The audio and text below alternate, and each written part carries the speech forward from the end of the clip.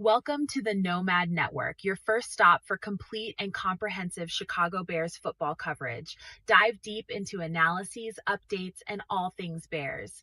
Subscribe to our YouTube channel today and never miss a beat. Thank you in advance for your support. We promise to bring you the best because together we're unstoppable. Go Bears!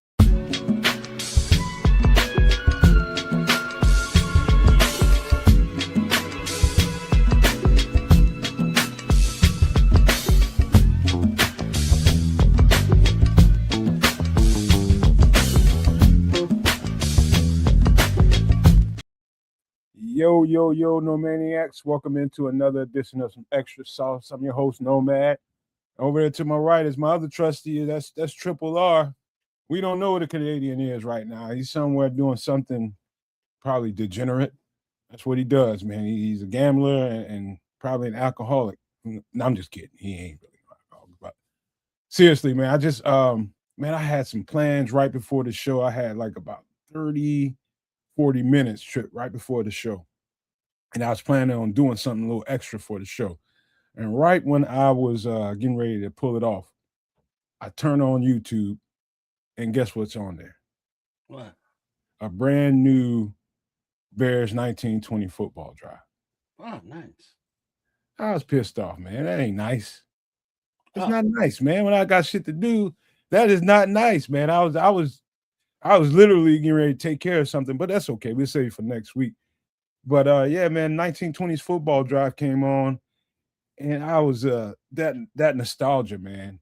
I what stuck out to me was the Green Bay game and what it took for us to get that win, and how Ryan Post was talking about how big of a smile it put on George McCaskey's face for the entire week, for that win. I was just like, man, it's like a mini Super Bowl for us, man. And after all the years of taking the L's from them dudes, man, that might have been the most relieving thing that happened all season. I mean, I'm talking about with all the wins and where we got to in the playoffs. That was probably more gratifying to me just because of the simple fact that I was just sick and tired of them dudes finding ways to beat us. It was just, oh, man, I just had them fuzzy feelings all over me, man, the entire time I was watching that. But that part in particular, man, obviously you haven't seen it. But yeah, it's gonna remind you a couple things, man. It was a good little episode, man. But that kind of stuff is cool, and it's like reminiscing, and it's like, hey, cool. But I'm more of a forward-looking guy because guess what? That season is over, and it's like, all right, how do we improve? How do we get to the place where our team is playing, for the Super Bowl?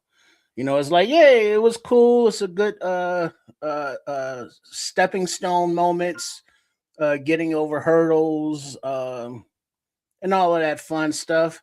But yeah, that's over. So let's keep it moving.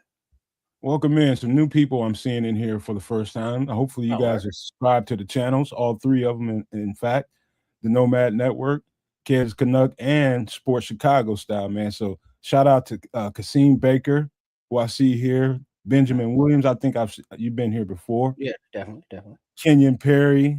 Shout out to you guys. Crystal Brown, I'm sure I've seen you here, but just in case, welcome in. Appreciate you guys for being here, man. As everybody starts to fill in, got a lot of stuff for you all, like we do every single week, man. It's a bunch to talk about. Of course, we're going to get into the food and drink here in a minute. We've also got the Bears conversation to come right after that. I'm giving you the sequence. So we're going to have a couple of food and drink things to take care of right off the top. Then we'll get very deeply into the Bears conversation.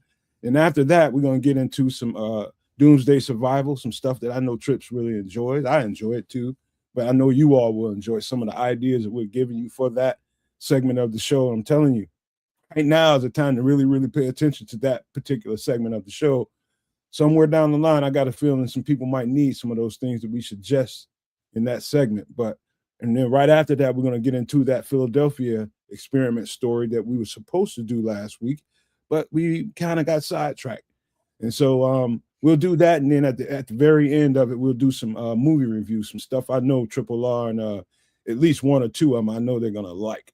So we got 3 of those to do. So, man, we're going to have a good time doing that. But, man, before we get started, let's do like we always do, Triple O. Let's get human about what's been happening with life, man. You healthy? Everybody happy?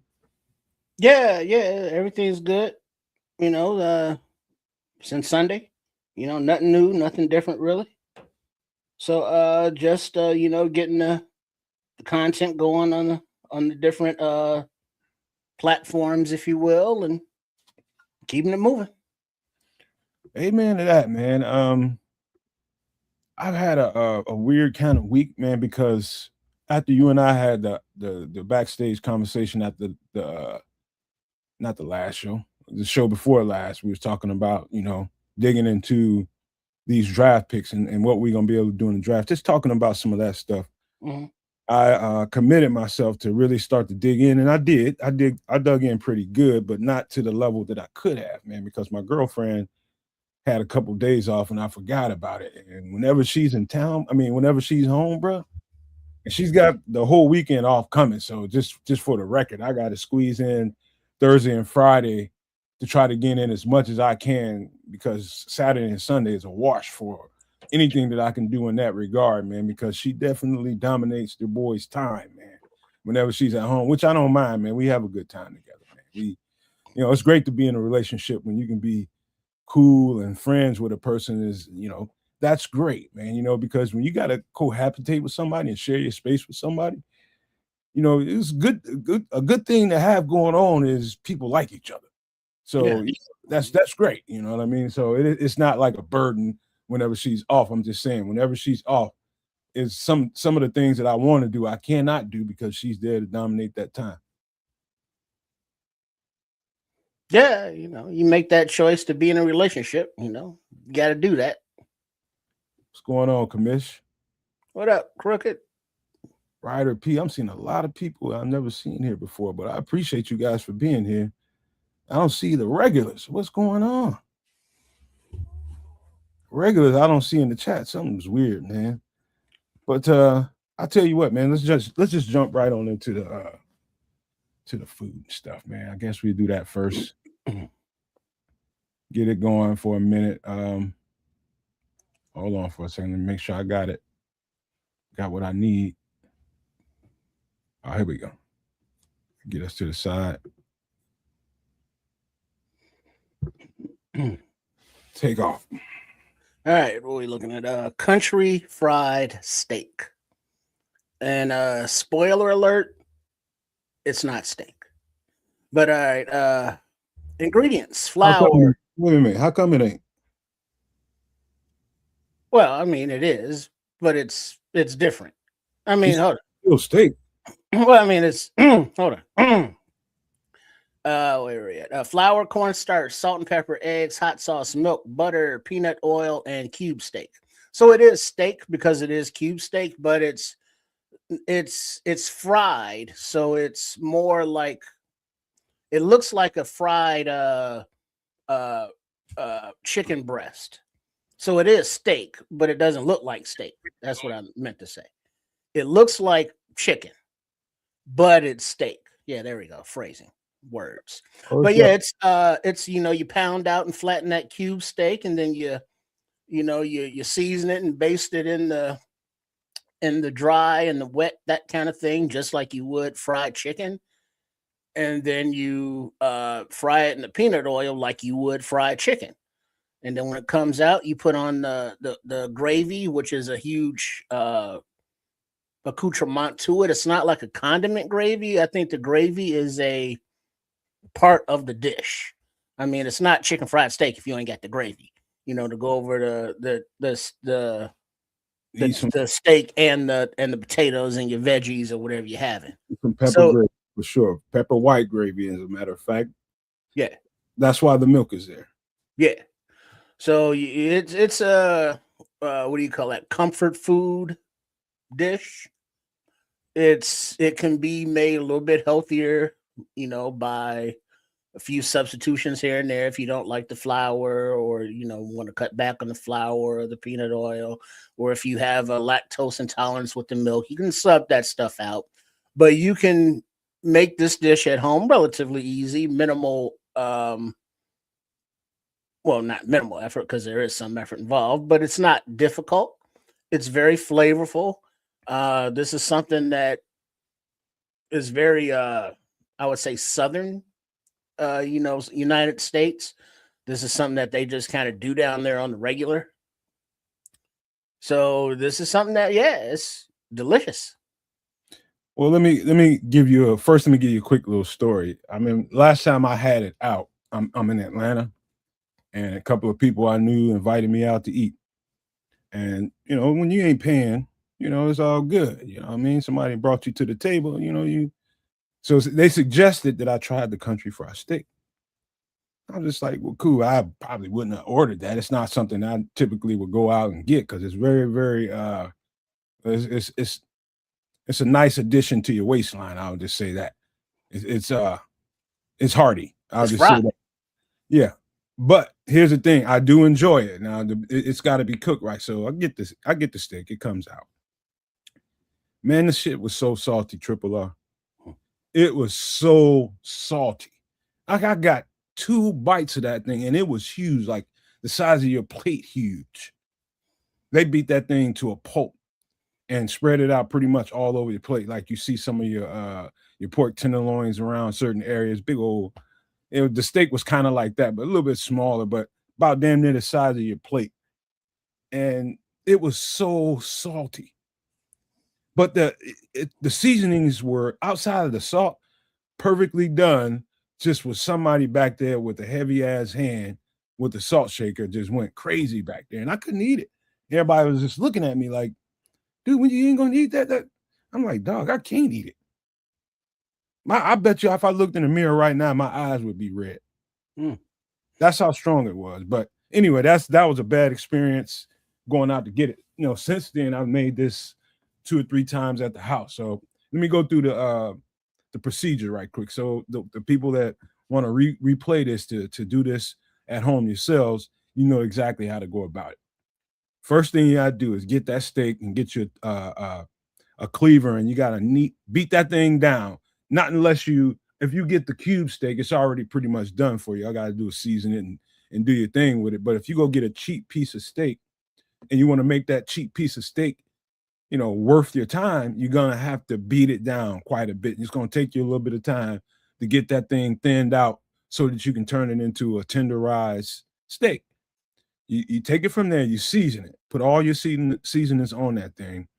On the side of that, what you do is you put your egg wash together. You crack an egg or 2, put a little hot sauce in it, and all the seasonings that you were going to put on that steak in the first place, all of it goes into that egg wash. You take that steak, seasoned steak, put it in that seasoned egg wash, take that, and you put it in seasoned flour. For a real quick little turn, just turn it around real quick, put it back in that egg wash, and you do it all over again. So you double coat that thing. You make sure you use peanut oil because that's just the best oil to use when it comes to these kinds of dishes. You put that in some hot oil, really hot oil, like scary if you flick some water in there, kind of hot. And you let that thing cook. I'd say somewhere around 7-8 minutes on each side. If you want to give it one more go around on each side, another 3 or 4 minutes on each side. In total, you should probably be done with that thing in like 20 minutes, maybe less. About 20 minutes is all it'll take you to finish this entire thing. And what you do is you put that to the side, take a bunch of that oil out, keep this steak in the oven and keep it warm. Take some of that oil out, but leave a little bit in the bottom of that pan. So you got a bunch of crunchies going on in there. You got oil, and you put some of your flour mixture in there, and you just put it together, and you get it nice and pasty. And that's when you put your milk in there. Put a little bit of milk in there, and you start bringing it together. You still got your high heat going on, so it's gonna start thickening up a little bit. So it'll tell you when and how much you need to put milk in there. Put some more milk in there. And then you get it to the consistency you want. And then that's when you start using your seasonings all over again. Put all your seasonings in there. Give it a taste. And if it's not to your liking, you add or whatever, man. But that's pretty much how you make the white gravy. You might want to throw some butter in there. Butter makes everything taste a little bit better while you're bringing it all together. But yeah, that's how you make chicken fried steak. It's not hard at all.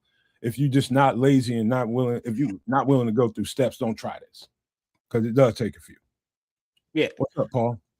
Yeah, I say it's not difficult, but it's not, wham bam, let's eat now. Thank you, ma'am. But now one of the things that Nomad was mentioning is all of the different steps you're adding the seasoning. And if you're adding salt to all of those steps, guess what? It's going to be salty as fuck. So, salt is something that you leave out and let the end user add salt at the table if necessary. Because with the other seasonings, you really don't miss the salt, but salt is very overpowering if you have it in the wash, in the dry flour mixture, if you have it in the seasoning on the meat, if you have it on all those levels, it's going to turn out way too salty. So you don't want to have your food like like hospital food, very bland, or nursing home food, very bland. But you do want to keep the seasonings to a low because salt is also a trigger for some health issues with some people. So you can substitute salt with I use a lot of accent around here. Very low sodium content in accent. So accent gets used around here. I'll give you a quick little little hack. Go to Amazon and look for Louisiana seasoning packets. Go and find some Louisiana seasoning packets. What those Louisiana seasoning packets are is everything and a bag of chips within it. So it's not heavy on the salt. So that's one thing you can be sure of. I got several in there right now. I don't use them very often, but when I feel lazy and don't feel like going through, grabbing all these seasonings out of there, I will use it. But that's one of the things that will help you. These days in 2026, people have these out there on the market for you to buy. Use some of these products. Louisiana seasoning. They got several brands out there, but that's the one I would suggest to you. Get the Louisiana seasoning and do everything I just told you. That's gonna to Tripp's point about how much salt intake you want to be careful about that. It's got I would just say a minimal salt content to the seasoning mix. So like for me, I have to add salt to it because it doesn't have enough in it. But just something to think about. You can cheat code this if you want to, man. So Amazon's got it all for you. Go get Louisiana seasoning. Any last thoughts on this? No, good stuff. This is something that you're not going to eat, weekly, but once a month, every now and then. Once every 4 or 5 months. Yeah, I wouldn't suggest this on a regular basis, but this is definitely basic Southern food, man. People eat this kind of stuff on a regular, man, and it's very it'll strain your waistline a little bit, man. So if you're going to eat this, man, make sure you got some kind of workout plan. Make sure you're going to sweat a little bit and get this. This ain't good for you at all, but boy, is it tasty. Ready for the next thing? Yep. All right, this is for you Super Bowl people. This is for y'all this week. And I was hoping Kids was going to be here for this, but I guess he ain't. Because I don't know how they roll in Canada. This is a Super Bowl dip for you that's very famous around my community. Beef queso dip. Chips, take off if you want. All right, let's see. You got the beef queso dip. Ingredients: milk, leche, queso cheese, rotel, onion, bell pepper, garlic, ground beef, and tortilla chips. Well, I make this like I've got a serious issue going on in my household Trips with this because my girlfriend is she's a sucker for this. Like for about, let's just say, soon as it started getting cold, like the first month and a half, every weekend she wanted this. Every single weekend because we binge movies, we binge shows, we do a lot of over here in this man cave, man, we do a lot of chilling back here, and she likes to have her snacks and all that stuff going on. This right here is a staple in my home. Now, let me go through this, man. This is as simple as it looks on the screen. You got your milk, your queso cheese, your rotel, your onion, the bell pepper. The onion, bell pepper, and garlic is something I add to it. That's something I add to it, and I chop them up really, really thin and fine, and give them a good saute before I put them in the mixture, because it just adds an extra layer of flavor that the rotel in the can already has, but this adds an extra little layer to it. You won't even know they're there. But man, the flavor that comes out in that, I like to use the white queso cheese right now. The white queso cheese, for a guy that's lactose intolerant, seems to do a little bit better. I don't have any issues when I eat some of this. But man, this is some good Super Bowl dip. If you ever want to spruce up your little Super Bowl party, man, do this shit at home, man. That ground beef, all you got to do is just brown it, drain the grease off, plop your cheese in there, and throw a little all your little peppers, onions, and all that in there. Start melting it down. Once it starts to melt down a little bit, that's when you open your rotel and you pour that in there. Let it all come together. Once it's all come together, everything comes to a simmer. You just take it off the heat, uncover it so it can kind of come together a little bit. And man, when you got you a dip, and my suggestion for tortillas for this dip, because it's pretty consistent, it's kind of dense, get some Tostitos scoops. Yeah, this isn't one of those dips that you can use just those little thin ass chips for, because you need some substance, some body to scoop and hold the meat and the vegetables and all that. Trips, I'm glad you said that, because that just led me into the next story. Trips, whenever my girlfriend wants it, she will go to the store and she will come back with this exact, all the ingredients you see here, but she will have 2 separate bags of chips for us. She will have my scoops and she will have her thin ass chips, knowing that they're gonna break in the shit. I don't understand her. Help me understand that. Sometimes when you break it, or you get the thin bags of the thin chips, or you had the scoops, but they're the bottom of the bag, so they're all broken up. You go ahead and drop those into the dip and let them absorb, and then now the chips are just part of the dip.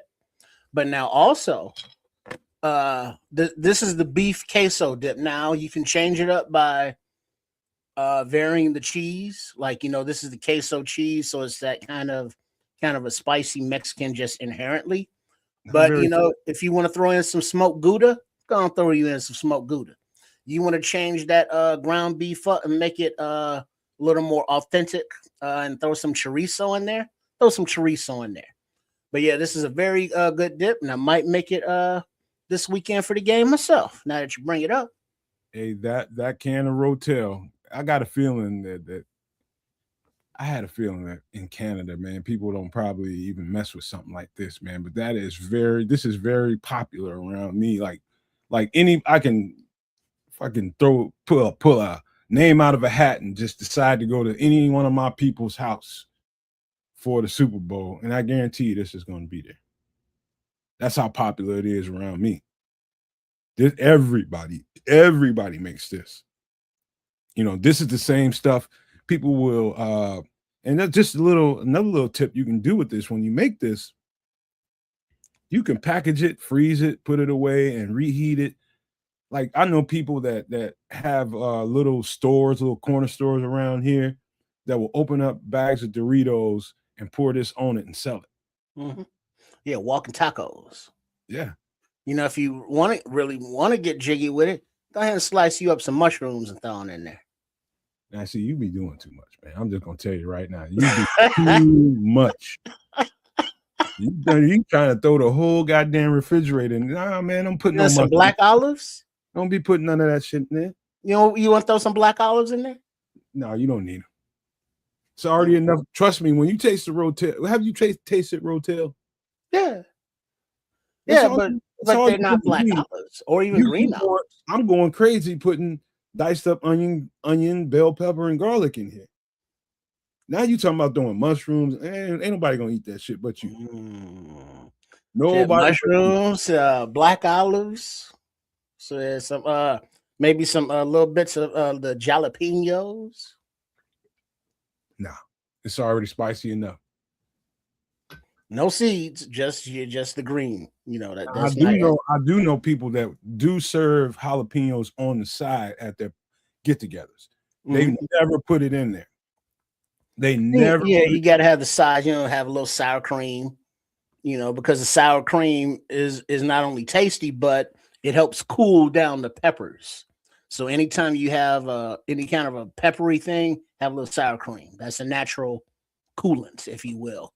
And then you know, your accoutrements. You know, you got your different chips. Maybe you have a taco bar. And you know, you use some of this over some of those tortillas or quesadillas or what have you. But these dips are very functional. I mean, they're over what's the have it with beans and rice. You know, make that as a side dish. You know, and just go crazy with it. A few margaritas. You know, Super Bowl Sunday. Let's go. And it's extremely inexpensive to create this. There's a Canuck.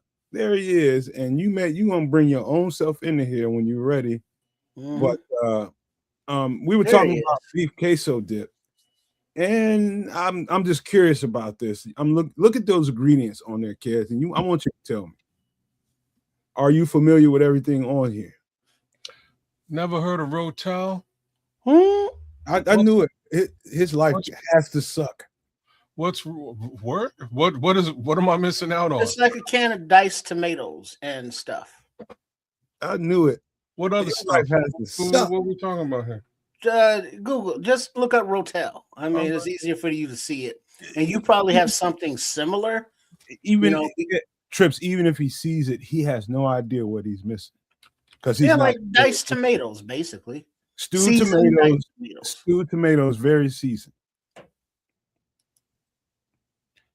You gotta have that. We're talking about Super Bowl dip, beef queso dip. I don't know if we have anything like this. You do. No diced tomatoes? It's there somewhere. It's probably got a different brand name on it. I guarantee you got some seasoned stewed tomatoes in a can. That just seems like such a basic item that's not even very ethnic. Like we got stewed tomatoes. No season. I don't think it's seasoned though. You can't find the word Rotel in your area, in your local grocery mart. I think Rotel might also be the brand name. It is definitely the brand, but as opposed to the contents. It's so good, kids. You got to try this, man. And it is about simple as simple can get. You can't even mess this up.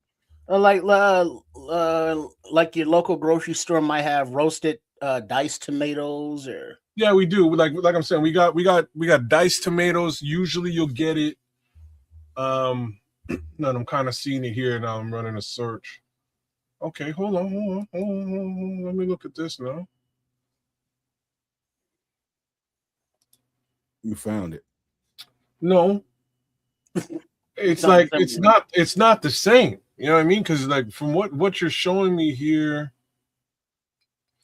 I guess it has a little more of a. Okay, it's got chilies in it, right? Like it's probably a bit more. It's probably a bit more Tex-Mex seasoned. This has got that going on too. But what you see are the chili. I mean, are the tomatoes. So we've got similar stuff. It's seasoned, but what you'd likely find in a Canadian grocery store would be like the Italian version of this, which is really just stewed tomatoes with like Italian. What do you all have, like supermercados up there? Yeah, it's a Mexican grocery store chain. No, you kidding me? You got some? No. Y'all ain't got Mexican grocery stores? Oh, you'll find it. You will find a let me be real about this. You will find a Asian themed or Middle Eastern themed Wait a minute. like Y'all grocery store, but you won't find like a Mexicano. you won't find that here. what? I'm telling you, we too far north for all that Mexican stuff. And they's a tropical people. All that Latino stuff. It's just What? I'm being dead serious. I have not been to one state in the union that didn't have Mexican grocery stores. Because I knew Canada was big with the Asian market because of all the Shohei Ohtani talk back a few years ago. Vancouver is huge. Like Vancouver is huge for that. How many Mexicans do you know there? I don't like. I know Mexicans, but like they're few and far between. I'm like we get. Let me like space it out for you. So we have a fair, we have a sizable Latino community, but it isn't necessarily quote unquote Mexicans. Okay. Yeah. We get a lot of Chileans, Venezuelans, Yeah. You know what I mean? Like just general South Americans across the board or Central Americans, but not a lot of quote unquote. Well, it doesn't have to necessarily be Mexican people, but what you should do if I were you, reach out to anybody that's acquaintances with you that's Latino and tell them about this and tell them you're looking for a can of that. Something like that. And I guarantee you they'll be, oh, yeah. Just go over here and buy that. Just because it's Rotel here doesn't mean, you'll be able to find this. I guarantee if there's a Latino community anywhere near you, this is readily available to you, brother. Trust me. It's just, it might have a different brand name to it, but they'll know where to point you. Okay, so they've got a couple. There's a few. Let's see. Rotel is a brand of canned diced tomatoes and green chilies. Yep, you can taste it. That's where the spice comes from, Trey. Mm-hmm. The green chilies, and it's not even close to overwhelming spice, but you definitely know it's there. But it's not gonna inhibit you from enjoying this. Like somebody that can't take too much spice, like myself, somebody that can't take too much cheese, you put them together, that could be a bomb in your stomach. Ooh, that boom boom won't be happy. But now I got another question. If you don't have like supermercados like that, I suggested that if you wanted to make it more south of the border, substituting the ground beef for chorizo. Do y'all sell chorizo? Or can you buy chorizo up there? Stop trying to alter the damn. Look, man, go get ground beef, man. Trips want to throw hot dogs and mushrooms and shit all in it, man. And nobody gonna eat it but him. Cut up hot dogs and shit. Yeah. No, man. The more the merrier, it's a party. Hey, dog, you make this for the fam. Whenever y'all just sitting around just bullshitting with each other, talking and catching up with each other. Oh, you watching TV movie? Bust this, man. Mm-hmm. Yes, bust this shit. But just make sure you light some incense too. That's a real warning. About 4 hours afterwards. Okay, so I found like the one, and I knew this spot existed. I'm on the other side of town, so I don't come across this place very, very frequently. I used to work right by it. But it didn't exist when I was working there. There's a really nice avocado in the east end of town. Haven't been there yet, but what I hear is they also have a restaurant on the side as well, and they have some bomb enchiladas out there. I haven't made my little trip out here. Next time I'm in the east side, I'll have to grab this and check these guys out. But I'm just going through their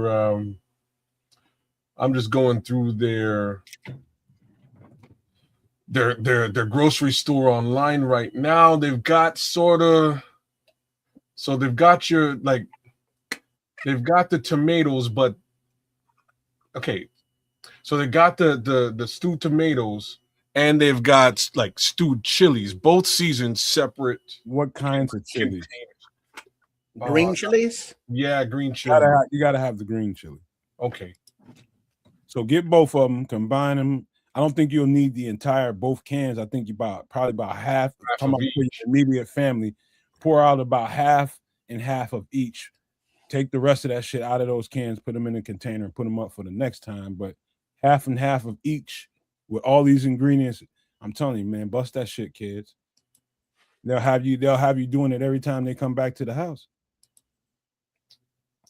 Well, okay. All right. Like it's funny because like why I'm laughing really over here is because you know, so I put the wife on this mission some time ago to try and make some queso because I got into like just a little queso hankering. You know what I'm saying? Like I was craving. Can you get queso cheese? Yeah, I can get queso cheese. I can get like they sell all kinds of cheese out here. I can get there's some real good Tex-Mex restaurants here that'll do it for you, like full on queso. There's one spot real close. They're all over town. What the hell's for the record? Velveeta makes queso. Oh, really? Yeah. Yeah.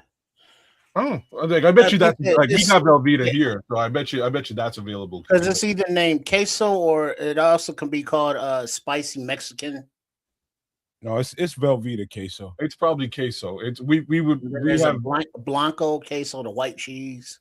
So that's what this restaurant sells, and they make their own. Like, let me tell you on that. That's I hate to even put it next to homemade queso in somebody's restaurant, man, because nobody does it like Latino people with the queso. Well, this one is real good. Like their queso is worth the it's worth you going there and sitting down and eating. They also make fresh nacho chips, and their chips are stellar. But let me tell y'all, so I had a hankering, man, and I was like, damn, you know what? I'm just gonna roll up to this spot, grab myself some queso and a couple of bags of chips and go home and share that with the family, have a little snack and watch whatever the F we were watching. And I went there, grabbed it. It's the spot is called Lone Star Grill. That's what the spot is called. Latino spot. It's a Latino spot. It's like Tex-Mex, Texas themed, you know what I mean? So like that's really what they're selling out there. You catch a steak up in there too and all that, but that's really what they do. So I rolled up in there and I ordered this stuff and the girl comes back with my order, big old bag, like real talk. I actually have this was this weekend, so I actually have the bag here, like strangely enough. So this is the small bag of chips. I bought the big one. All right, so this is what the small bag of chips looks like. Anyways, I see. That's those are homemade chips, right? So these are like fresh restaurant made tortilla chips. Yeah, super good, like really, really, really good. And I got one small bag and two big bags, and the girl came back and she's okay, so 3 bags of chips and a big thing of queso. And I don't like, clearly the queso's done, but the queso was about like this big. It's like a good amount of queso. And she came back and she was like, yeah, that's $80. And I was like, holy shit. Are you sure? That's wild. $80. I was like, are you sure, girl? Like, I bet you a lot of people are coming back and forth. They're asking for it, and they jack that shit up. You mean pesos? Brother, like what's funny is like if you actually, and I was like, damn, man, I should have just went in the restaurant. Because like if you go in the restaurant and you sit down to have a meal and you order a meal, they bring you the chips for free. The chips are free as all fuck. You get the queso, you buy a little bit of queso dip, it costs you $4 or $5, whatever it is. But here I am trying to be a good guy and buy some stuff for the family. And she came back. I was like, I didn't even buy a steak or a hamburger or nothing. This is $80, man. Because tortilla ain't nothing but some flour and fry that shit. Hey, you know what? Hey, Trip, you know I know this is how I know he Corn. ain't lying. I was in Stockbridge, no, I was somewhere in Atlanta, the Atlanta area, probably Alpharetta. I think it was Alpharetta. I go up to Alpharetta with my supervisor who was with me. He kept telling me about this place. I'm just like, God damn, man, you know where I come from, right? You know, like Latinos are all over the place. He's like, dog, you got to try this restaurant. So we get there. I'm like, fuck, let's go, man. Fuck it. I'm tired of him talking to me. So we go right off the beaten path. We are on the clock. We go right to this restaurant. And I order the chicken enchiladas.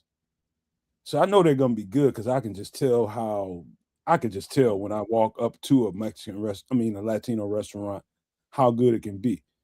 So we get in there, I order, and of course they come out there like if you've been to a good, real Latino restaurant, your little side is gonna be that queso dip and some homemade chips, like kids is talking about. The homemade chips and the queso was so good. I went through 2 bowls of it. 2 bowls of it. Before my enchiladas came out, I could not eat the enchiladas.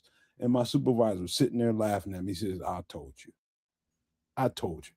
That's how good that shit can be. So I definitely I understand what you're talking about in a deep way, kids. Trust me. It's the same thing. Like if you go up in Lone Star, and like I say, there's Lone Star is a local Tex-Mex thing, but they've got 4 or 5 restaurants in this area and have now branched out to other parts of the country. So shout out to Lone Star. Really good food, man. Good food. It's my wife's favorite restaurant. It's not my favorite restaurant because like if I'm gonna go spend money, I'm like basically I'm either trying to get some chicken wings or I'm trying to get like a steak.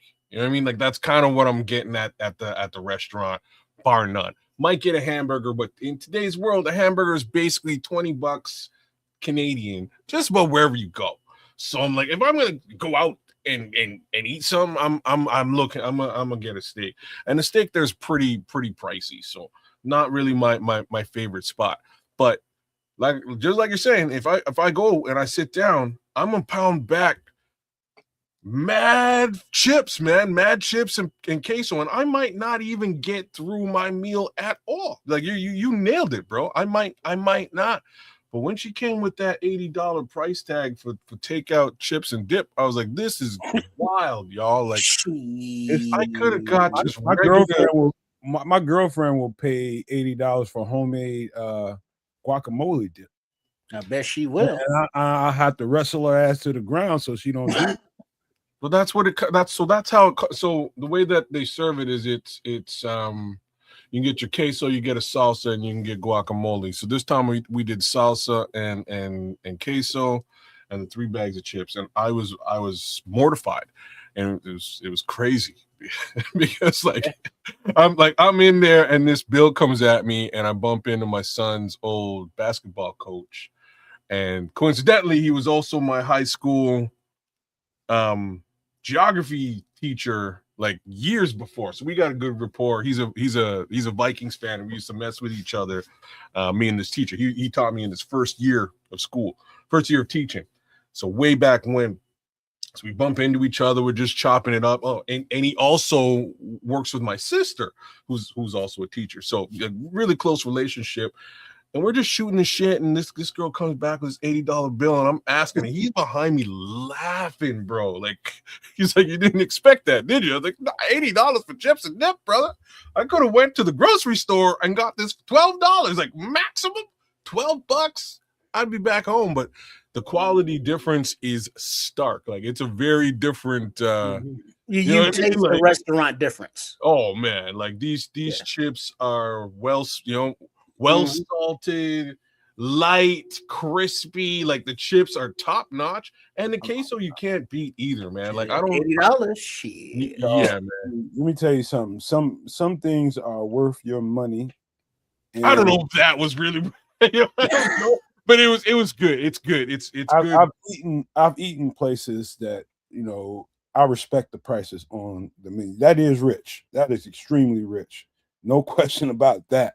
But when you see something that's hiked up in price like that, and it's ridiculous, like that there's a large demand for people who have had that, and they know what they're doing.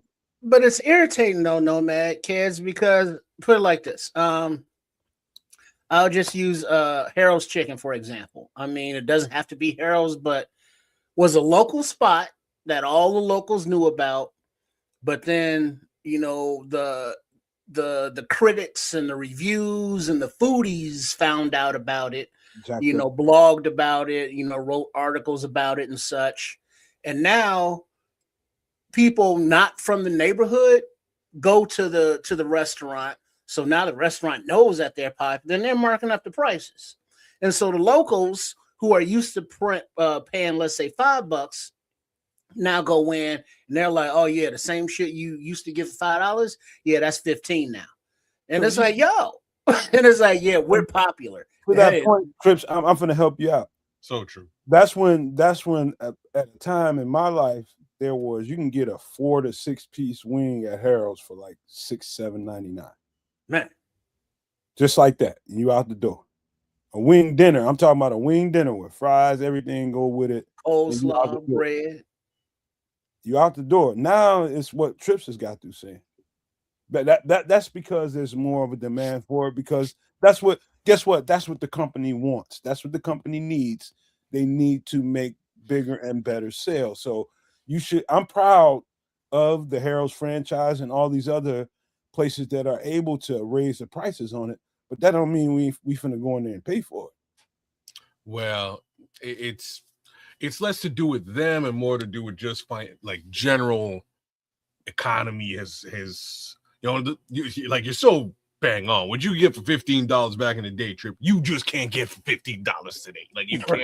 It doesn't matter what it is. You can't do it. So it's more of an economic thing, and it's really tight. And unfortunate for these restaurant owners, because they are forced to roll with the punches and just increase. Like this, I was just saying a minute ago, like a burger costs $20. You just get a whole combo for like $7.99. You know what I mean? Like it's kind of crazy. And once I stopped, like I haven't eaten at McDonald's in God knows how long. Like a regular standard fast food, I virtually refuse to do it. My last trip to the McDonald's to get like a quarter pounder combo, it was like, I spent like $17. It was kind of expensive, Canadian, quote unquote. And I was like, well, like that's like $2 different from like a much higher end burger. Like, you know what I mean? Like I can get it. You know what I'm saying? Like, what am I doing here? I can go to a full on, and this is what I do most of the time now. I'll either go to a full on restaurant and get my burger. There's a spot out here. It's just a little they call them gastropubs. I'll just put that term out there for the world. If you bump into a gastropub, go eat up in there. It's gonna look like a hole in the wall. It's likely more bar than anything else. But what a gastropub is like, basically the meals there, the food there is super high-end ingredients. So the burger I get at this one gastropub is second to none in the city. I don't care. Like it is so good. Melt in your mouth good hamburger. But at the same time, like I'll go to Five Guys and I'll spend the extra $1 or $2. Like that's as close to like a regular chain as I'll go to for a burger, but it's still a higher end burger than I'm going to get at the McDonald's for almost the same price. I get it. But here's the thing: as we talk about market and what the market dictates, people can put on their menu and the price range they can put on their menu. Just know there's competition out there at all times. Like here's one I'll give you, and this is just since Trips and I were just talking about chicken wings and chicken wing dinners and shit, telling you who's whooping the shit out of the competition right now, and they're popping up all over the place. Is you won't always see the name Church's in your location. You might see Texas Chicken, but the same company, damn company. They're figuring out like, hey, yeah, everybody else is trying to hack people's, cranium off for a meal, and they're meeting the market and giving a counter to it. Everything that kids was just saying, Tris was just saying about how expensive everything is to go outside of your home and get something to eat. And it's just like, whoa, I ain't got no business having to pay this much for this amount of food. You know what I mean? So there's always competition out there. And so if you like this is the wing capital of the world. The United States people love wings, man. So if you like chicken wings, I'm telling you, if you want to counter to all that, Church's is making a much improved brand of chicken right now. I'm just telling you right now. Right now. Oh, real quick before we get off of this subject, beef queso dip. One of the seasonings should be cumin. CUMIN. Mm-hmm. Oh no, stop trying to change my recipe up. That's yours. No, that's just one of the seasonings that you put in the meat. No. That's the seasoning you put in your shit. Don't do that on this one. You don't put that's authentic flavor. Cumin, like I can dig it. I got cumin upstairs. Cumin is like the missing link between chili and curry. It's like stop agreeing with him, because after the cumin is going to be a pack of sardines and shit. So stop. You know what? I ain't gonna argue with that. So let that one ride. Oh snap! That's crazy, man. But no, I put the wife on this really moral of the whole story, man. I put the wife on queso duty, man. She was like, I'm gonna wake up on Sunday for football. I'll make you some queso dip. So she got it all ready. Like, I didn't really believe she was gonna do it, but on Saturday she went out, got all the fixings, all the stuff. You know what I mean? That she looked up a recipe and fired away. And love you, baby. But if she was on this, if she's listening, she knows full well she fucked up that queso dip, bro. Like it's not that up. Queso dip up, man. It's literally browning the meat and melting cheese. I don't know what she did. Does the fire too hot? That's what I think. I think it was the fire was too hot, because this is the most foolproof recipe. Yeah, got to keep a low flame. The wife destroyed, like, Mexicans everywhere would be disappointed. I mean, it's literally just put it in there and let it melt. Latinos worldwide would be shaking their head, man. I came upstairs. I was like, it smells good. I'm ready for some dip. And I went in the kitchen. I looked in this pot, and the whole thing had curdled over, bro. And I was like, what have you done?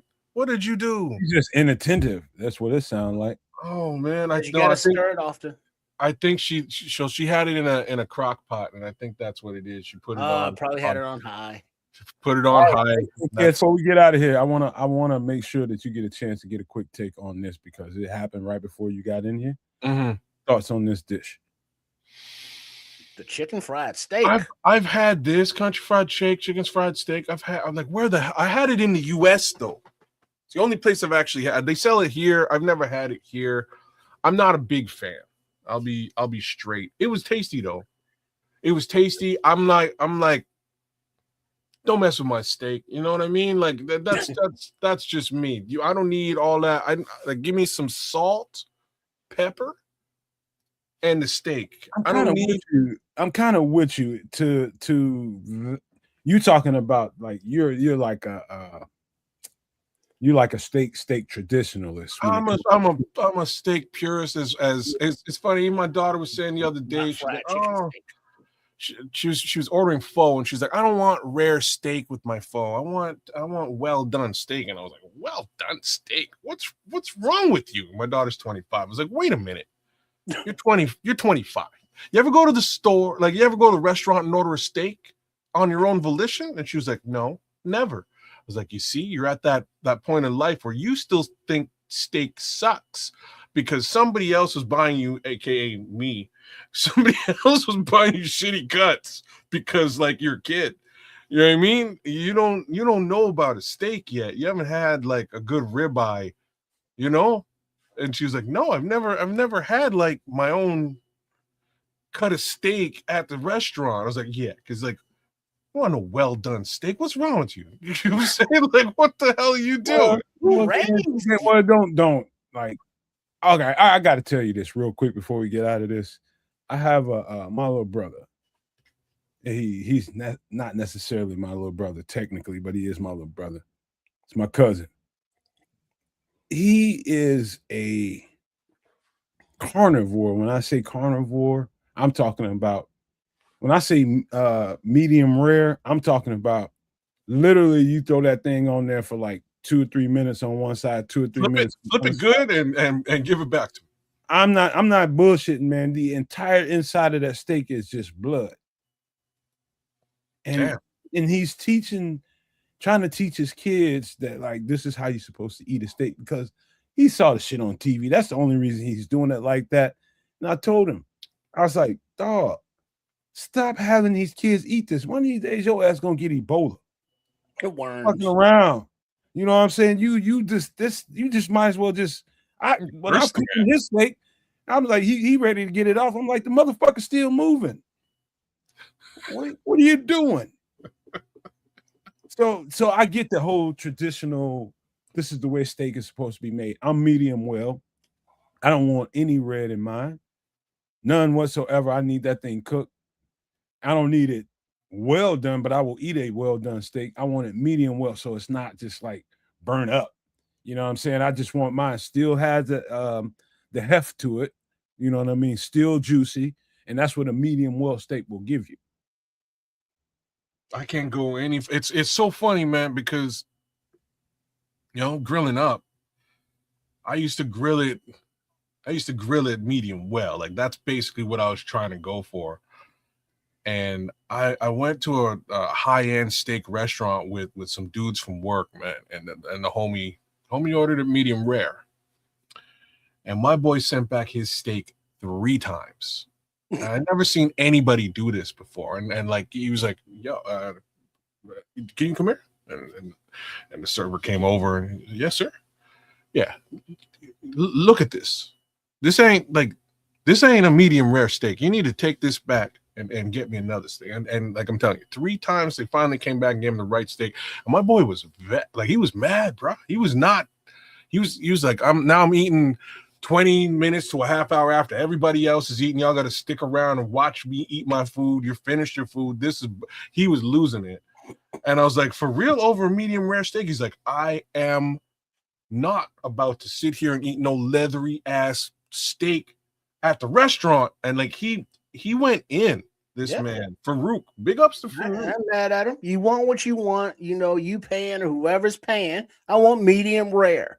That is done to, what is that? 150 degrees, 155, whatever the temperature is. That's what I wanted at. Not 160, not 165, because now that's a different texture to the meat. That's a different flavoring. That's a different experience. It is, man. Right down to like when you slice it. And this is what he was saying to me. Like he went one slice into the meat and went, no. and shook his head. I was like, how you know? You ain't even looked at the steak yet or tasted the steak. Like, what's the problem? He's like, no, man. I'm like, I got to fight with this steak to cut this steak. No, man. No, it should be like butter. And I'm like, damn, bro, like I'm eating this leathery ass steak over here. You know what I mean? Well, I think it should be pointed out now. Now, when I got through giving you the story about how my cousin or my little brother eats his steak, just understand this. Most of us in my family, we go and get our steaks cut. We go and get them cut to the thickness that we want. Like right to the butcher. Yeah, we get them cut the way we want them. Every now and again, one of the homies off the block might went and robbed Walmart and came through with like 6 or 7 goddamn on ribeyes, and you gonna buy them how you get them. He went in there and took the chance and came out. He's like, dog, I got these ribeyes out here. Yeah, I'm gonna take them off your hand. Give them a little something. But the thing is, know the story I just told. That's a thick ass steak I just told you. He put on there for like 2 minutes on one side, 2 minutes on the other side. Yeah, literally just nothing but blood oozing out of the thing. There, I like a thick steak, like a 2-incher or more, a very hot flame so that there's char on the outside, but still a beautiful medium rare on the inside. Nice pink, maybe a little blood, not totally running clear or anything, but it definitely have that char on the outside. So you got that well done all the way till not well done, as the eating experience. Yeah, that's me with the grill. I'm gonna turn that thing right up to 600-700 if I can, and let it get there. Once it gets there, I'm throwing my steak on, and like I time my steak, man. I time it at like 3 minutes 30 seconds. Flip. 3 minutes 30 seconds. We out. We're eating. Like that's. I literally stopwatch that shit. Walmart steaks. Some of the Walmart steaks are nice, Crimson. Crimson, you would actually be surprised. Yeah, you ain't getting. You're not really getting your choice of cut, but ribeyes. I don't care where you are. Walmart. I don't care where it is. If there's ribeyes on sale, man, you get yourself a damn ribeye, man. But also, if you have cheap steak, country fried steak, or some places they call it chicken fried steak, will make a good meat for that, because you're pounding it out so much to spread it out and tenderizing it. Yeah. That makes that cheaper piece of meat more delicable. Delicable. That's not a word, but you know what I mean. Yes. So this, like, it's okay. Country fried steak, chicken fried steak, it's all right. Like I had it. If I'm man, I think it was Golden Corral. Yeah, that's a place. Okay, I think that's where I was, where I had it the first time. It was okay, but I didn't have it with breakfast like Crimson is sort of suggesting here. I could dig it alongside some eggs and some corned beef hash or something like that. That would probably actually go over real well. But I just had it on the side with, like, some other stuff, and it was good. It was tasty, but, like, if I'm trying to steak up, you know what it is. Hey, Crimson, trust me. If you in the hood, you come from a neighborhood like mine. Trust me, you ain't worried about somebody giving you some bullshit, because you know what's gonna happen if they give you some bullshit. 5 minutes, 10 minutes, 30 minutes, an hour after that, they know you're gonna be on that ass. So they know they're not gonna give you no bullshit. So that's just the way hood politics work. Don't worry about that. Only the good stuff falls off of trucks. Yeah. Somebody gonna be on your ass. You give them some bullshit real quick, bro. Yeah. But that I had to get y'all sake on that. But last thing I would say, travels fast, bro. Kids, and you just sparked this thought in me, because you being that steak traditionalist, which I am too. I probably wouldn't go and buy chicken fried steak or country fried steak in the restaurant. I wouldn't go out looking for that. So some stuff I just don't realize. I just don't understand why are you doing that? Like fried ribs and shit like that. Like, what are you doing that for? The ribs are already fat as shit to begin with. Now you just put them in a whole fried Oreos, fried Twinkies, and all of those shit. That's just ridiculous. People be frying too much shit.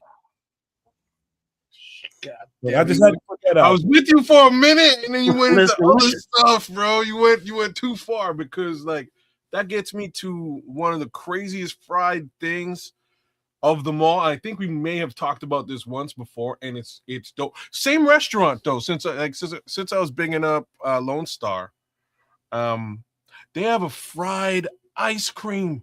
No. Number one, dog. Don't ever go back there. my brother, I'm gonna tell you, like, legitimately, I'm not with no fried Oreos. You won't catch me doing it. When this came across my eye, I was like, wait, how you mean fried ice? What? How do you mean fried ice? Doesn't it melt? You know what I'm saying? Like, this is exactly what's going through my head. Like, this doesn't compute. Put it in your mouth. See what happens. Yo, man, holy, it's delicious, bro. Man. It's like some stuff, like, I can imagine it's very, very tasty. you would have to. And there's real life, and I like being above ground, kind of. Well, you need to just go to a county fair a couple times, man. If you like living, don't fucking go back there, man. Just go to a county fair once or twice. So let me like explain it to you how it comes out, because that's like these are the things I was worried about. But the way it presents more or less like almost like pie a la mode without the like apple pie. You know what I mean? Like the apple part. It's just a crust. So it's just ice cream with a crust, maybe a little bit of cinnamon on top, and you probably have like some caramel or chocolate sauce. It was dope. It was so good. Let me ask you a question. How many people you know around you that's missing fingers, toes, feet, legs, and shit that have diabetes? How many people? I know plenty of people. You asked me a very interesting question. I know plenty of people with diabetes, so there's one. I'm talking about like in those conditions. I know one person who's missing a foot. That's the problem. Person. That's the problem. Just one. That's the problem. You don't know. Yes, she's definitely got issues now. So I know one person who's missing a foot. Outside of that, I don't know anybody who's missing any sort of limbs. If you lived around me and seen some of the people, like I ain't gonna say here. I'm talking about down when I was living in the South. If you met the number of people that I met in those conditions, I guarantee you, somebody say sugar, your ass would be the first. You just see nothing but dust, asses, and elbows. You'd be running, because I seen that many people with bad diabetes and had to lose limbs and feet, toes, and all kinds of shit going on, man. Dog, them sweets is not for your ass. So this one that we're talking, like, and this is what I'm trying to tell you, like, what I'm talking about here with the fried ice cream is it's not like it's not real decadent. Yeah, it's not sweet. It's like it's vanilla ice cream. It's like, I'm sure you eat vanilla ice cream like on a semi-regular basis. I haven't eaten vanilla ice cream in probably 12 years. Wow. Damn. For real? Ice cream in about 12 years. 12, 13 years. There's always room for ice cream. What did Baskin Robbins do to you? What part about lactose intolerant? Oh, sherbet. Fair enough. Look, what's weird is, have you, just a slightly different topic. Have you sort of tested any dairy like that recently? Like, I know you've been more or less keto, eating low sugar. Like, if my girlfriend, like, she came home with some, what do you call those little drumstick looking things? Mm-hmm. Little drumsticks, crunch cone things. Yeah. Drumstick. Yeah. Okay, that. Like, she came home on one of these. She's just like, you won't. If it's hot, I'll eat probably like the couple of bites off of that thing, and she'll eat the rest. Okay. Like, it's very strange for me. So I was like teenage years, and I'm gonna say probably starting at maybe 12 to 20 into my 20s. Hell, into my 30s, very, very lactose intolerant, and had to attempt to manage this because, again, like when you're young teenage kid, first of all, you likely don't know what the hell's going on, and that was my thing. I didn't know what was happening because I'm a Saturday morning cartoons and a bowl of cereal type kid. Back from school, I don't really want to cook food. I'm just gonna pour myself a bowl of cereal and some milk, and then cry about it later on. Like that's just how life was for the longest time. But once I removed sugar from my diet, like I'm back eating things that turn into sugar, but not a lot of sugar at all. But once I removed sugar from my diet, it turns out it was much more the sugar content that I had a problem with than the lactose. Yeah. Yes, sir. That's exactly it. But for me, it's double trouble for two different reasons. Okay. But the sugar content, I'm always monitoring what I'm looking at when it comes to that. The sugar content is gonna either I'm gonna mess with that or I'm not. Mm-hmm. Because it's not natural to your diet. If you're gonna eat sugar, you need to eat real sugar, like sugar cane, like this all this Processed sugar, processed sugar. Yeah, It's yeah, not good, man. yeah. It's actually more of a silver bullet to any man of color or woman of color than you think.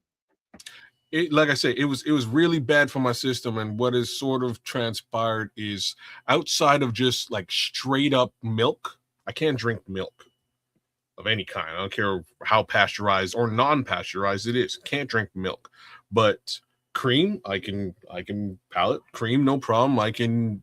I crush yogurt now more so than I ever have in my entire life. Couldn't do it during my teenage years, man, at all. Couldn't even look at yogurt. You know what I mean? Ice cream, very similar.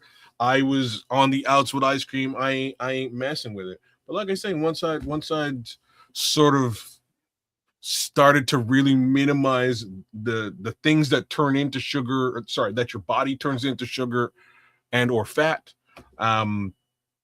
or actual sugar itself, I've been able to palate and process cheeses, virtually anything that is standard dairy that has lactose in it, with the specific exception of milk. I'm gonna give a public service announcement real quick, Kez and Trip. For anybody that likes what they see on the screen, I say anything in moderation, whatever it is, in moderation. You're gonna eat it, you're gonna drink it. Make sure that you have a proper exercise routine so that you sweat some of the toxins that come with some of the stuff that we talk about on these shows. Make sure you have a proper sweat routine to get some of this out of you. And so it doesn't do this stuff can do maximum damage to you, what you're seeing on the screen.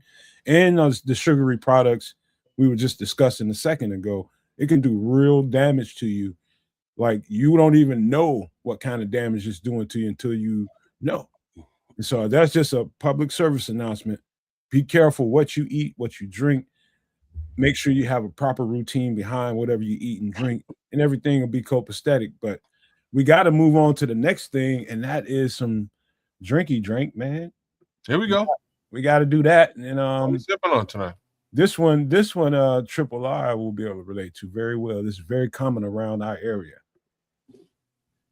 Mr. Johnny Walker. Oh man, yeah, Johnny Walker Red. You know, when you can't afford the black, the green, or the blue.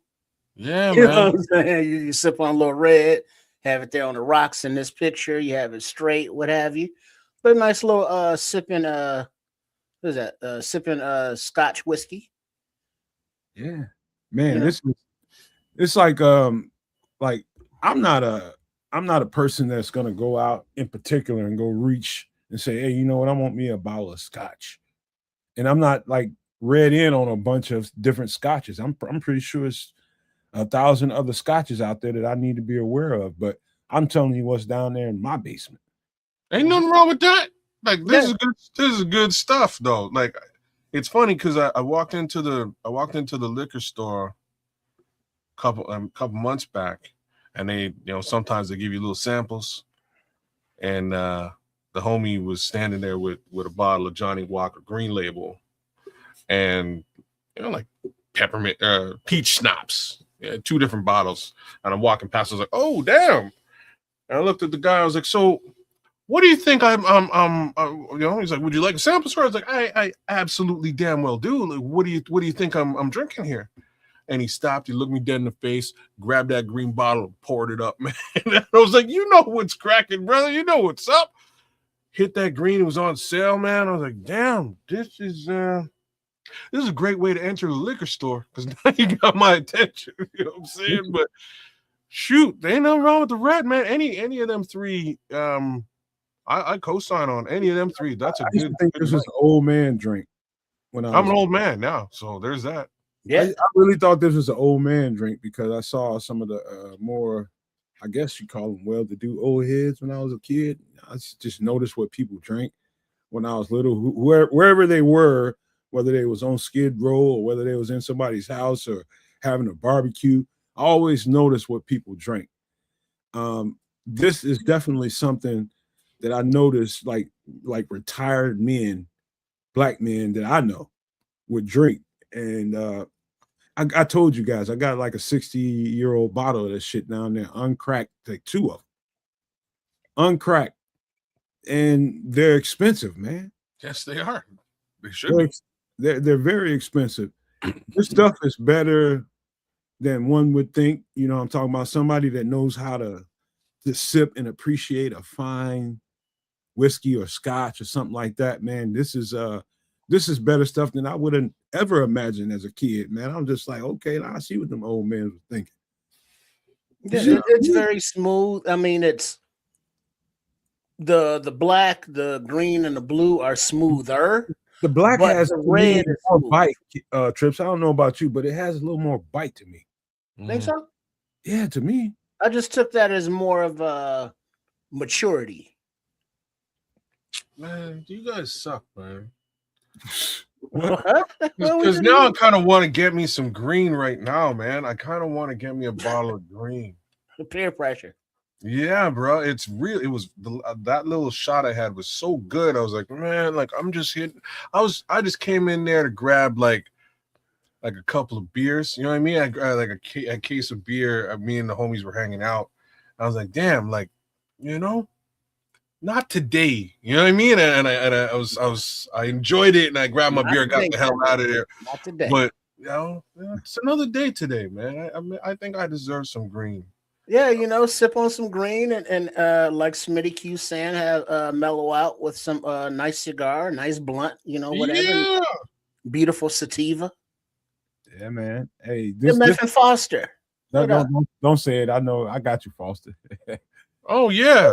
Because what it ended up being for me, the first time I really had a good taste of it and learned when I matured a little bit, that's when I tasted it, and that was the best time to taste it.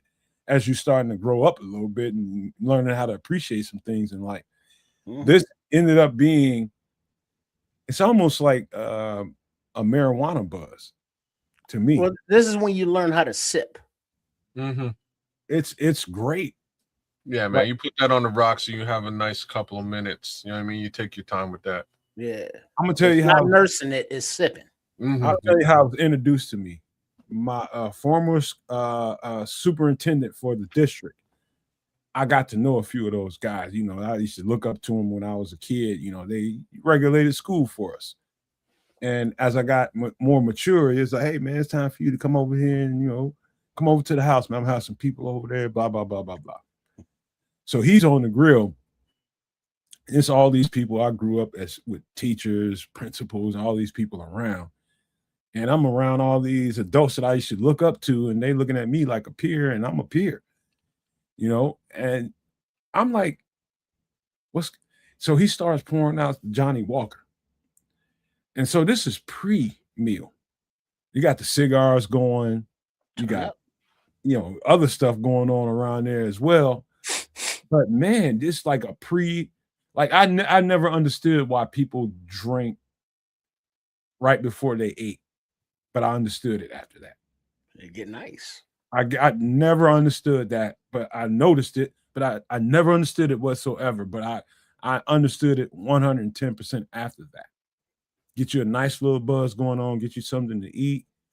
You know, let that food digest for a minute and get you another buzz going on after that. Right. I'm gonna be right back. You guys keep going. Bear with me. And then you get the urge to listen to some Dusties.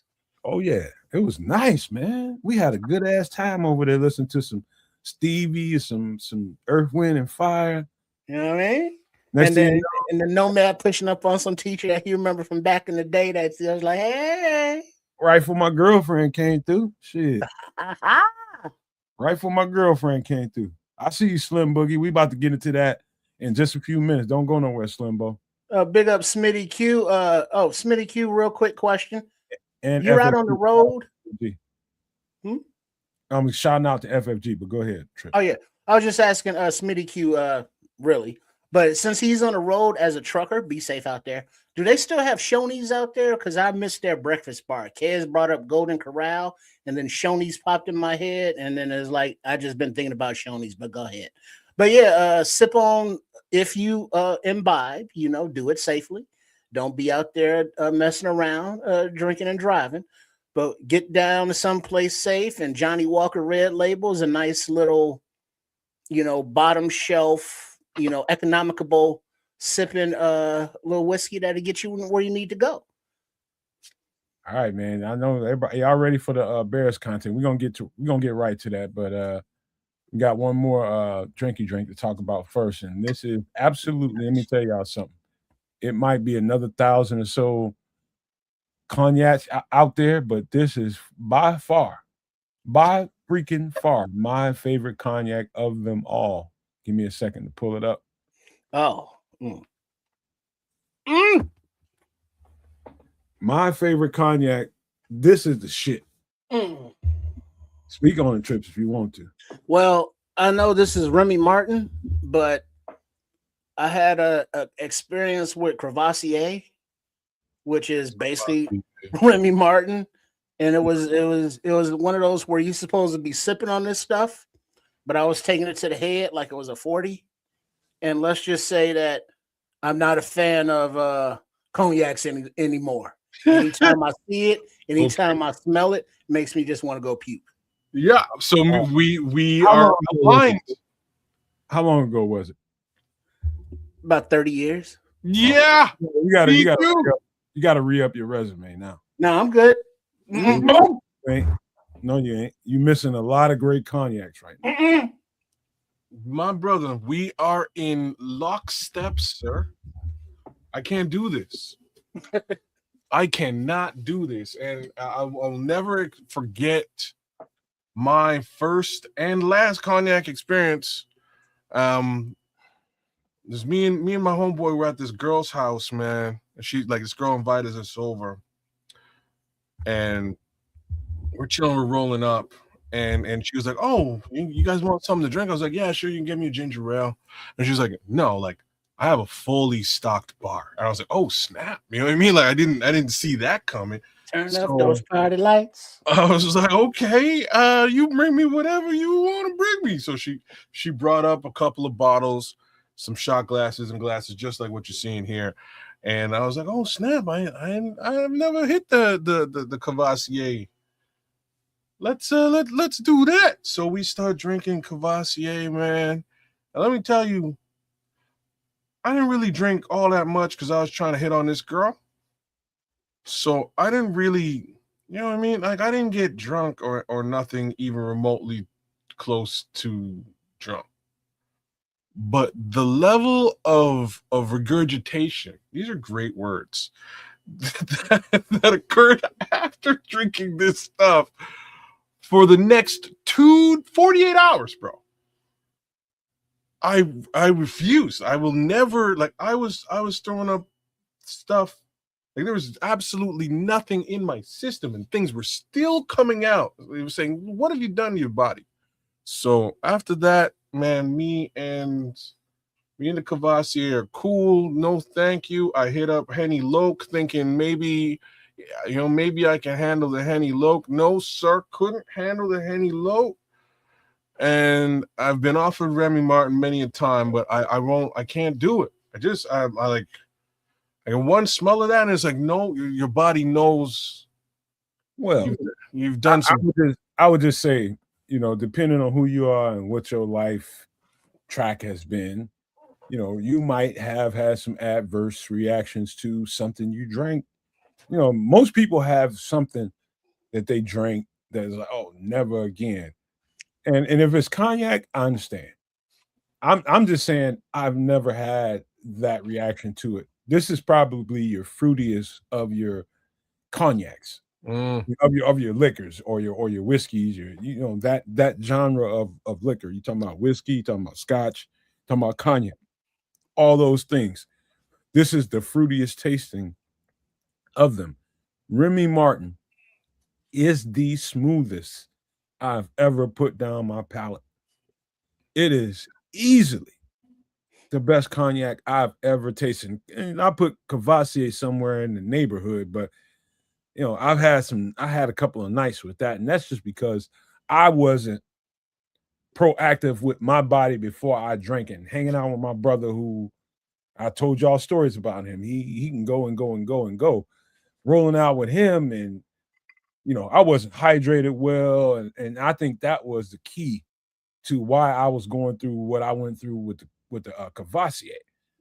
But this stuff right here, this Remy is special. This VSOP is really, really, really, really good, and you just have to sip. I guarantee you, if you like some of the stuff, like I don't know, I think Trips, you just said it. It smells so good, you probably kind of toss it back a little faster than you should. Mm-hmm. You don't. Yeah, and it was because it's the levels of designation. It's the VS, the VSOP, and then like there's another one. But yeah, it smells like, I mean, I don't know. Jägermeister smells more like cough syrup, but cognac also smells kind of like cough syrup, but different. Well, I'm gonna ask you a question, Trips. How do you, when you go and smell a liquor or alcohol, do you put your nose right in it or do you wave it? You don't want snots in your liquor. No, you gotta wave it. You get the air around it, so you get a nice bouquet. Wave it. Mm-hmm. Yeah, like this. See, I can smell, the wood.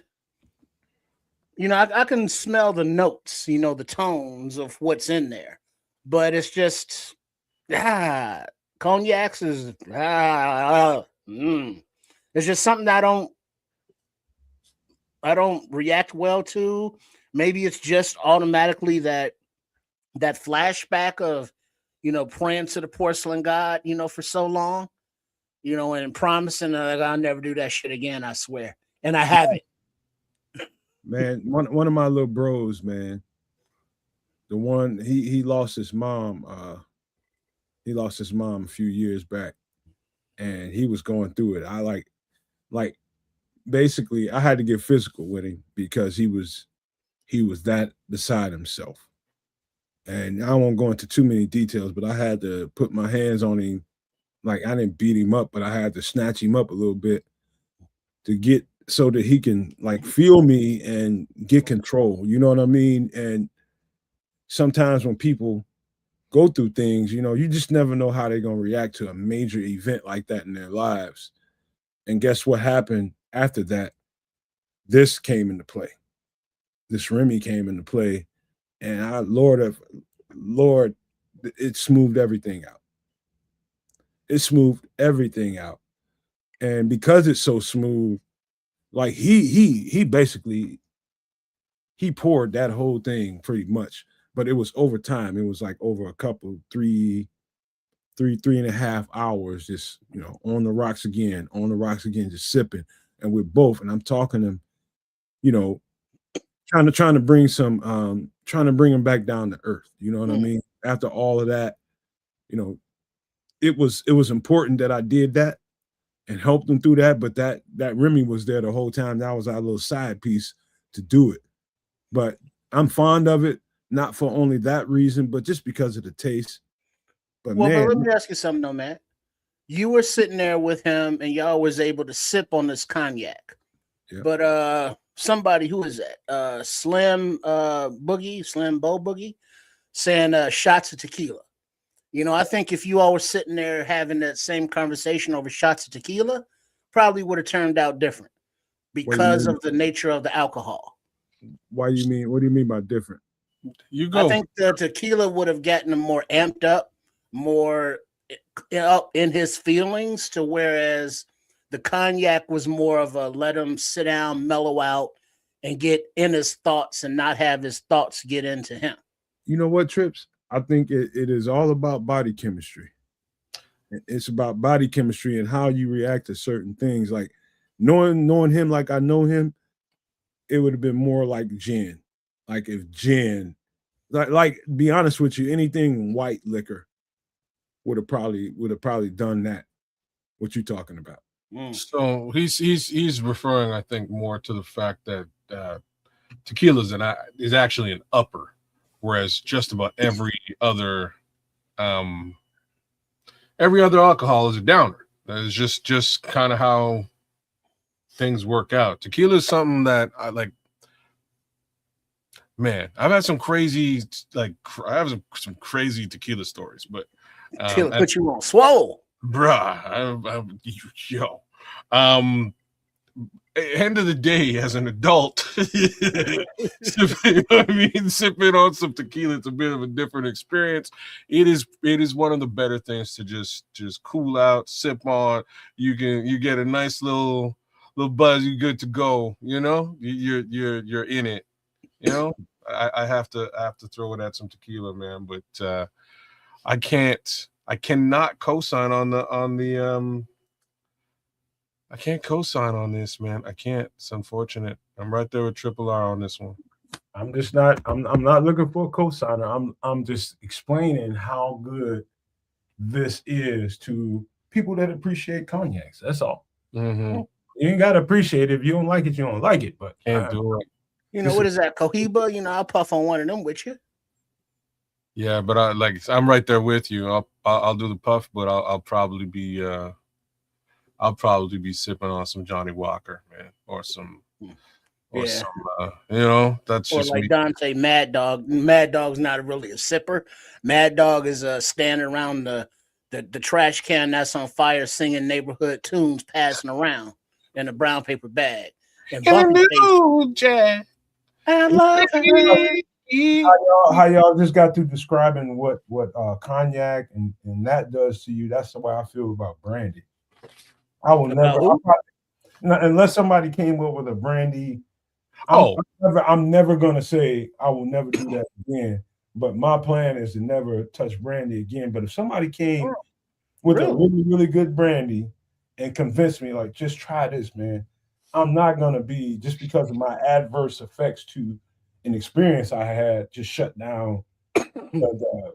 See, I always thought, I never thought about brandy as an alcohol, as something to drink, even though it is. I've always had my impressions of brandy with the Saint Bernard with the barrel around his neck back in the day when he would go up in the mountains. Is that what he got? People, huh? Is that what he's? Is that what's in the barrel? Yeah, with the XXX on the side of it. I always thought it was brandy because that warms your body when you're cold. So he's carrying that up there because it was liquor, and I know what the XXX meant. And that was way before porn. So it was all about liquor. Okay, I really hope the dog is not right. So I always thought brandy is like, you got me thinking about one of them old ass cartoons I saw. I don't remember brandy, bro. Well, but you remember the dog with the barrel around his neck, right? All I remember was X's on that motherfucker. Well, that's what I always thought was in it. It was some kind of alcohol. You just made that shit up, basically. You know, the goddamn brandy in there. No, it was no brandy because I asked I was always inquisitive, so I asked. I said, "Well, we're sorry, Benjamin." Sorry, right? Benjamin. You know, so always brandy is something that you chill with, you can sip on. I always thought brandy was that adult drink where you were very refined, very civilized, because you know you had to put it in a snifter. And that was the only thing that you drank out of that whole fucking glass was fucking brandy. And it's like it's got its own glass. Like, oh shit. And so I just never thought of it as something I could just sit back and enjoy, but it is. And I do. Let me show you how America is. I'm gonna say a little tune. Watch how Trip follow this up. I really miss you, Brandy. Yeah. Come on now. You gonna make me start messing up. Yeah, man. Hey, Brandy usually is a fine ass female. Brandy. She's a good girl after all. That's what they're talking about. She's a fine girl. I have a close family member named Brandy. She has that pretty girl problem. For sure. But that's a sad song though. It always makes me feel melancholy. I think it's the notes in it. It's not a sad song. No, it's a love song. Yeah, because she left. All right, you right. It was a song about he was longing for her because she was gone. I really miss you. Yeah, Brandy. Like, come back, baby, please. I'm sorry. I'm so all alone. You make me a better man. You make me want to be a better man, baby. I swear. I want to come back home. That she didn't mean nothing to me. All right, man. We got to get out of this and get into some Bears conversation because it can't wait no longer, man. People are just like, hey, man, enough is enough, man. Let's get to the real shit. All right, We got breaking news. Do we really? Sounds like I'm just trying to look for this so I can get it off the screen. I got so much shit in here. Well, as they do that, remember wherever you are tuning in, whatever network, whether it be the Nomad Network, whether it be at Cats of Canuck or Sports Chicago Style, please make sure you are subscribed to all three. All right. Now, you want to put up a graphic or I can just read it? If you want to read whatever you want to read, that's just read it. All right. The Chicago Bears are hiring former Dolphins running back coach and associate head coach Eric Stutzville as their next running back coach. Eric worked with Devon A-Chain in Miami, with A-Chain improving every year under him. Exciting to see what he does in Chicago. Any idea how long he was in Miami at that, like in that position? Was it only underneath Mike McDaniel, or was he there prior to Mike McDaniel? I think he might have. I think he might have preceded Mike McDaniel. I have a feeling he did because that means that he probably spent a little bit of time with Ben when Ben was over there. Right? Let's see. Ben Johnson worked with him for 2 seasons in Miami. Go, yeah, exactly. So his most noteworthy thing, he won a Super Bowl, I think, with trying to remember. I think it was with it was a West Coast team. He won a Super Bowl. San Francisco. I think Denver. Oh, Denver. Denver. Yeah, I'm talking about back when Peyton Manning was playing. Oh. Who was the running back them days now? You remember who the Denver running back was? Vernon Davis? Terrell Davis? Terrell Davis. Oh, no, that's John Elway, bro. That's before that. When Peyton was there, I think it might have been one of the not Gore, but Portis, one of them. Yeah, not Bobby Portis, but Clinton Portis. Clinton Portis. It might have been Clinton Portis or somebody like that, maybe somebody else. I just can't remember exactly who it was, but they had some. So basically, he taught to know who Stutzville is. He teaches a one cut, get up the field kind of concept that it took probably DeAndre Swift 2, 3, 4 games to really buy into that concept. This is a concept that's been around since you're talking about the Kubiaks. You're talking about this is an old concept that really still works right now. You stay on that running track. So basically, ain't no shucking and jiving, jitterbugging around. You make one cut and you cut up the field or you cut back, but you get moving north, south. That's what he teaches. And if you watch the running backs that he's coached throughout the years, that's what they do. They get up the field. Ain't no bullshitting around. You get your ass up the field. You get north-south. You get one cut and you trust those offensive linemen. You trust that running track and you stay on it. That's what the running back coaches have to do. And I think that's what Ben Johnson, through Eric Bieniemy, I think he was teaching that. Like, dog, we ain't got time to be messing around with you making pretty ass moves. Dog, you got to get up the field and go make it happen. That's what Eric Stutzville is going to bring to the table. One cut, get up the field. You need 3-4 yards. Get it. Let's see. He was with the Bears in 1997 as hold on, Trips. There it is. Crimson hitter. O'Shawn Moreno. That's why those backs don't really last long. Most of the backs that come out of those kinds of offenses, they don't last long. Like, we love Kyle Monunga, but trust me, he ain't gonna last very long. You got to keep drafting running backs. Yeah.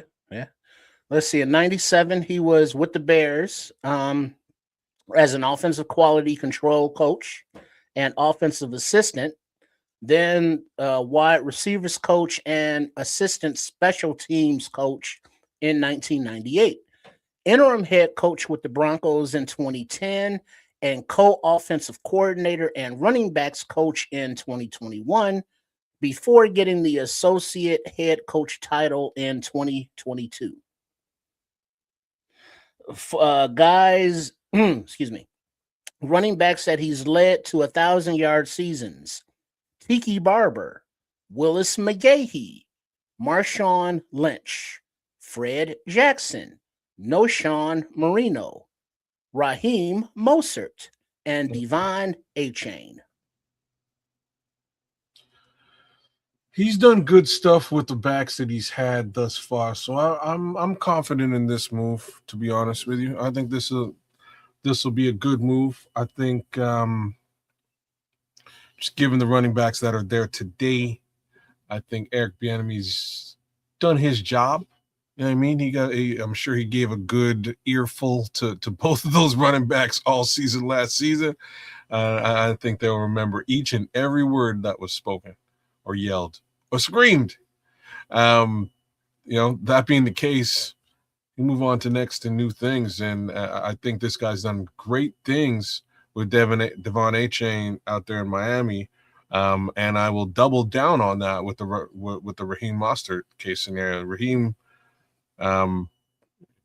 he played his heart out in Miami when given the opportunity, and he's not quite the same elsewhere. So, I think this is a good selection. Here's the thing. There's no room for wiggle when it comes to these kind of coaches and I know Ben Johnson is trying to do, because I knew that when he hired Eric Bieniemy, that he wanted a one-cut, get up the field kind of system. Like some coaches, they don't mind the freestyle kind of Barry Sanders kind of running back that, can run 30 yards left and right and then hit you for a 60-yarder north and south. You know what I mean? Some guys don't mind that because they're just more open guys that allows that running back to be himself. But in this system, that's going to be frowned upon. I'm just telling y'all right now, there's something to take note of as we move into the next part of this era of Ben Johnson. He wants a no-nonsense kind of offense that takes advantage of every inch that we can get. If you can get 3 to 4 yards each rep, you run the ball, that's what he wants. That's just moving the ball. I'm telling you right now, the jitterbug running backs, he better be willing to strap up and pound that ball, because that's what Ben Johnson wants, man. He wants physical, get downhill. So considering what you're saying, I'll put some shit out there now. Do you think he goes out there and gets himself a physical back on the market? Because there's one in mind that it would be cool to see in Chicago. You talking about ATN or Hall? Neither. I think it would be to their advantage to make sure they got a physical running back who can withstand that kind of pounding. Oh, that kind of physicality. See, I don't think either one of the guys you just said are what he's saying. You know what I mean, Trip? But Tyler Algiers, that's closer to it, right? Like I would bring Tyler Algiers over if that's the case. But I think low wallet share money, familiarity with the system case scenario, there's a certain Mr. Montgomery that's out of contract. Okay, settle down. I mean, because something that, remember, that Ben Johnson likes: speed. Something that Monty does not have. Speed. That's fair. Kyle Monangai plays that Monty role right now. He does a pretty good job in it. So we need to look at DeAndre Swift, as far as like going forward, does he have another level to increase his game to match more what Ben Johnson wants? And I think the answer is, Ben Johnson wants to find his new Gibbs to make his offense go. I don't that's clearly on the table. I'm just not so sure we get to, maybe in free agency we do, but I don't know if they make that move this season. I see that real R&B, that real running back maneuver happening in 2027. I think there might be just something a little bit more towards what he's saying, just that 1-2 yards, first like 4th and 1 situation back. That's why I think they add to this running back room this time around. The other two guys are awesome. They do more or less what you need to be done. The question mark left over is 4th and 1. What do you do? And I think we need a back that's just a bruiser who'll get you that single yard more times than not. So, I again, I do think there's an argument to be had for a home run hitter. I think Swift's that. I think Swift's the home run hitter that we're looking for, and I think he embodies that just because of his skill set. I think I'm probably gonna lean more what Kez is talking about here, and making sure you get a thoroughbred running back that can really take a whooping. Yeah, that's what I think. What you need. Well, that's kind of an Algiers kind of type thing. Like Algiers is a good look. Trip. I'm not calling for that guy, but that guy could be in the draft. Like the backup, one particular guy, there's a backup to number 24 in Notre Dame. He's just one guy. He's just one of those guys that the backup to what's his name? Love. Jeremiah Love. That guy he's kind of that guy. He's kind of that kind of guy. Want to get down the field and put an ass whooping on. We need the guy that Roschon Johnson was supposed to be. You know what I'm saying? As a part of this running back room, like what Roschon Johnson was billed as. That's actually what we do need. He just unfortunately hasn't been able to fit that bill. But that's my 2 cents. Tyler Algier screams it though. He can do that for sure. I'm just leery of the potential price tag for Tyler Algier. Fresh into free agency now. That's all. Well, that's the thing though, because we understand that the salary cap went up. So there's more money to spend. But if you look at the line and the pecking order of running backs, so to speak, Algiers is a little bit lower on that list than, a few other guys that we mentioned. And only so many teams are looking for running backs. Trips, you tight motherfucker. You tight ass, man. Quit pocket watching. It's about really, I got to go back to the tape on him. I remember watching him before he came out of BYU. I ain't really paid a whole lot of attention to him since he's been in NFL. In the NFL? Oh. Not a lot. I've seen him here and there, but not like I studied him when he came out. Brother, he's real good, bro. Like, I didn't watch him in college. You know what I mean? I didn't scout him. But in the NFL, he's real good. I was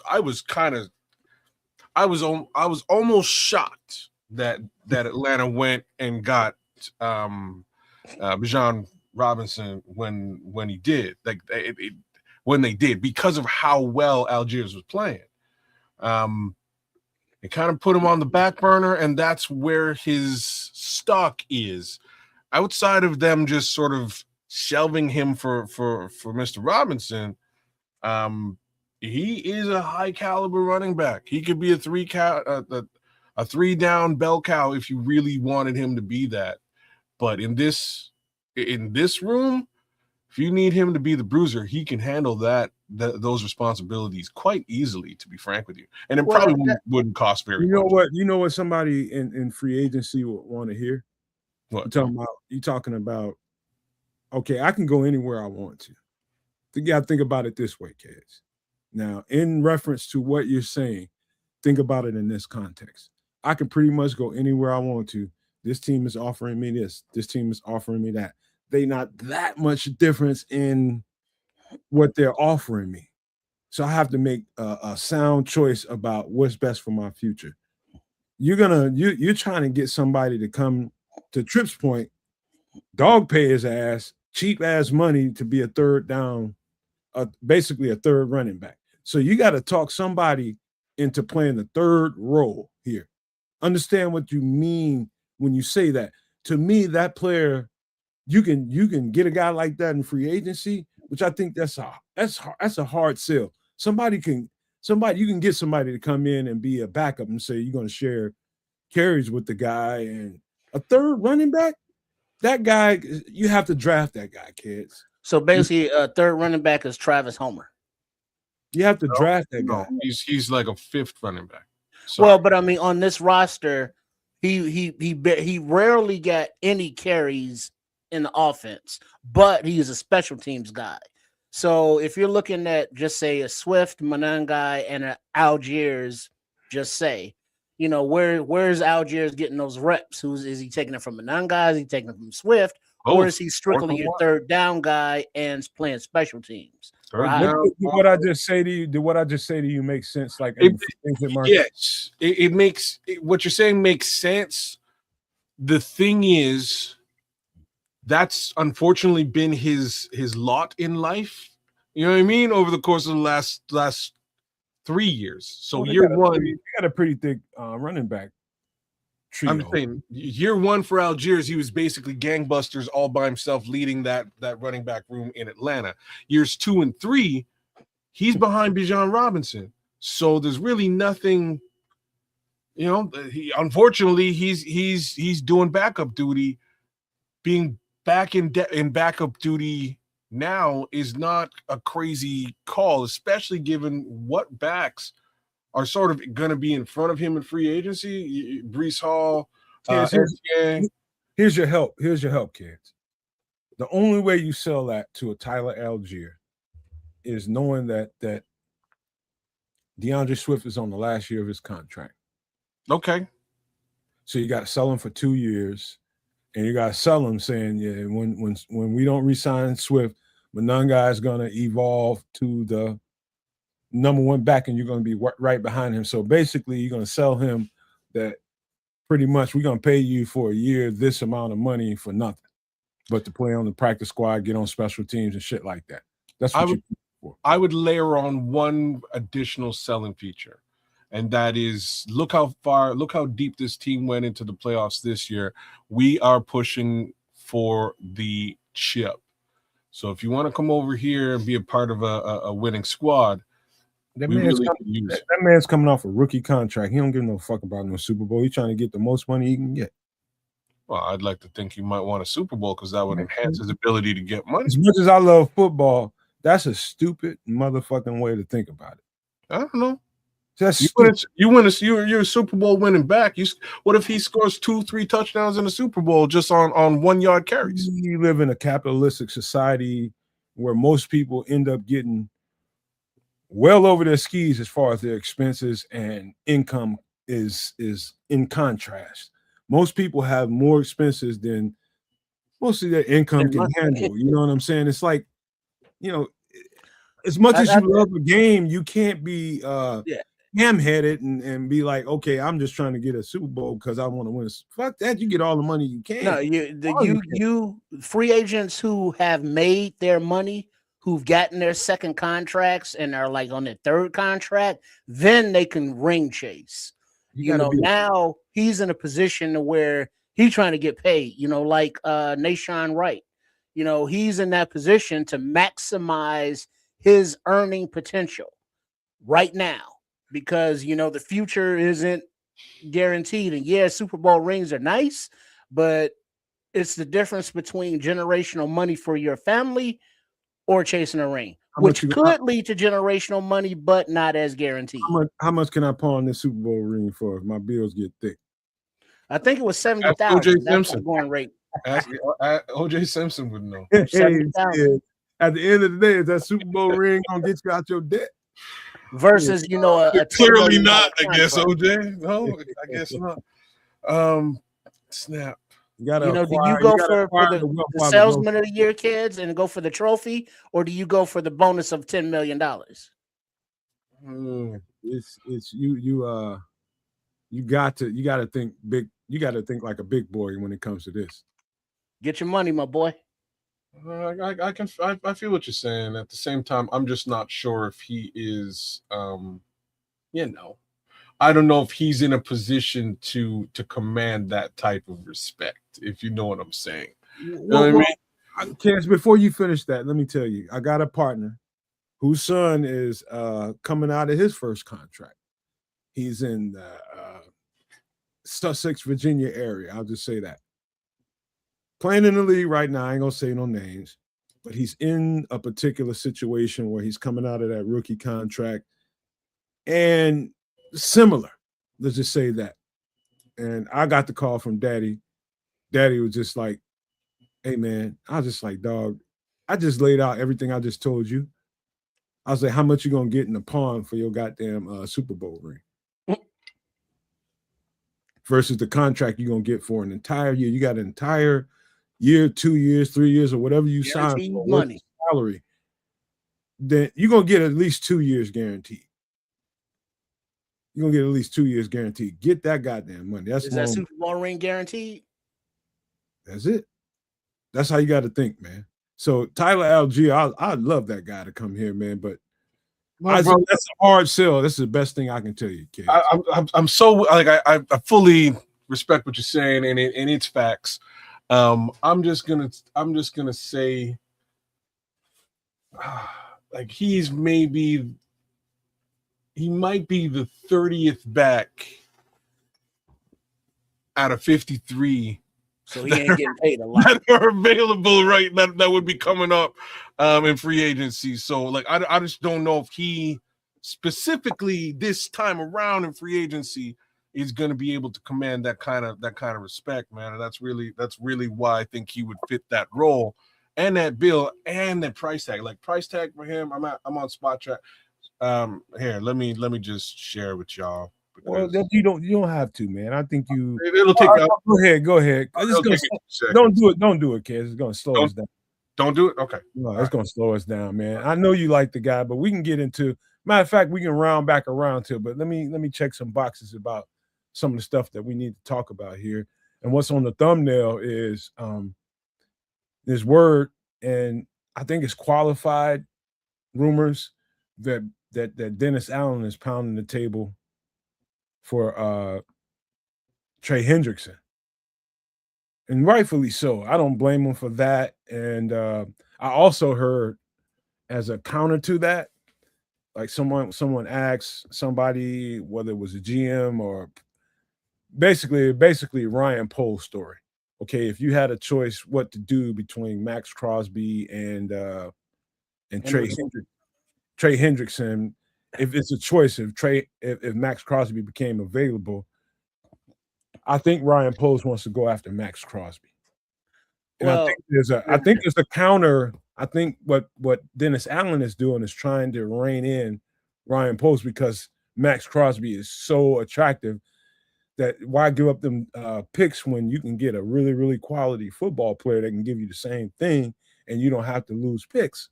And I understand that logic, and I'm more on that side with that particular player. But when it comes to Myles Garrett, he's like Jordan. Fuck that. Go for the fences. It's like Giannis being out there for the Bulls. Go for it. I understand the concepts. Well, let me explain it. Hendrickson cost $31 million. No draft picks. So we clear out the money. You know, we give him a 1-year deal. Okay, fine. I'm not opposed to that. Whereas Max Crosby is now vocal about not being on the Raiders anymore. And I think I saw someplace Schefter or Florio. They all look alike to me. They all run together. But he mentioned that he wanted to play for Vrabel. Or Glacier said that if he does request or trade out, it's going to be at least 2 number 1 picks. And I'm not with that. I understand that he's a good player, but I would not want to give up picks and have to pay him, $25-30 million coming off of his, injury history that he has. You resident pocket watchers. Now, with all that said, I'm kind of irritated by the fact that whether it be the coaches, Al Harris looking at how he does DBs, but looking at Dennis Allen, he was there when Hendrickson was a rookie, I believe. So, he was there to develop him. But it's like, okay, coach, cool, you developed that guy, but why can't we draft a rookie and you develop him that we can pay on a rookie contract and not have to give up assets for? I've said that 1,000 times. It don't fucking work like that. It took Trey Hendrickson to get away from New Orleans, several years in New Orleans to get away from there before he can truly come about and mature. It don't work like that. You don't just draft guys and they just come in there just because they are talented in college. It don't fucking work like that. I keep trying to say that. I'm saying this. Instead of worrying about what the Bears give or don't give to get the player that they need to get, it's clear to me watching this season that one impact player on that side, on the other side of Montez Sweat, is enough to get us over the hump. I don't give a shit. I don't give a shit. It would be nice if we can do it without having to give up capital. Great. But if you need to do that to get over the hump, you do what you got to do. I'm not here to watch your pockets. I'm here to see you win the championship. That's always you though. So like I'm with you to a degree. Well, what point is it for us to watch? Let me know what's prudent and what's not. I'm going to explain the point. I'm going to explain the point, especially to you, because you scout players and you have an interest in I understand the financial side of it, kids. I'm not even going. Just give me a second. I'm not even really going financial. I'm going into just really a very specific area. And I think the most important thing to understand for everybody is, the guy who's not being talked about just, thus far is Myles Garrett. Did you bring up you brought up Myles Garrett? I did. So you did. Yeah. So if it's a Myles Garrett or a Max Crosby situation with them being in contract, we have to pony up two ones. First of all, from a ones perspective, we're at pick number 25. It might as well be. It's 7 picks from a second. That might be even further back next year if we improve. So I'm okay personally, from a pocket watching perspective, if we are willing to give up ones, like 2 ones. Like I'm actually okay with this. Back there was a time where I would have been like, "What are you guys doing? You're crazy." But at this particular juncture, I didn't really see the Bears getting this deep into the playoffs. That being the case, okay, if folks want ones, I'm willing to give up these ones. Now, outside of that, you look at it with the other 2 guys being Trey Hendrickson, Khalil Mack as well, guys who don't require that draft capital. And if you're looking at either one and or potentially both of those guys, which would be crazy, you could still draft your defensive end of the future, have them mentor him. Like everybody's talking, like specifically Trey Hendrickson now, zeroing it. He's an older guy when compared to Max and Myles Garrett. You give him a 2-3 year contract at that number that he's looking for, and he comes in and more or less mentors your fresh new draft pick. He mentors Austin Booker as well. And now you have yourself a rotation that is wild and crazy. But that's the difference between ponying up picks. And I think that's really not the dollars and cents of it all. As far as the cap room is concerned, manipulate that as you will. Do what you have to do. They just added, 30 mil to the cap already, which will help the Bears do something like this. End of the day, to me, it's really just about the draft capital that it requires. Do you want to go ahead and pony up those 2 ones or not? Again, I'm with it, but let me really pour gas on this fire, because really it's for not us sitting up here talking about what the Bears should do or shouldn't do. They're gonna do what the fuck they're gonna do. Let me tell you what's probably going on inside Hallis Hall.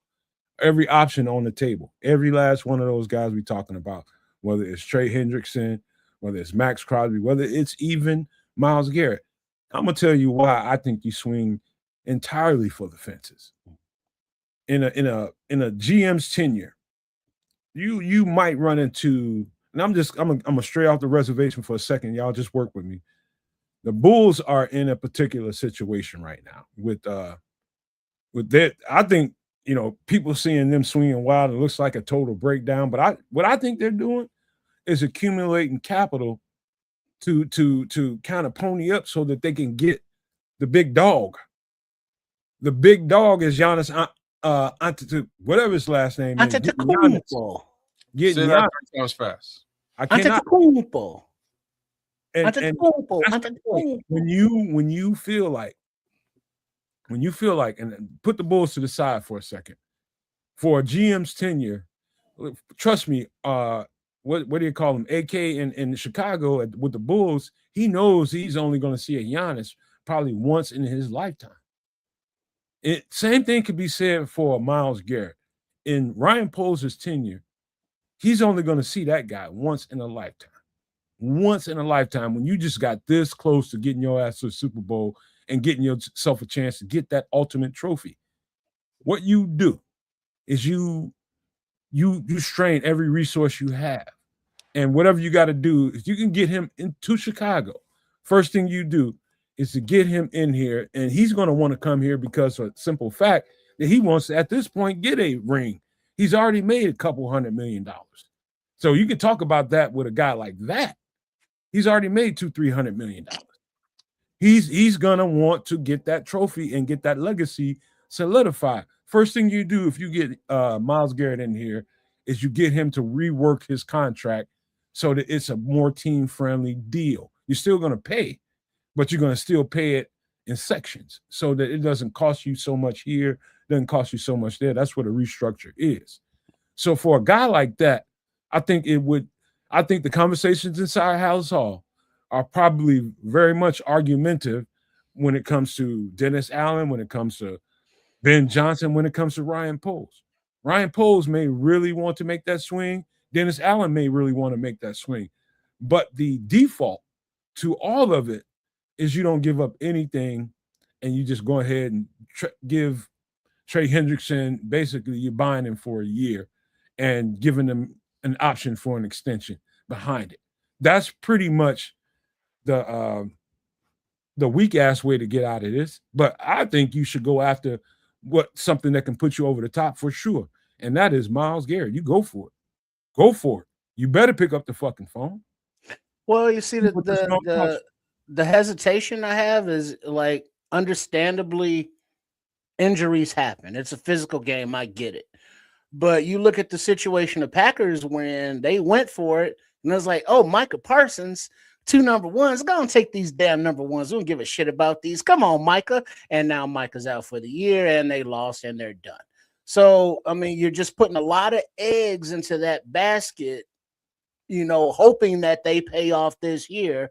But if they don't, you're just screwing yourself for many years to come. Triple R, they just eggs. All those draft picks y'all be fucking having wet dreams about ain't developed into shit. They just draft picks until they develop into something. You don't know what any of those players. I don't know. That last draft was pretty damn good. You don't know. You just don't know. But this is where could be a stinker. This is where I'm in agreement with the free agency move. Like in this scenario, like mercenary money is good money this time around, and we can draft and miss. And this is the shit that nobody wants to talk about. You can draft, you can go down there and draft whoever it is, and maybe he doesn't turn out to be, maybe he busts out. And that's, in my opinion, a gigantic gamble. Like it's a huge gamble to put in front of this playoff caliber team, be in the middle of Caleb's non-big money time frame. I'm so with this mercenary move. I think it's what you do. I think you go and you get the devil who's going to do the shit you need. You know what I mean? Like, he's going to wreak havoc on defenses, period. If he gets hurt, he gets hurt. There's not much you can do about that. Knocking on wood. Don't you know what I'm saying? Like I'm just. Now, wasn't it this season that Darnell Wright and the combination of Darnell Wright and Canadian Eagle shut down Max Crosby, basically? Yeah. Sorry, it wasn't Darnell Wright. It was Ozzie Trapillo. Ozzie, my bad. Ozzie and Canadian Eagle shut down, Max. So it's like, yeah, Max is good. Well, is he $30 million and 2 number 1 picks good? He is, and why I'm going to say that he is he would like so. If you remember that game, he started wreaking havoc early into the game, and eventually, sort of they sort of figured things out and made a couple of shifts, which was moving Theo to the left side and allowing Ozzy Trapillo to play on the right side. That's how that wound up working, which slowed down his ability to cause pressure. But what Max Crosby did after that was be completely and totally fucking disruptive, right? Behind the line on the other side. He was getting in passing lanes, he was dropping into coverage, which is like, it just goes to show the type of the caliber of player that you would be getting in this scenario.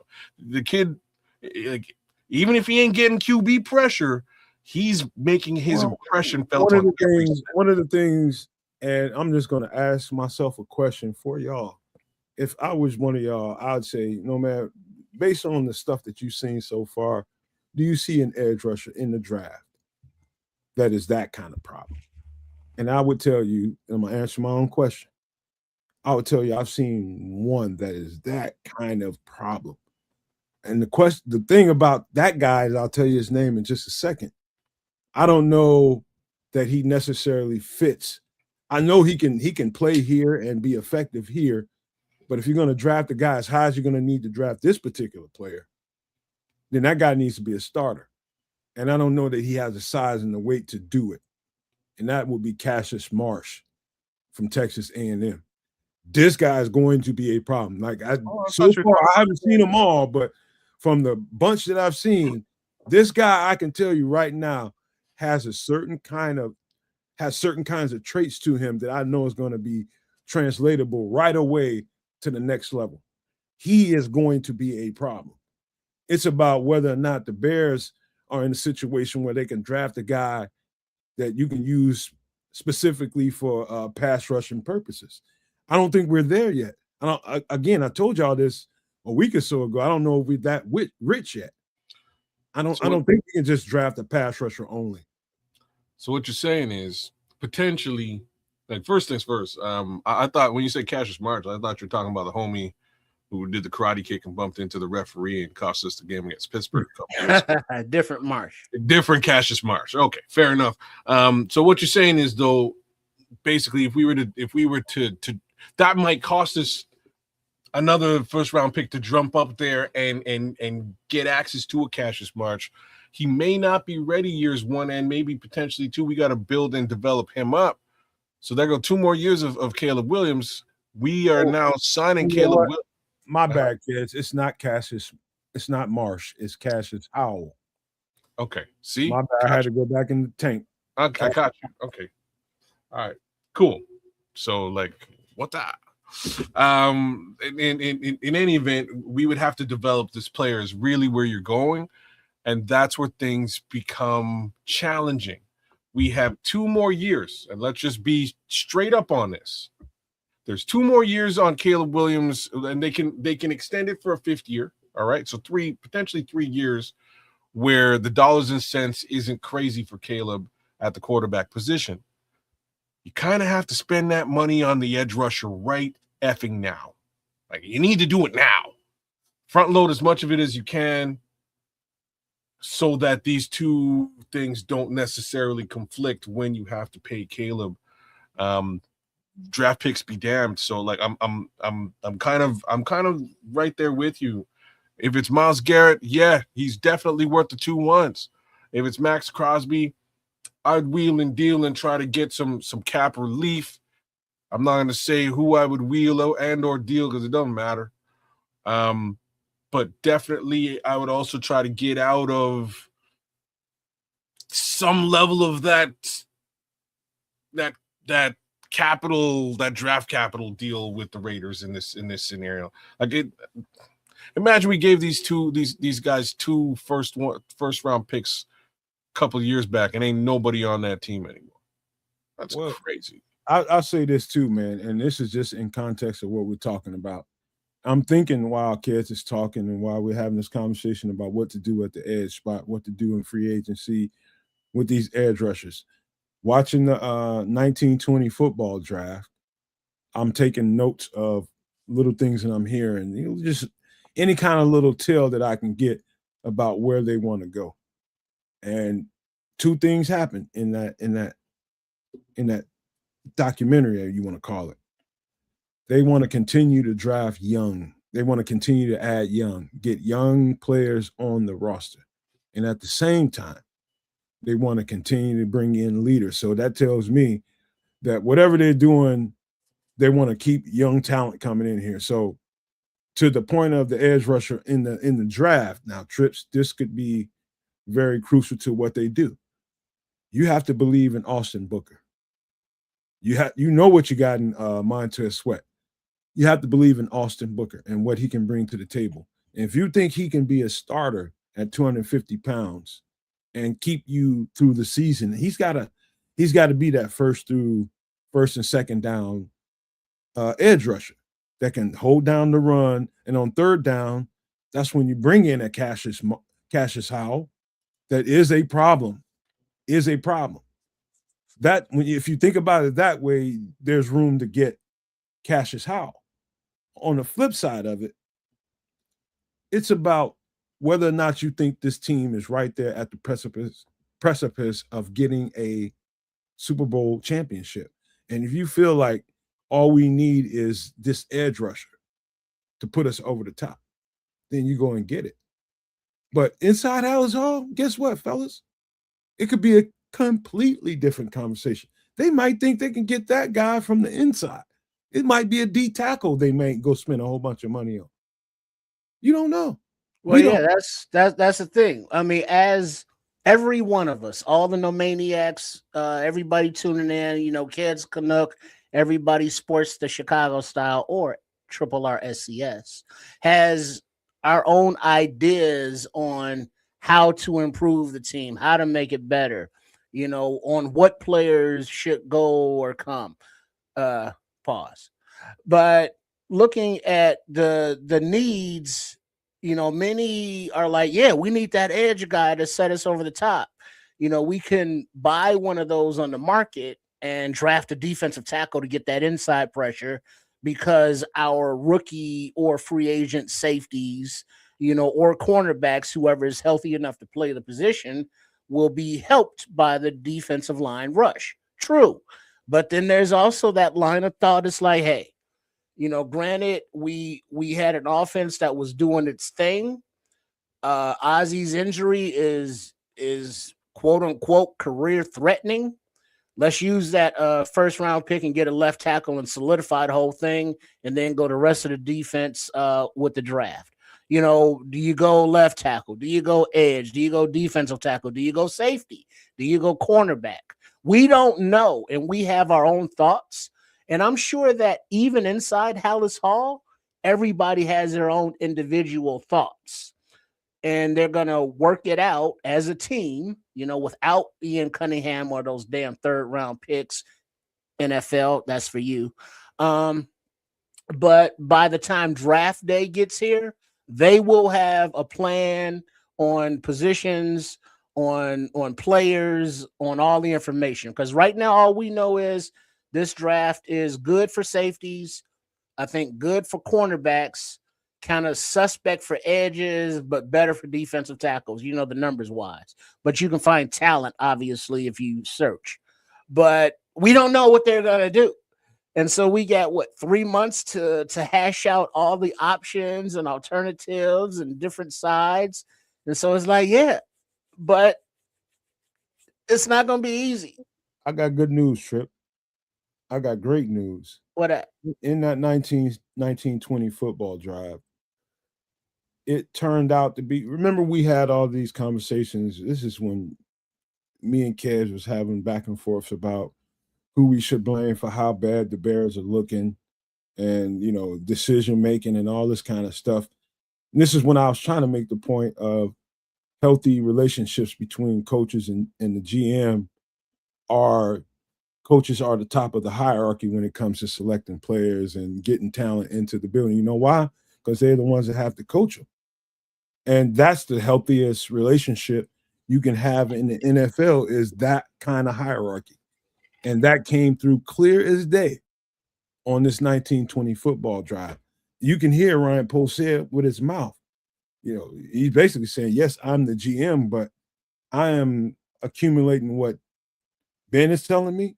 I'm accumulating what Dennis Allen is telling me. And I'm sending my guys out there to accumulate these people. That is the most rewarding thing that I heard outside of the Packers getting their ass kicked like we got them. That was the most rewarding thing that I can get from that little quick video. It was the fact that this is how every team in the NFL, healthy team, should be run, where you're going to hire a coach to bring in a system. You're going to hire two of them to bring in certain systems, and they have to run them and run them well, or they won't have jobs.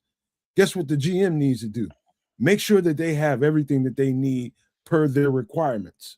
If he asks you for this, you go and get it. You go and make those transactions happen. Wait, a question though, Matt. You are Dennis Allen or Ben Johnson. You go to Ryan Poles and say, look, we need left tackle. We need defensive tackle. We need edge. We need safety. We need cornerback.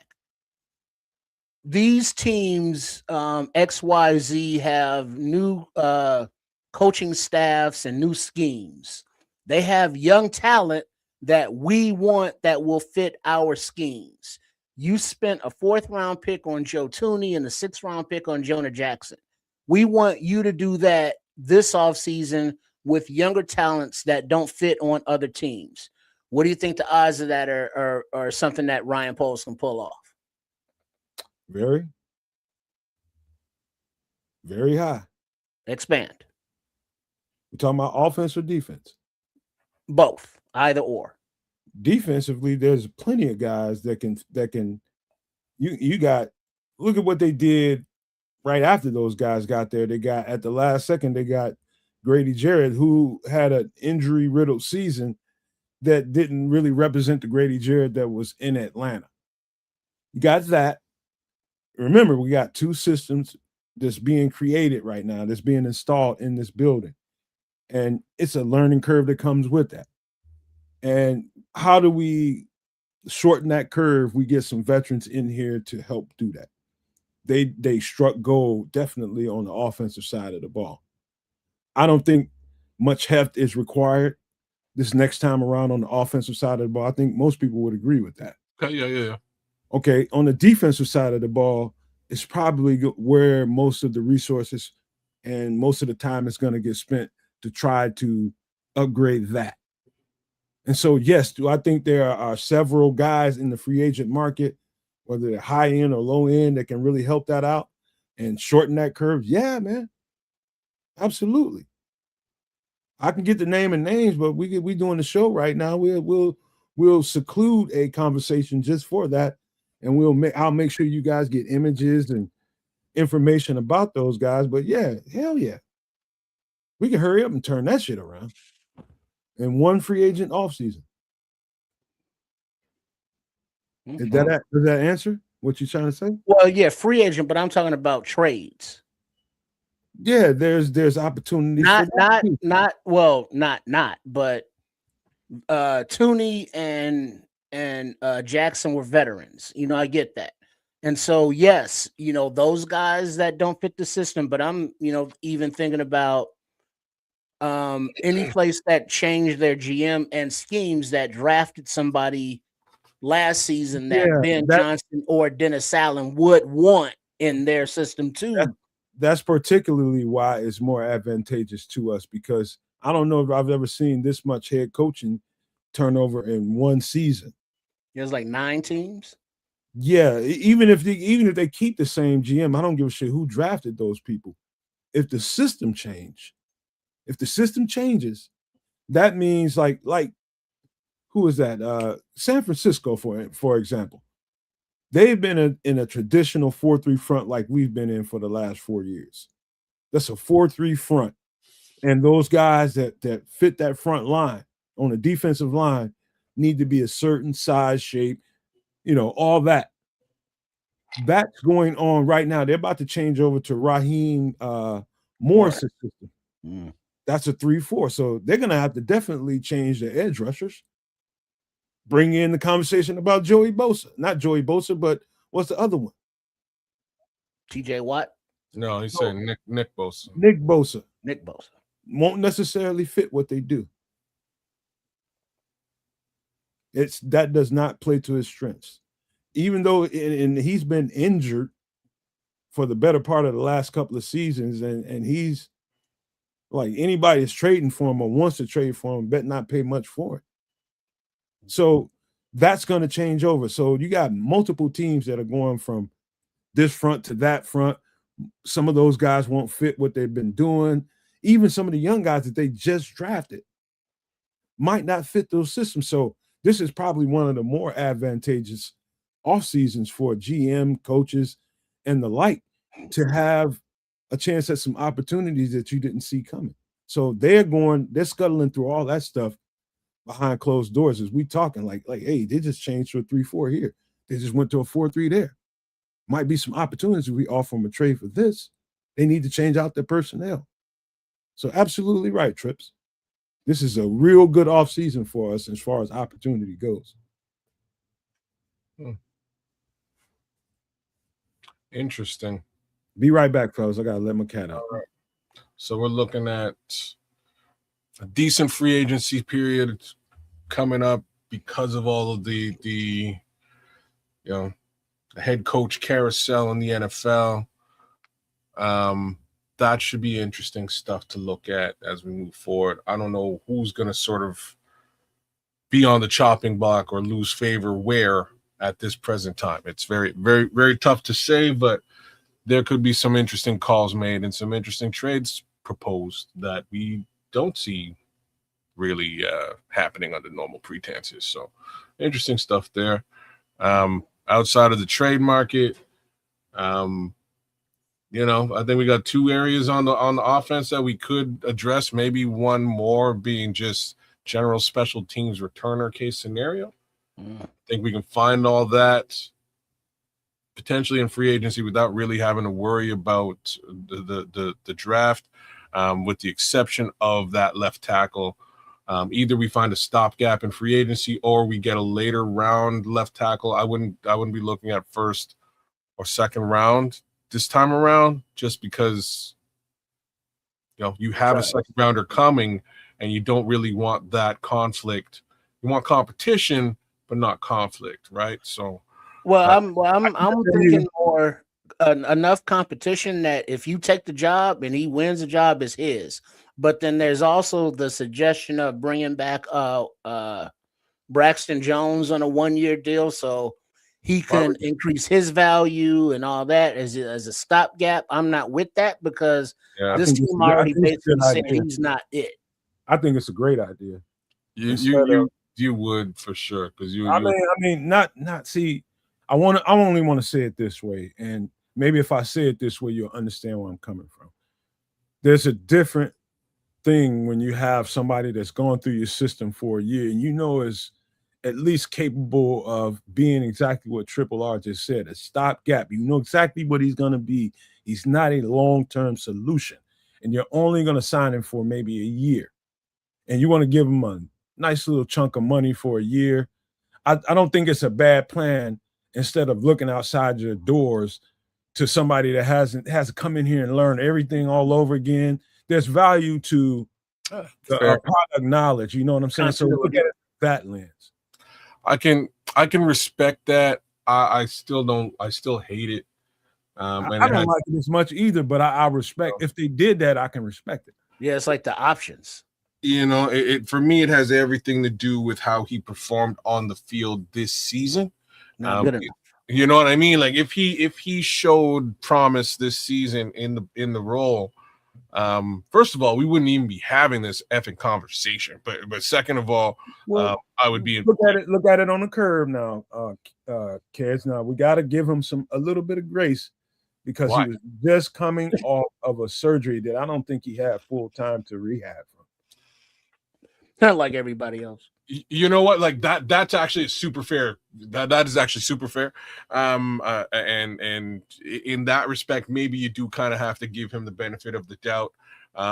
Mind you, there was the other 3 years when he was healthy, where we saw him shit the bed at the position. So that was pretty Dan Roshar, man. I think I trust that guy. I really trust that guy. So I think he's the key to most of the success that we had this year was him solidifying that offensive line, and we talked about it on and on and on. I mean, just ad nauseum about how quiet that offensive line and how good that line protected this quarterback and helped him grow. I think this is the same thing. I think if they decide to sign Braxton Jones for a year because of the injury to Ozzie, I think you have to lean on that. I think you have to lean on the trust in Dan Roshar to be able to get this right. Help Braxton Jones get this right. He ain't gonna be, what we hoped he would be, for the last few years or so, but that's okay. You ain't got to be perfect, but just be good enough to get us through this period. So let me ask you a question. Like if there is like a viable veteran left tackle who's probably not going to be playing for long. Cam Robinson, bro. Thank you. You know what I mean? So if we're talking Cam Robinson over potentially Braxton Jones, would you even hear the name Braxton Jones at all? Depends on what they want what the pay for Cam Robinson is, because he's turned into a 1-year hitman for the last couple of years. So he's gonna gouge you for about a good $15 million. Yeah, then that's fine. We don't really want to pay anything that look like that. I'll just be real about that one. You know what I mean? Like that. Yeah. Where's the money to do some of this other stuff that we want to do if you getting gouged like that? Yeah, I don't think you need another. I think the offensive line has a good influx of cash as far as that is concerned. I don't think you want to tie up another 15 mil right now. Yeah, Cam Robinson estimated market value 13.13 million. I knew I was in the neighborhood. Bit better. It's a bit better. You know what I mean? But like somebody along those lines that could sort of come in, shore up the position for a season, and we don't really have to worry about it. I'd be looking just a little, like I'd be looking at maybe around the $10 million mark, like just a little bit less than that. But if that's the cost of doing business, maybe that's the numbers that you pony up. So yeah, like I would be I'd be much more interested in something that looked like that than I would bringing back a talent that is uncertain. You know what I mean? Like that certainty with Cam Robinson is worth a couple $1 million. All right, I tell you what, man. This is the last thing that I think we ought to talk about. I don't think there's much else to talk about with the Bears, but the 1920 football drive. Another thing that was pointed out, I noticed that Ben Johnson says he's like, we got some time to spend, we got some decisions to make, and heavy on us right now. Basically, is what he said was in the safety room. We have some decisions to make there, and that could lead to a whole bunch of different conversations. And let me just start it off with this. I know they want to keep Kevin Byard. We know they want to keep Kevin Byard. What Kevin Byard's going to cost is a whole other thing inside Hallis Hall. And, on the outside, we can speculate about what they should do and what they shouldn't. But he said the safeties, plural. We have safety contracts that we need to deal with. Yeah, that still leaves the door open. That still leaves the door open for now. And I think this probably should happen for Jaquan Brisker. I think the proper context of how Jaquan Brisker this thing should play out is they let him hit the market. Let him hit the market and let him see what the price tag is. Let's see what these, and then if you can, you bring him back if you can on a team friendly deal if he wants to take it. Optional. I think that's what they should do. It looked like Kevin Byard, just estimated that his salary would be about $7 million. And Jaquan Brisker, his salary would be estimated like $15 million, or like 10 to 15 or something like that. Obviously, Bayard's older, so a shorter term deal. No safeties on the roster. I would think that you bring back Bayard and you bring back Hicks for depth because don't call him Mr. Biles. You can replace in free agency or the draft. And then Brisker, you use a draft pick on.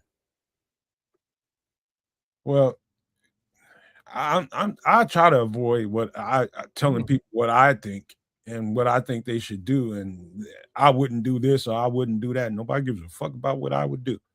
I'm worrying about what they're talking about in house hall and how they're thinking in house hall. There's other things to think about other than, that. You know what I mean? You got to think about the entire big picture, and you can very well sign another safety. Let's just say, I don't think Kevin Byard's gonna sign here for no damn $7 million. If he did, that's crazy on his part. He should get no less than $10 million coming back here. Number one. Number two is, there's other options besides, this is a guy that I hadn't talked about since we started this off-season thing. It's a guy out of Jacksonville named Andre Cisco. Should watch his tape. I'm gonna repeat it. Safety, Andre Cisco. Watch his tape. I got a feeling he's going to come into play. If they don't re-sign him in Jacksonville, that's going to be a name we're going to be talking about in the next 30 days or so. I'm telling you right now. Andre Cisco. Check him out. Safety. Okay. All right. And Patrick, Rasheed Walker, you mean the dude that Austin Booker was beating like a rug? Yeah, no, thank you. But yeah, there's that guy. There's free agent safeties out there. Was that Cross from Indy? There's other guys out there, plus the draft. He's really good and got a lot of range. Cross. I loved him coming. He's one of the top 2-3 safeties that came out in his draft 2-3 years ago. He was in the same draft as Brisker, wasn't he? Yeah, Nick Cross. Yeah. Shit. So you're gonna pay him the same kind of Brisker money? Well, no, I'm looking at Spot Rack is where I'm basing all these on, and Cross is estimated to make a lot less than Brisker. Okay. Well, in the range department, he's definitely an upgrade. Yeah. So I'm with you, Nomad, with respect to, unfortunately, I don't think that they are in the market to re-sign Jaquan. They may not be. I don't think that's in the cards right now. Again, the way that you mapped it out is maybe they let him hit free agency and renegotiate when they have a better idea as to what the dollars and cents for his market are. That's possible. But again, I don't think they're really trying to spend 13 to 15 on a safety. I don't think that's in the cards. I think they can, even that 10 that you're suggesting for Kevin Byard, which I believe is actually quite a bit lower, because he's upwards in age and you can extend that timeout, right? You can give him another year on the contract, which is better than a couple of bucks up front for a guy at this particular juncture. So, if it's a 3-year at 10 versus a 2-year at 15, numbers are the same. I think it works out just fine for Kevin Byard. It's all about the money guarantee for him up front at this point. Yeah, as far as I'm concerned, you front load whatever you can for Kevin, and you move forward. Again, especially you get that out of the way before you got to pay Justin Fields, before you got to pay Caleb Williams. So that's fine. I'm not sure. Was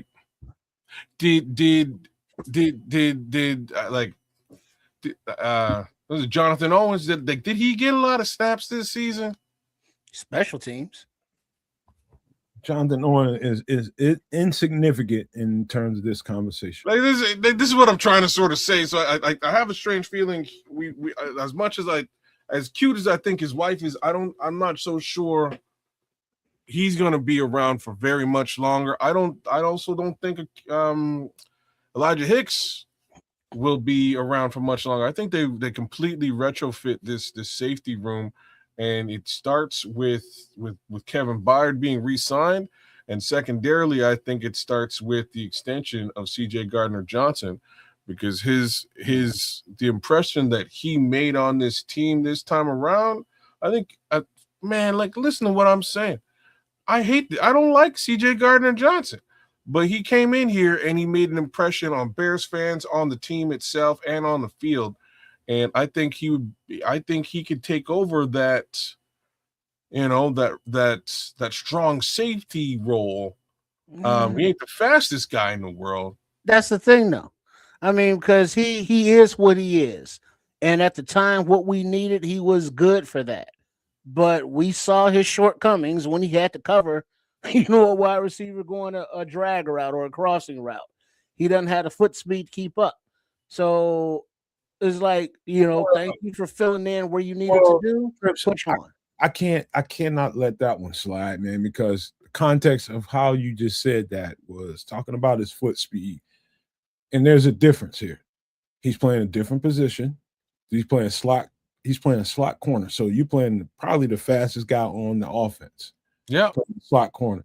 That's a different when you got to carry that guy all the way down the field versus you can't do that anymore. Versus playing safety when you're basically that's a different ball game, Triple R. And I can understand how you feel that way, but I'm just telling you that way of thinking is flawed in contrast of the two positions that have to be played. I do agree with you in this respect, Nomad. I think, again, like, we did see him get burned a bunch in that slot nickel area. He's not that guy anymore. That's Kyler Gordon. Like, that's who we need there. But I think CJ in playing safety works. I think that's a great position. Free or strong? So strong. Strong safety. Strong safety, very specifically. We keep Kevin Byard at free, and he does what he needs to do. Roam, pick that ball off, and he's still extremely twitchy. You keep him in a short area, which is what a strong safety does. Short and keep his twitchiness. He can be very effective. Right, you layer him in on safety blitz, all that. Like, these are things that I think he would excel at, as far as CJ Gardner-Johnson is concerned. And I don't think it'll cost us an arm and a leg to do it with that particular player. So, in my opinion, if Jaquan is gone, you draft a safety in the draft, you get somebody in there to sort of backfill. The starter is CJ Gardner-Johnson at the position. I think he'll play it very well. Get them tackles, etc. Like, he's a very solid tackler. Kids, I should mention what Foster. Shout out to Foster for this one. This is one of the guys that I've been planning to point out here real soon when I start, itemizing some of these guys. He's talking about Hawley out of LSU at safety. This guy has got at 25, Foster. Dude, man, I can't believe that a 25-year-old sounds like an old fucking man. No, not 25. At pick 25, bro. Oh. There's a bucket full of 25-year-olds coming out in this draft, and that's people are getting used to that because guess what? People are staying in college a little long. Guess why? There's fucking money in there, baby. Yeah. When you stay in college making a few million and fresh co-eds every year, I'd never leave college if this was the case. I'd be an old motherfucker in college. Well, no, it gets to a point where you would have to leave. So. And you know what I mean? But anyway, 8 years, I think that's the limit. Harley is that kind of he's pure box safety. He is pure box safety. He's got the size, he's got the weight, he's a playmaker as well. Foster is off the charts for bringing that up. That's a guy that I definitely wanted to bring up. Shame on you for stepping in front of me like that, Foster, but good job on the recruit. Fucking Foster. Golly, that's a good one. I'm just saying, I'm just scream this shit in the chat right now. Scrolls, you crazy. Foster, you crazy too, damn it. And like, I see you backpedaling now. Perfect. Okay. So like, yeah, if everything works out and they have, if things work out and they have the draft picks, they got to trade back and get, and yeah, they could get a safety in a second. If it's all cool. Don't repeat that. I'm not gonna read it. I'm gonna let it. Red Baron, boy. So I mean, you know what I'm saying? So like you could get the safety in the second. You just I don't forget the left tackle guys. Like you gotta get the we can't go through another season going, damn, we can't touch a quarterback. Like we just can't do that again. I don't care. Like I don't know what to tell you. They've No. pushed this situation back 4 years now. They really haven't addressed it. They thought they addressed it in the 5th round a year ago, but like, no, you need to fix the problem. Problem needs to be fixed. So this is the thing, and before we get out of this Bears conversation and get into another one, this should be pointed out. Do not forget, as much success as we had this year, with a hope we got new offensive coordinator, we got new defensive coordinator. They came in here and did yeoman's work with somebody else's groceries. They brought a few of their own, pluck spots here and there to make sure that they had a few people to help facilitate the systems that they wanted to run. You're talking about your Toonies, you're talking about your Dolmans of the world, you're talking about your Jonah Jacksons of the world, you're talking about Grady Jarrett on the defense, that kind of stuff. You're talking about Nashawn Wright out there on the corner. We got a few pieces in here to help facilitate what they wanted to do. Guess what's going to happen now that they've got their full grip on this team? They're going to turn over this thing as best they can and get every guy that they can get that they don't think fit what they want to do out of here and get somebody else there. It might take a certain amount of free agency dollars to do it. It might, but it also might take, moving around in the draft to get extra draft picks to do it. One or the other. I think they know what they're doing. I think we can all agree on that. They know exactly what they need to do. They have a game plan for this thing, and they're right in the middle of evaluating all the talent that's in the draft. They got the pro side of the free agency people. They're doing the pro talent that they're evaluating. They're looking at all of it and bringing it all together in meetings. It's like, I strongly think that you should consider this player, that player, this player, that player in the free agent side of it. And they're doing the same thing with the draft scouts. And so, man, you talking about work being done. This is when all of the magic happens, bro. All of it. And also look at the possibilities of being at pick number 25 in the first round. Ryan Poles be like, hey, let's go ahead and trade back into the top of the second round, pick up some extra draft capital, save the money against having to pay the financial compensation for a first round pick versus a second round pick. And we can still get, talent going forward. So, this may be a pick where the Bears don't have a first round pick, but not because they traded it for a Crosby or a Garrett, but because they traded back to pick up more. I mean, that's a possibility. And Patrick, Slater may not have been beaten by Booker on that play, but look at a couple others that Booker got pressure on, and the one where Love ducked his head and took himself out. Yeah, I think those were all against Slater. So yeah. But so look at the possibilities of trading back or any position is viable on the table. But of course, that's going to be more clearer after free agency. All right, we got to get going, you guys, man, because this conversation took longer than I expected, but as we always should be, we are very, very excited about what the Bears conversations are because we got a lot of options on the goddamn on table. And we should be freaking excited, man. It's good things are gonna happen, man. I'll just say this before we get out of this. Trust their plan. Don't get so wrapped up in your own plan and your ideas of what the Bears should or shouldn't do. That way you won't take none of it personal. I'll just say that to you all before we get into this next conversation because we do Doomsday Survival every single week. As long as Tripp is here, I think this is a good thing to do. But maybe if he ain't here, maybe one of these days we might do it. But this is I'm going to tell you, before we get into this intro, I want to tell you something. This week is all about practicality. It's all about the simple things that you may or may not be thinking about in a survival situation. We're talking about minus a power grid that's functioning the right way. It might be a week, might be 2 weeks before you can get relative power in your area. The water could be contaminated. It's all kinds of things that can happen. The gas might come up short, and you might not be able to get fuel and things like that.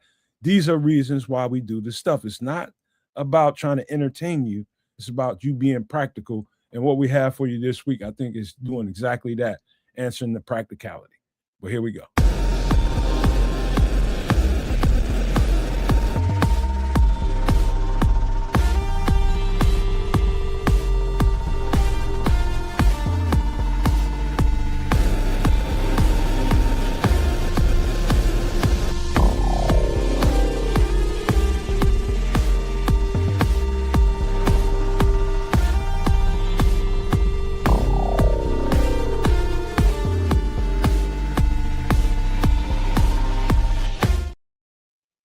I know, you guys. I know this seems like the silliest thing in the world. What, Nomad? What the hell?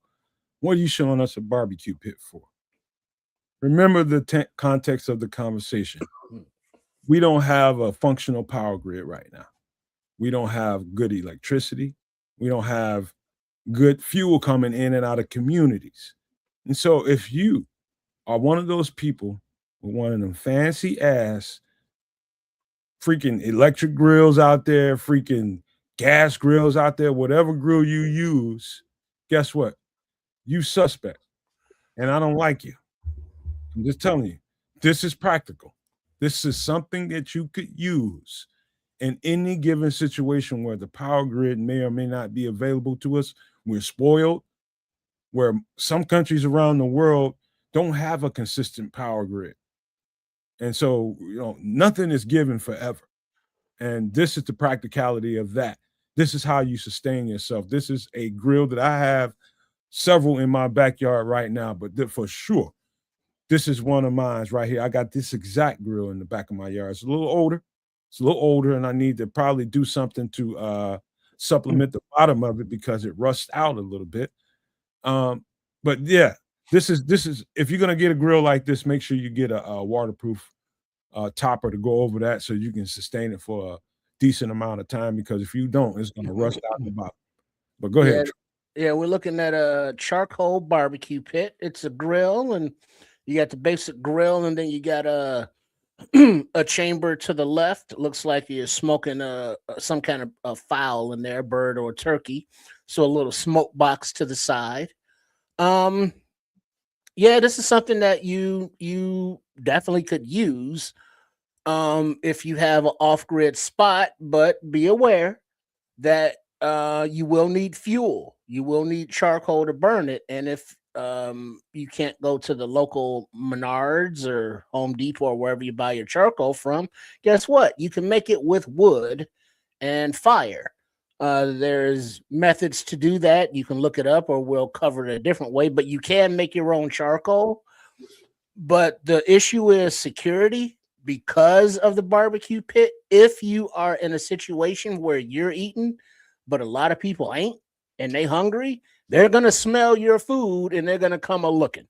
So, you know what I'm saying? Just be aware of that when you fire it up and you put in your rabbit or your possum or your coon or your fish or whatever you're putting on the grill. I got a serious question to ask. Where the fuck you getting the charcoal from in the zombie apocalypse? You take wood, you put it in a barrel, a metal, or when I say barrel, it could be one of the trash barrel, or it could be as small as one of those cookie tins. What do you think charcoals are, bro? And then you put wood in there, and then you put the actual barrel or the tin in fire, and it dries out what's inside, turning it into charcoal.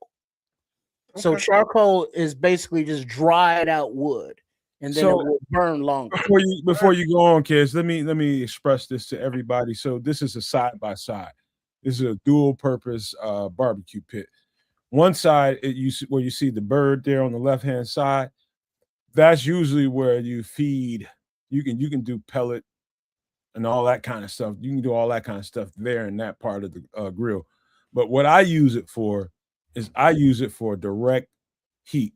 So I will put wood there. I will put charcoals there just to fuel. So what you can't see is where that bird is located. Right to the right of it, there's a hole that pours smoke into that next part, the big part of the grill. So that's where you want to put your wood, your coals, and whatever you got going on to smoke the meat on the right-hand side of it. So you can do that, or you can put the coals directly underneath the big part of this pit. So underneath those chicken skewers or whatever those are, you can do that. But my advice to anybody that would want to do that, make sure you get you a steel pan to put underneath that, because that can wear and tear on the bottom of that barrel there. And so this is got dual purposes to it. You can smoke indirectly, or you can grill directly, which is what I just got through describing. I do a lot of that, but every now and again I get a big old piece of meat and I'll, chock that thing full of wood on the left-hand side of there and let it get down to the temperature I want and smoke something, man. So this is definitely, kids, if you don't have this in your yard, you trying to die. Well, I'm one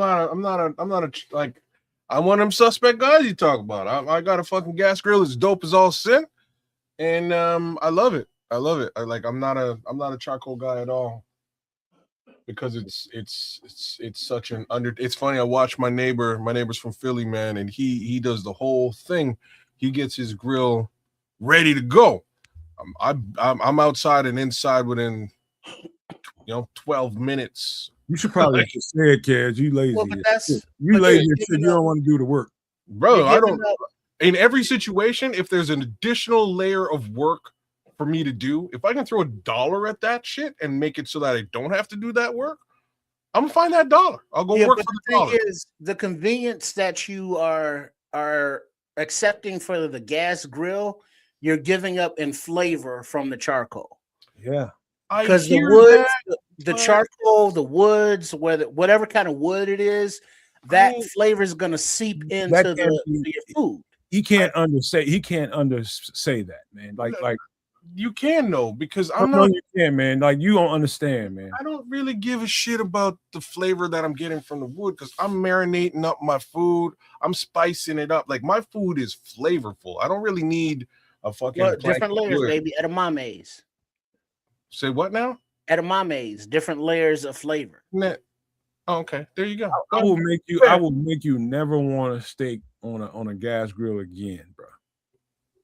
Okay. In your life, you will never. Somebody made one of them, you'd be like, man, get the shit the fuck out of my face. I mean, because you can use liquid smoke, you can use pellets that are oak or apple or cherry or walnut, whatever kind of wood pellets, and it will have that flavor. Just think if you use a maple. So now you have a maple wood flavor in your seasoned meat. So it's just something on top on the season or in the marinade, no? Or whatever. I mean, it's just different. I mean, like the way you can taste char, like a char burger or a cheddar dog or something like that. Shout out to the Wiener Circle. It's just different. It's just additional. It doesn't mask or detract from your marinades or seasoning. It just enhances, in my opinion. I'm with Ricky LaFleur, man. I'm with Ricky, man. Ricky Lady. Yeah, I mean, you can use propane and they're easy, but it's just not the same flavor. Dangerous too, man. Yeah, because they will blow the fuck up. Well, you gotta not be a moron. You know what I mean? It's a lot of people. Well, like, I'm not calling you a moron. I'm just saying, like, I own a couple of gas grills. I know how to keep safe around it, man. I'm a fucking emergency responder. I know how to operate with. There you go. I'm just telling you that he's telling you what you need to hear, and that's the level of flavor. Number one is completely like two universes in contrast to each other. Number one. Number two, we're talking about a doomsday survival situation, how you can maintain yourself. That thing is going to be nothing good for you whatsoever, other than a fucking hiding place for critters. That's about what that thing is going to be. Right. The zombies ain't out there just yet. You know what I mean? So I'm good with my. Because now remember, like, I'm good. It's dope. When you're in an apocalypse situation like that, it will be a luxury for you to have enough meat and sustenance to cook on a grill like this. I mean, so just think of smaller, scale it down a little something. So, with respect to this conversation, how long, and Foster, you can chime in the chat because you seem to have an idea about this. Like, how long would it take to make charcoal, Trip, and make your own? 8 to 12 hours. No, about a day and a half. Yeah. I mean, if you want to do it low and slow, because basically what you're doing, you are increasing the temperature within that tin or that barrel of that metal device to the point where it's boiling out all of the liquid in that wood. And you want to get it to the point where it's dry all the way through. It's like when you're making croutons, you put your bread in the oven and you crunch it, but it's still kind of soft on the inside. Well, then it's not dry all the way through. So you just keep adding wood to it and put a little hole in it so that the steam escapes. And it's like a kettle. It'll whistle as the liquid is escaping. So Trips, you got to understand, you talking like probably foreign to a guy that don't even have really much experience with charcoals. Like if you pick up a piece of charcoal and raise it to the top of your head and drop it on the ground, that thing is going to chip up and break apart all over the place. Because it's dry. Hold on, man. Like, it's not like I've never seen fucking charcoal. Well, I know you've seen them, but if you don't have, you don't even know how they're made. So no, I've never. I'm like, what? It says basically, I've never made charcoal. I've never had the reason to like the wherewithal or requirement to make charcoal, but I've definitely used charcoal. That's why I'm asking, like, how long would it? To me, it's important for folks to understand in a slow process scenario what the process looks but like. Less than a day. That's important to me.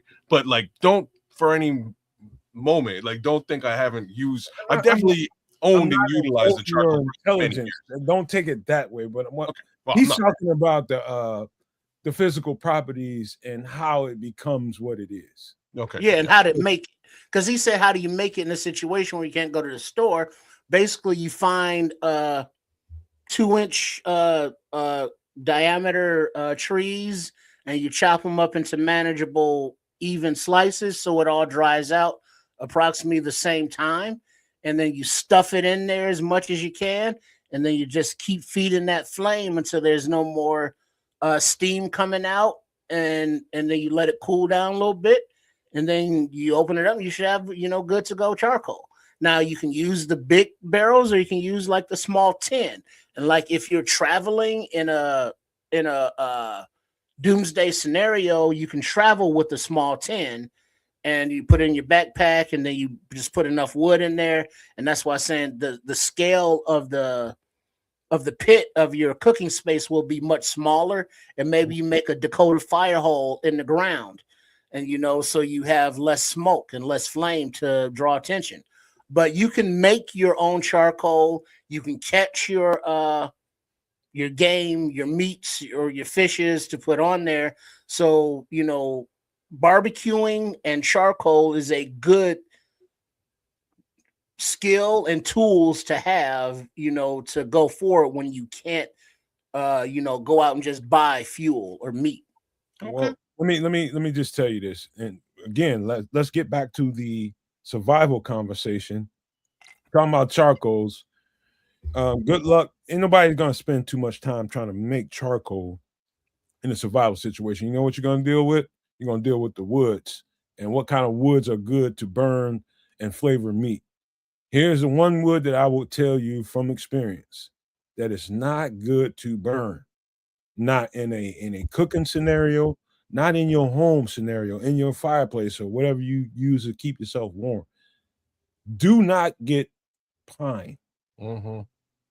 It's sappy, it's moisturous, and that's bad for whatever environment that you live in. Not because there's chemicals in it that will harm you or anything like that.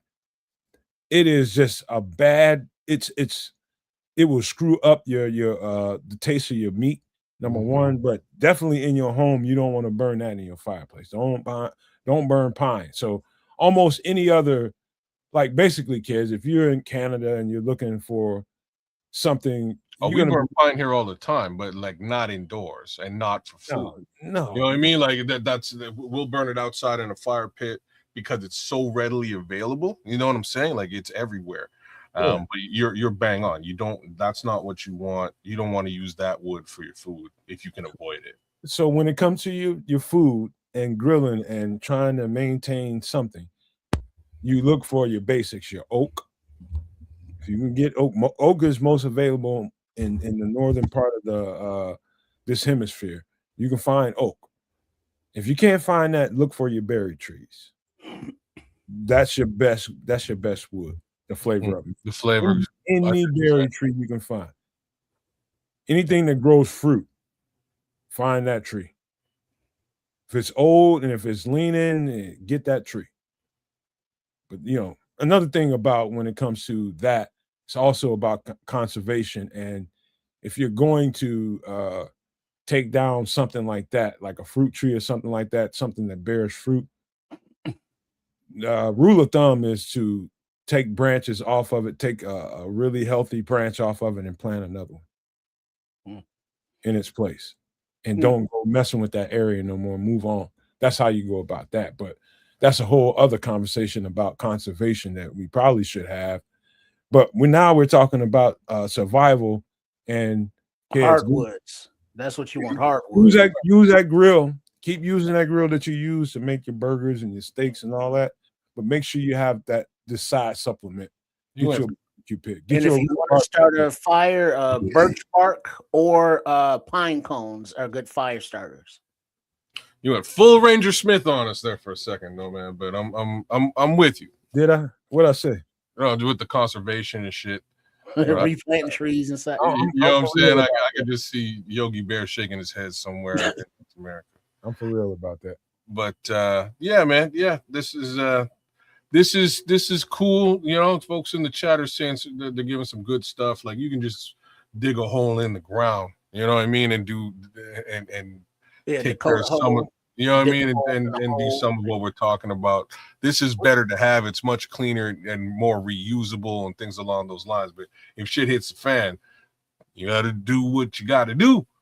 That might be it, man. You might actually you might actually just dig a pit. Like in Jamaica, that like squirrels, you brought it up. That's what they would do. They would dig a hole in the ground and maybe get a pail and you're starting your shit. Yeah. You might have to MacGyver up some shit, especially you with that grill you got, boy. All right, let's get to the next thing because we got to keep it funky, man. We got to keep it funky. Another couple of very practical things that you probably ain't thinking about, but I will explain myself when I put it up. Wheelbarrow and plastic 55-gallon drums. The drums are as low as $80. You can find these almost anywhere, but I'm going to give you a little advice here. But the wheelbarrow, most definitely, I don't care. You can go get them out of the store for as low as $69.99, but you can get to your local go to Facebook and find your Facebook marketplace and find you one of these for $10-20. I mean, maybe less than that. Somebody's just trying to get rid of something because it's cluttering up a garage or something they don't need it. You might get lucky. But when it comes to this drum, a 55-gallon drum with a lid that you can ratchet tight is so valuable for all kinds of different reasons, whether it be water, catching water, whether it be storing food, or whether it be whatever you decide to do with that drum, but it's absolutely valuable. And let me tell you something. Don't go to a garage sale and buy one of these when it comes to, okay, I'm looking for something to store my food. I got beans, I got rice, I got whatever, and I want to store it in here. Do not do that. No, number one. Number two, the reason why is because you need food gradable drums to be able to store your stuff. If it's not food gradable, you have to buy that specifically. If you want to put food in there, make sure you get something that can facilitate food. That's why it's a difference. Now, if you want to get that thing to do random things when you want to store this or you want to store that and you want to put the lid on it and tighten it up. So that's different. Buy them from a garage sale or yard sale like that. But if you want to put food in that thing, buy it new because you don't know what the next person did with it. That's my advice, Trip. If you want to speak to that, go ahead. Yeah, because you don't know what the materials were that was in the barrel from the previous users. So it could have been something toxic or poisonous that would contaminate your food stores. But yeah, these barrels are very useful. I mean, you can make one, into a charcoal grill or smoker if you want. But as far as the storage goes, you can store whatever you need to in there. You could bury it. Wait. Slow down, Trips. This is a plastic drum. Yeah, okay, that's plastic. Okay.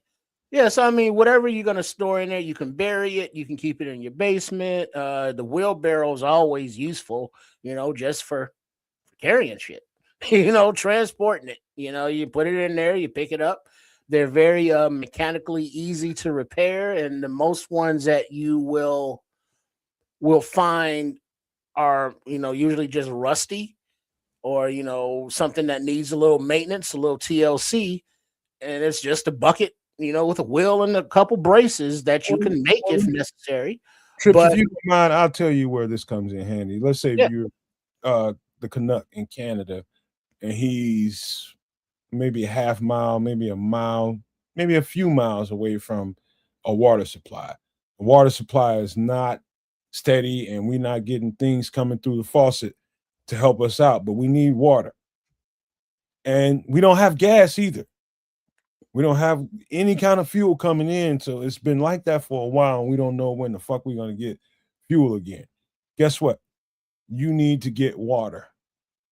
And how you get water and bring it back to your home without breaking the entirety of your back is a wheelbarrow.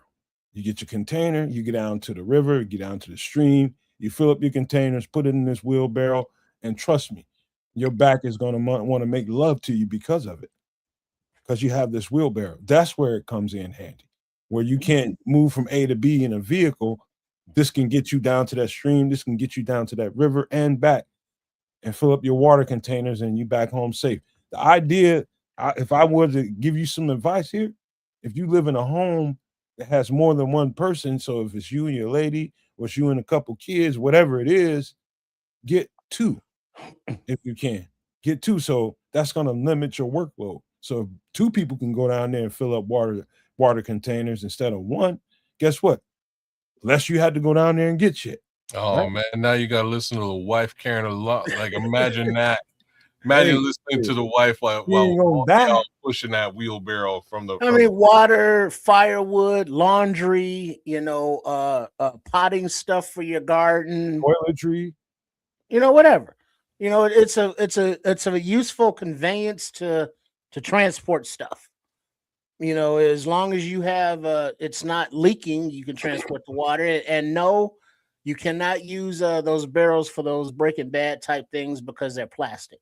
You need the metal barrels for the acid and such.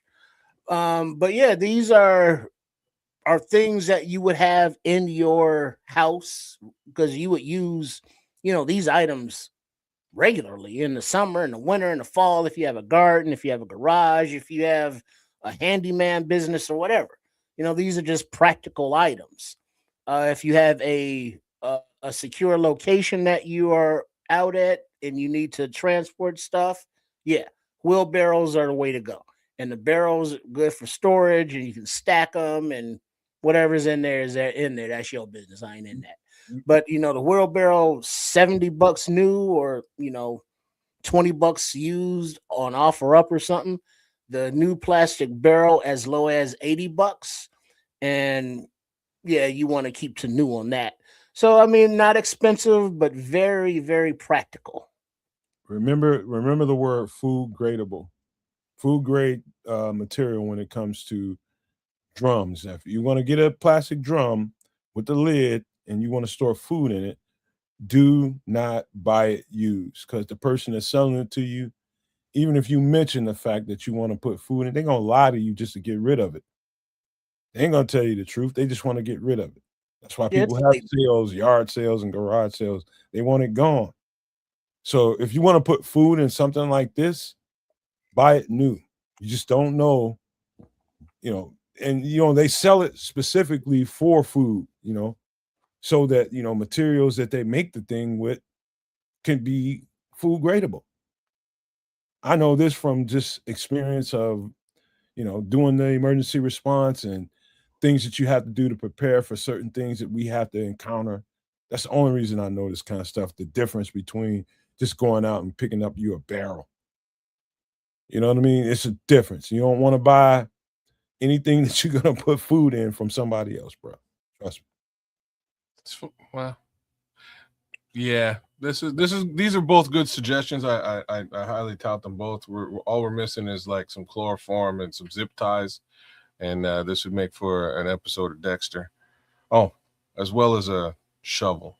Shovel would help.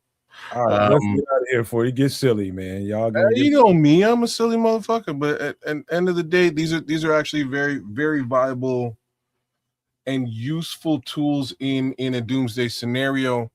It leads me to ask a very interesting question, which maybe I shouldn't ask, but like, it's funny that folks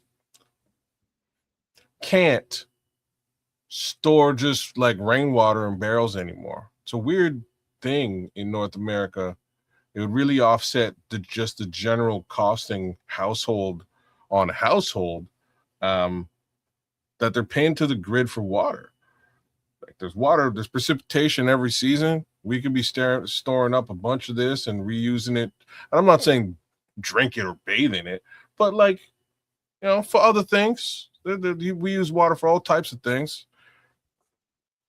There's legislation that's shut that down as an idea almost worldwide, and it's I was surprised. Kids, you remember? I think it was a week ago when we was having a conversation about energy and electricity and all this kind of stuff. And we was talking about different ways to harness energy. When I said the words that energy is free, you immediately was just like, no, nothing is free, right? And we ended up in a conversation, and it was just like, hey, that's a deeper conversation. Let's talk about it another time. Same thing here. Same concept, same mindset with water. You should be able to, why are we paying water bills and shit like that? Basically, I'm not even saying don't pay the water bill. The water coming from the grid has its use, but just to offset, for instance, your standard dollars to that grid, you could be storing like there's look at the snow that just came down here in across North America this last little while. Like there's a crazy amount of snow that's going somewhere. Free precipitation. You could it's free. It's falling from the sky. We should be able to barrel up, hold that down, water our plants with it, water our lawns with it, wash our cars with it. This is like bullshit water. You know what I mean? Like you don't need to, you shouldn't be forced to pay the grid for this, but maybe this is a deeper conversation. I just kind of wanted to throw that out there as like a big question mark thing that people should be like, who the fuck signed off on this shit? Yeah. Anyways. All right, man. Any last quick thoughts about this? Because we got to hurry up and get out of this and get into some deeper shit. Any last thoughts on the practicality of this? And I think the most important thing, there's really one more important thing in this picture than the other. But I think that wheelbarrow is like for somebody that's not very, very close to a water source, this is going to save your life. Like, Benjamin, why would that be illegal? You know what I mean? Like, this is crazy. I just explained it to you. It's against either laws or ordinances. No. Like, I understand that somebody somewhere sat down and said, you can't do this. But, like, I'm just trying to say that how is collecting water harmful to any other human being outside of basically the household that you live within? Hey, guess what, kids? Everybody's society, whether you live in the United States, whether you live in Canada, Timbuktu, doesn't matter where you live at. Those suppliers of water, those suppliers of electricity, those suppliers of gas and every other utility, anything named utility is a goddamn racket. Okay, you nailed. Now you're saying it. Yeah, it's a racket. And yeah. if they think for a second that people are starting to figure it out and trying to figure out ways, why the fuck we paying all these people all these extravagant? I'm working my ass off every week to get money, and they taking all this money out of my check, and all I got to do is collect water, and I can probably mitigate most of what I'm paying these months. I just see it's about control. It's about control. It is some straight bullshit. Scrolls, like it's so funny you're saying mosquito scrolls. Where I'm at is like it's swampland, very similar. It's like tundra swamp though, very similar to what you would get in Florida. Florida's got all kinds of mosquitoes. This part of Canada is absolutely wild. Foster knows all about this shit. Like me and Foster's first conversation had everything to do with basically putting up a lanai to get away from the fucking mosquitoes. Like basically, in any event, there's so many mosquitoes here where I'm at that be damned, that can't be the reason. You know what I'm saying? Like there's that many mosquitoes here that if we're breeding more mosquitoes, it's just table stakes. It makes no difference. At least I ain't paying for more water. But all right, I'll tell you what, man, because we got to get out of this conversation and get into a whole other one.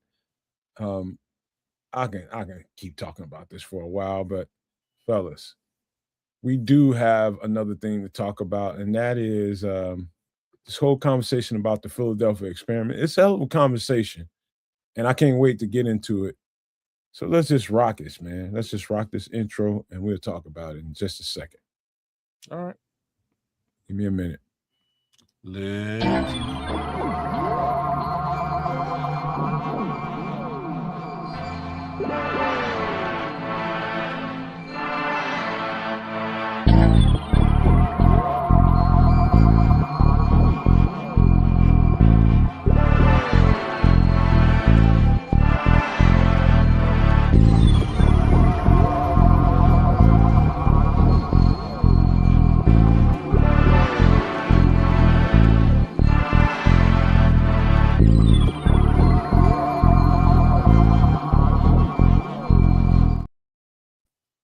So I'm sure Quatu. Yeah, right on time, Quatu. You guys have at least, most people have at least heard reference to the movie The Philadelphia Experiment, right? Everybody's heard about this. If you haven't, I don't know. But my uncle was in the Tuskegee experiments. You want to explain that a little bit? No, I do. It's a quote from Half Baked. It's what he says to the scientists. So in World War II, let me just break down. I have never seen the entire movie, The Philadelphia Experiment. I've seen clips, this and that.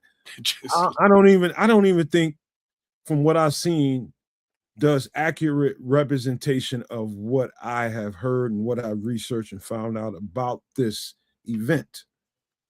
I don't think it does it justice, man, because let me just read this to you from the notes I've taken from what I've learned. This is during the World War II era. This is about 1943, October 28th in particular of 1943. The U.S. government experimented with time travel / teleportation with disastrous consequences. The U.S. Navy destroyers were being decimated by the German U-boats and submarines. There was a boat or ship, a naval destroyer called the USS Eldridge that was stationed in Philadelphia. It was a cannon-class submarine, so that means it was a fighter boat. And it was equipped with multiple generators that were let me make sure I say this right. they were designed to power a new magnetic field. Read that again. These generators were designed to power a new magnetic field. So, to put this in context, we were getting our ass kicked by the Germans. And the government had some kind of experimentation going on to begin with. So let me touch up a little bit where you're at. So what that magnetic field was for was basically they were using electromagnets to create, again, a different polarity, because the U-boats, the German U-boats, were able to detect their boats in the water, and they were trying to figure out a way around that detection. Continue. To make it indetectable. It was a magnetic field around it to make it indetectable. The experiment begins with a murky green kind of cloud around this thing that makes it appear as though it basically makes it disappear and reappear in another time frame. So this thing, it disappears under this murky green cloud and reappears in, I'm not sure, let me make sure I get this right, in Norfolk, Virginia, 250 miles away from where it was located to begin with. It's in the Atlantic Ocean, but it's relocated 10 minutes. And this is going to sound crazy. So 10 minutes before it disappears, it reappears on record in that location in Virginia. That makes sense? Anybody? No. So you're saying that it reappeared before it left? Yeah. Okay. In Virginia. In How did they figure out that it reappeared before it left? Because people keep logs everywhere in the military. That's all they do. Most of these guys, they sit there all day and keep logs of everything moving, coming, going. I can understand that. Follow me for a second. So if you're in the future and you've done something and it appears in the past, how do you correlate that? Let me make sure you understand what I'm saying. Cool. I'm going to read it to you. The ship reappears in Norfolk, Virginia, 250 miles away and 10 minutes earlier than it disappears. So it shows up in Norfolk 10 minutes before it disappears on the site there. Right? You get what I'm saying? Yeah, okay. All right. That's how it doesn't make sense. Make sense of that. Yeah, I don't make sense of it because not all of, but like the different dimensions or different time travel movies, I never got into because that shit's way too confusing. There's I live for this. This is my favorite thing ever as far as anything is concerned. This is the USS Eldridge, as it were in 1943. But go carry on, kids. I'm just saying, as far as enter time travel, I'm involved. Back to the Future, Terminator 2. God, the list of time travel films is extensive. But I've watched most of them, and Stargate, all of them. Man, you name it, all of that stuff. What was the one where he kept jumping back into different bodies, and he had Ziggy? Oh, Quantum Leap, brother. Quantum Leap. Yeah, that was a great show. So Sam Beckett. I mean, you got to imagine what this must have been like during that time. That, what are we dealing with here? And we talked about before how the government is secretly probably dealing with some alien technology or some foreign technology, extraterrestrial, paranormal technology that we are not knowing. And putting that in an experiment with members of the U.S. military is not only foul, but it's cruel. This is where it goes disastrous. This is where it goes really, really wrong. After this thing happens, these guys they show up in a whole different place. And actually, it ends up being years later, they show up in Virginia. Years later than this thing disappears. They show up in Virginia. Some of these guys are confused. They're discombobulated. They've got terrible headaches. They got all kind of illnesses going on. They're confused. And some of them, kids, were fused into the steel of the ship. Of course.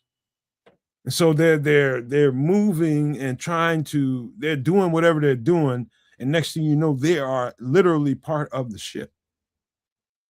Of course. And can't free themselves from the steel. You want to talk? Go ahead. Well, I'm just saying, like, how do you explain this shit? A phase shift in this at this level. If you like, so I'm standing here. I'm sitting here in my basement right now in my office. My phase shifting, 100 years into the future. Who's to say that this structure exists in the exact same manner as it did 100 years before? This might not. This area might have been paved over. It might not exist, and that would leave me stuck in whatever physical matter has taken its place. That's kind of what you're dealing with here. These people are actually stuck and or have been shifted, phased. Their molecules or the particles of their body has been phased into the metal of that ship during that traveling, if you will, whether that was dimensional traveling or time traveling. So that's really what's happened in this scenario. I love the way you describe that, because we thinking about this in a broader context, and this is supposedly something that actually happened. Of course, there were people out there that try to debunk this thing, and I'm sure people did a pretty good job of that because they probably had access to every major network to go out there and shoot it down. But imagine if there's some actuality to this, kids. The agony of the people that were stuck. Oh, you got to kill that guy. Like, I hate to unalive him, my bad. But you know what I'm saying? Like, that's when you hear the word maimed, like, this is probably the truest example of that. Like, this is a living being living in a situation that you couldn't, constant excruciating pain that you could not continue to endure. You would have to put that person out of their misery. Like, this is not, wailing while you're a part of a wall is not cool. Like, that's not. It's not unfamiliar territory in my mind and my understanding of what the U.S. government's history is capable of, man. They're capable of some really, really heinous shit. And we all know that, especially in my community here in the United States, the Tuskegee experiments, all that kind of shit. And there's more to even that conversation. So it's not surprising to me that the U.S. military would use its own subjects, meaning its military, as subjects of an experiment. So these generators that they had in this ship that you're looking at right here on the screen, there were multiple of them there, were specifically designed to create a new electromagnetic field in order to pull this off. It's scary. It's scary when you're talking about people with a lot of power, with a lot of ability, a bunch of ability, and using people to execute this plan.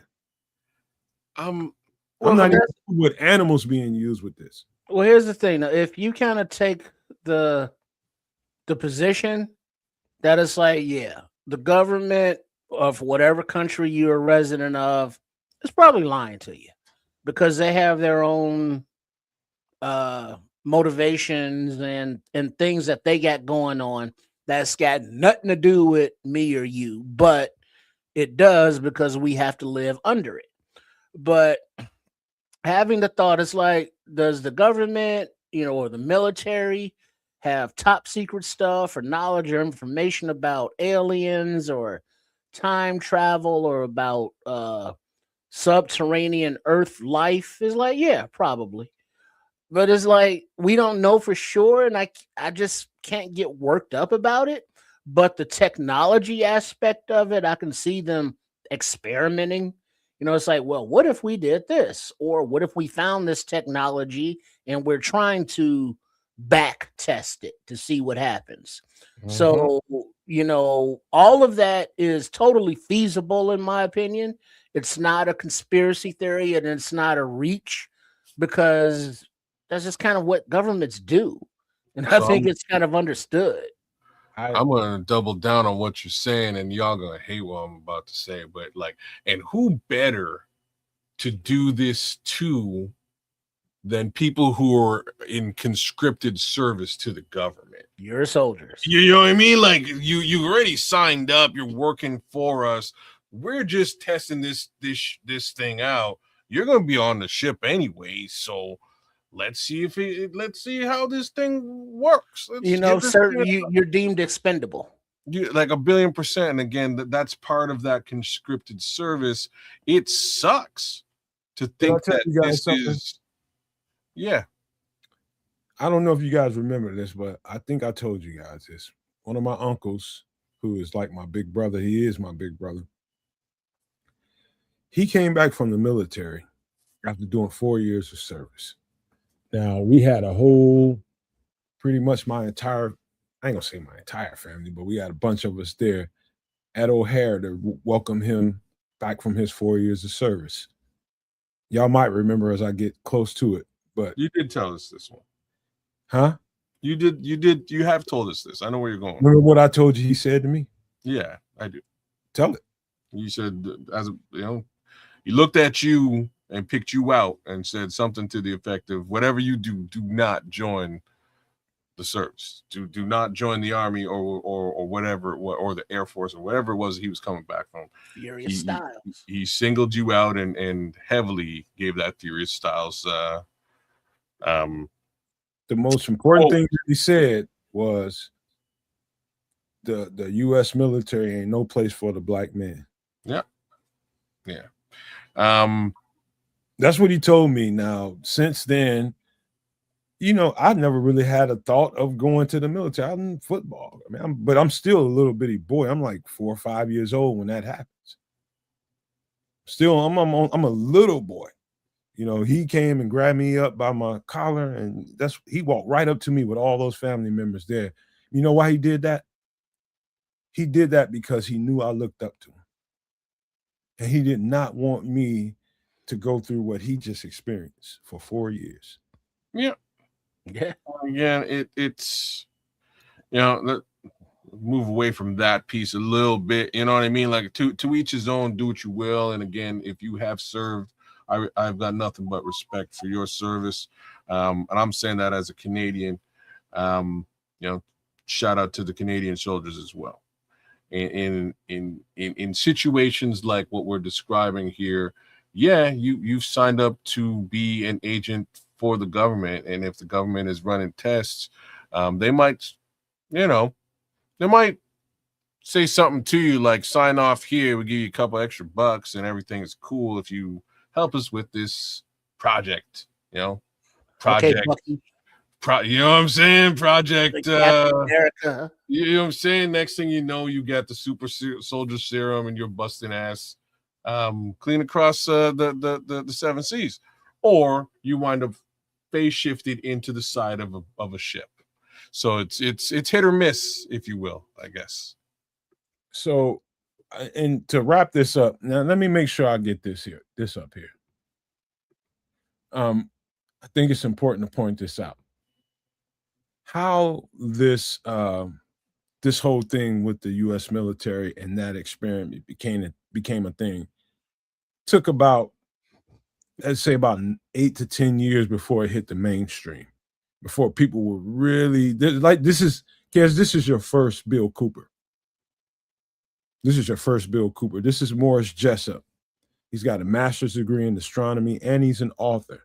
He's basically a scientist. So basically, a reporter called him up with a whole bunch of information, and he needed, Morris Jessup to confirm it.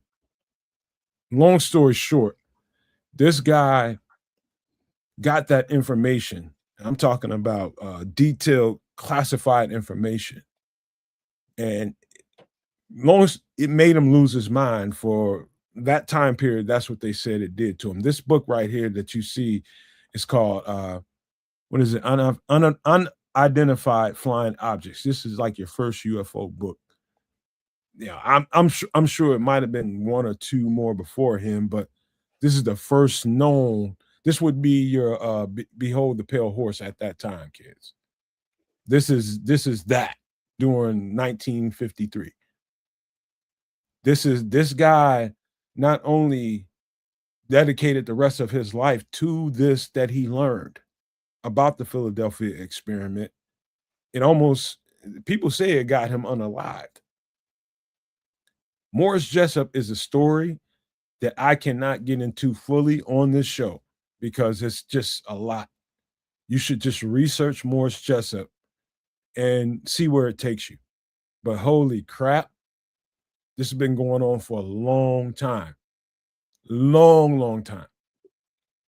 And so we start talking about paranormal, extraterrestrials, unidentified things that come into that's been involved with Earth for a long time. This is the kind of information that the public doesn't readily pay attention to because there's so many other things in your face and you're just not paying attention to this. Go look up this guy's story, you guys. Look this up. This is how this became mainstream. The Philadelphia experiment would have gone by the wayside and it would have been some classified story that we probably wouldn't have never heard of if it wasn't for this guy right here, Morris Jessup. This is it's much more serious. And I believe the show that you guys were just talking about is a baby birthed by this experiment. Quantum Leap.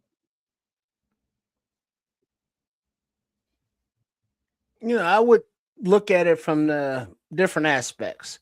It's like, do I know if it's true or not? No, I have no fucking idea. But from the aspect of being, a Dr. Beckett to where, he didn't want to be doing that. He wanted to go home, but just to live a life that you are living other people's lives. That would be kind of be interesting. So that concept, it was like, oh, okay, that's kind of cool. Jumping back and forth, doing whatever the people need done in their life, playing a little detective, so that's kind of interesting, the concept of it, but believing it or researching it or finding more about it is just kind of like, yeah. Well, there's nothing for me. Well, that's you, Trip. For the people that are curious out there, and I wish you were a little bit more curious, but you are who you are for the reasons you are who you are, and I love you for being who you are. For those who are more curious about this is a name to circle, Morris Jessup, and go figure out. Trust me, the breadcrumbs, we just laid it out there for you. You're gonna find out that this is much bigger than what I was able to describe in this short segment here on the show, man. But this is really, really good. And I want to do more work on this, man, but there's so many other stories I want to cover, you guys. Any last thoughts on the Philadelphia experiment?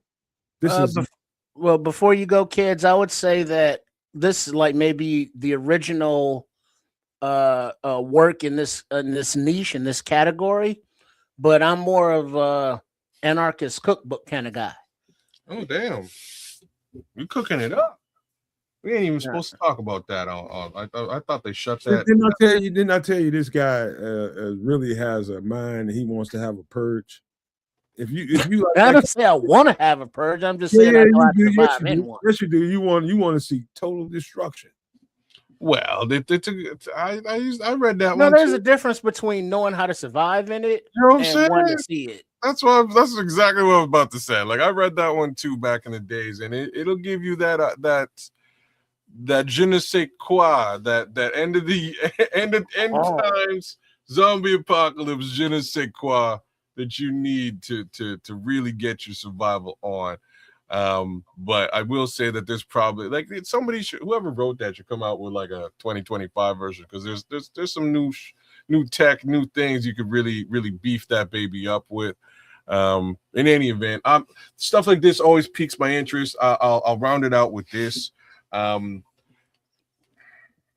The general world has done a great job of completely attempting to debunk the F out of this thing. As far as the Philadelphia experiment is concerned, including just about everything that Mr. Jessup has talked about with regards to it. And the movie itself, it is been chalked up to science fiction and things along those lines.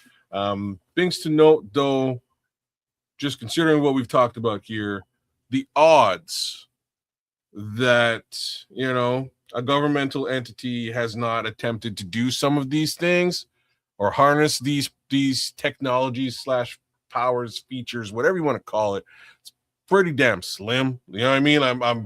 I'm pretty sure, hell, if I was running the show, I might want to test some of this shit out to see if I can harness the power of time. Just because maybe I can, and I have that kind of stroke, But Black-hearted motherfucker. well, I'm just being real, man. You know what I'm saying? I'm just being Noir real. heart, noir. I'm being real. Maybe I can go back and get that sports almanac and live And like go Biff Biff. Tannen. You know what I'm saying? And live like Biff Tannen. But I think this type of stuff is there's got to be realms, of science that these guys are exploring and testing out, that none of us peons, for lack of a better word, are being told about. We're just not privy to all that. We just not. And I honestly don't necessarily need to be informed. Just do what you got to do and see what happens. Now, here's the kicker. This shit happened in 1943, 42. 1943. It didn't become mainstream until 1953. Of course, right? So it happened. Then somebody leaked the information 10 years later, and we're still in the year 2025, just like with everything else. 6. Just a 6. Thank you.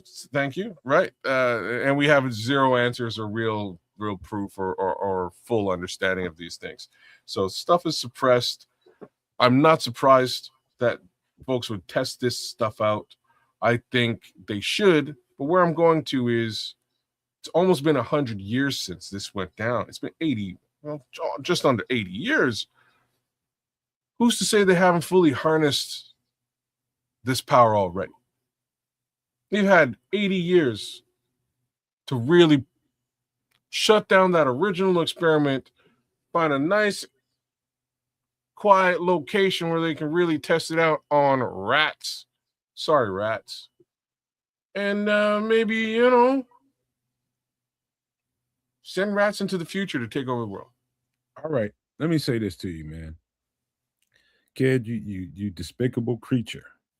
I do what I can. By agreeing with the thought that somebody should use this technology and be okay with doing this to people, man. Come on.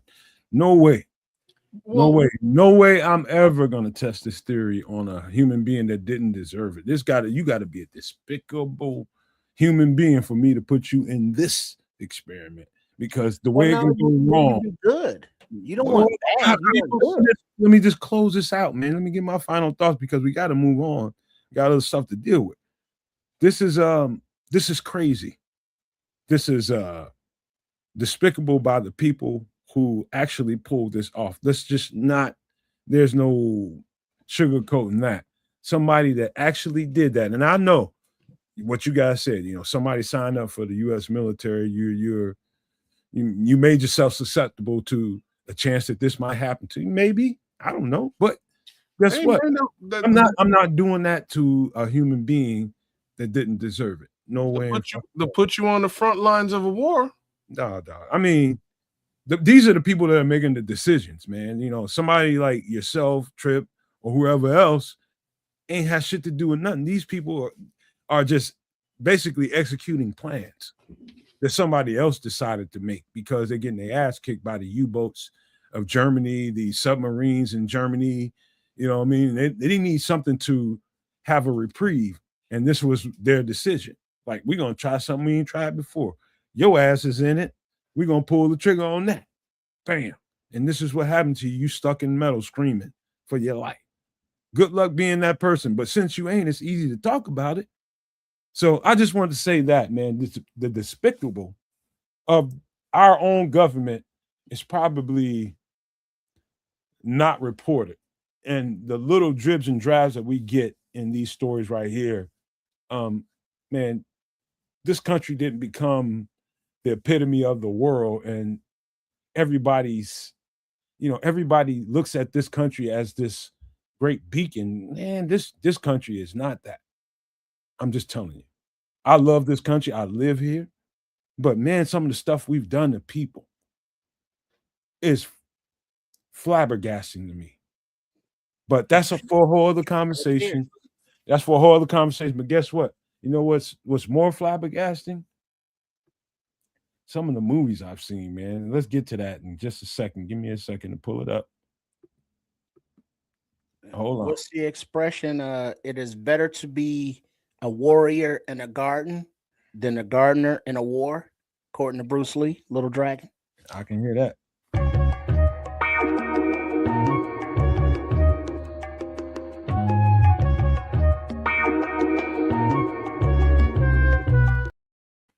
I don't know how y'all gonna react to this, but it's worth doing it real quick. What did y'all think about this movie? It was hilarious. Here's Johnny. Red Rum. First of all, what do y'all think about Stanley Kubrick and his storytelling ability? Oh, He's a little dark. Just give me 1 second before I answer that question. He's dark, but it's very what's the word where he draws you in? Is a Clockwork Orange, correct? Yes. Okay. This guy's got very serious mental issues. Dark. And see, somebody like people probably should not have allowed him to be able to to make films. Like, I'm just being so real. This movie's okay. I really like Jack in this movie. I saw it once, God knows how long ago. It wasn't like a riveting film for me. A Clockwork Orange, though, it's a riveting film. And well, wow. Can I jump you right quick? Yeah. This is another one of the more profound movies I've ever watched. You're talking about horror. We're talking about something scary. The crux of the movie was, I got to explain it a little bit.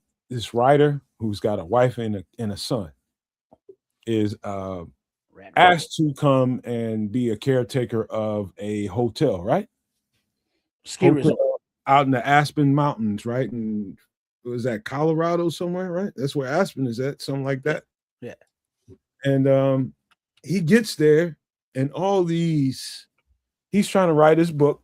He's there, and he's thinking this is going to be the best thing in the world. Now there's nobody at this hotel. We got all this space to let Danny, his son, run around, and we don't have to tend to him. I got all the time in the world I need to write this book. And all of a sudden, all these paranormal things start to happen. People start to have visions.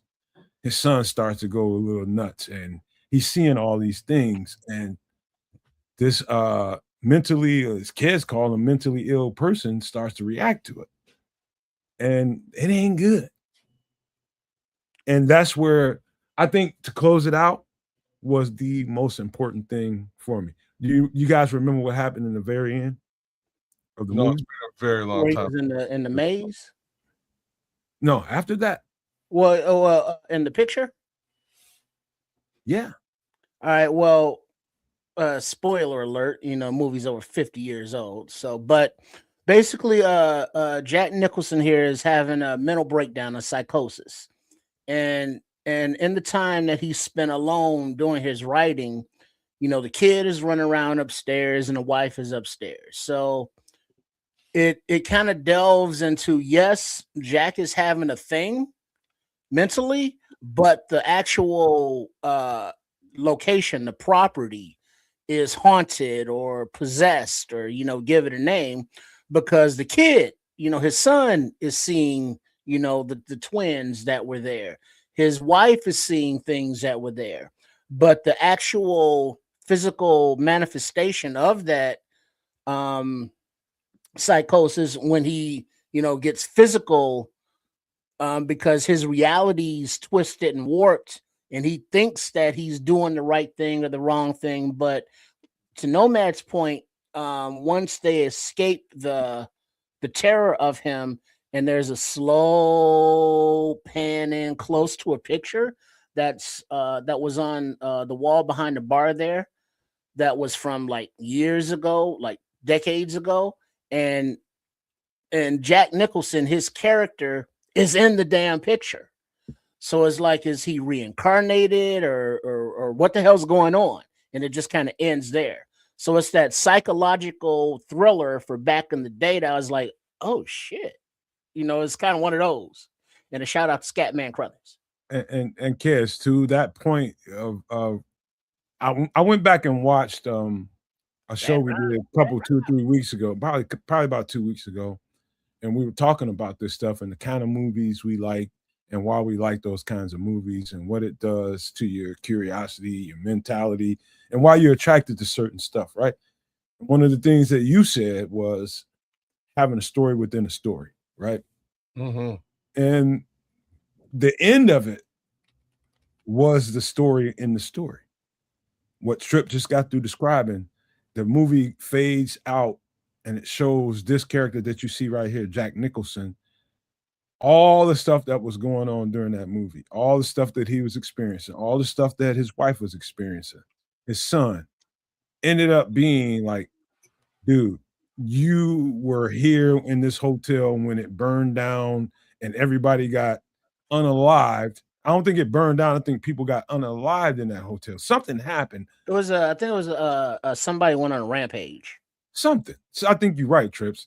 Somebody went in there and just did a whole spree of unaliving people, and he was one of the people that were unalived. And so that's why I say maybe it's not so much somebody just lost their mind. Maybe it's more of, and this is the question mark that Stanley Kubrick put on this movie. Maybe it's you're in hell, bro, and you're re-experiencing hell over and over and over again.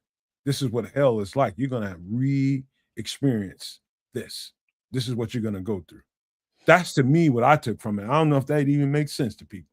Well, yeah, because even his physical, his flesh, there at the end in the maze, he was in a state of perpetual torture, a state of perpetual agony. So it wasn't like he could rest in peace, because you could see he was tortured as he passed on or passed back to that realm or whatever. I mean, but it left so many unanswered questions that were just little breadcrumbs that Kubrick laid out. He didn't lay out all the answers. He didn't clarify things. He just kind of left it hazy, but left enough crumbs to make you think that, was it reincarnation? Was it possession? Was what the hell? Just what was that? What did I just watch? But you're happy, for other things. But it was a damn good movie, especially for that time where special effects were what they were, and all of that stuff. Yeah. And hey, Benjamin, your daddy was mean for showing you this movie as a child, bro. He shouldn't have showed you this. I saw it as a child, but I wasn't supposed to look at it. Red I wish Rum, I didn't Red see it as Rum, a child. Red I Rum. really wish I did not see this as a child, but the important part of it, kids, in Triple R was the end. And all the events that happened during this movie came to a conclusion for me in that black and white picture that showed up in the end, that he was a part of those people that lost their lives during this unaliving that happened in this hotel. So basically, the hotel's been empty for remember the guy. I think the scariest part of the movie to me was the guy in the washroom in the bathroom that was telling him stuff. Remember, that was just like His attendant that was like yeah, his guide. that spooked the shit out of me. It was like, I think you should cut their heads off. I think you're right. Watch it late. Watch it. Well, I didn't say nothing. Don't say that. But it was also something about this movie. Remember we were talking about the Titanic a few weeks ago, and at the end of that movie, when the old lady jumped in the water and stuff, and she went back to the ship. Wait, before you finish that, Trips, you just skipped over what I was trying to finish with. Huh. The guy in the bathroom was telling him who he was. He was the guy that did the unaliving. Oh yeah, yeah. And so he was like possession, and like, I'm gonna pass this on to you. You're in the real world, so go and handle that. He's reliving it. Yeah, he's reliving what he did to his own family. You know, that possession, that flashback to whatever the hell it was. But he was reliving it, but it was current as well, because you know his wife and kid were there in the flesh. So it was freaky. It was freaky. You for all the people that's listening to the show right now, watching it, go back and watch The Shining again, and everything that me and Triple R are talking about will come to full fruition. Yeah. In the scenes this is really, really dark, and like, man, this is bad. And I'm not surprised now that I was this terrified when I watched this movie. Now, you know, even then I was terrified. I'm still terrified of this movie. But see, it never terrified me. I was never scared. I was just more entertained. Something's wrong with you. Yeah, I would stipulate to that.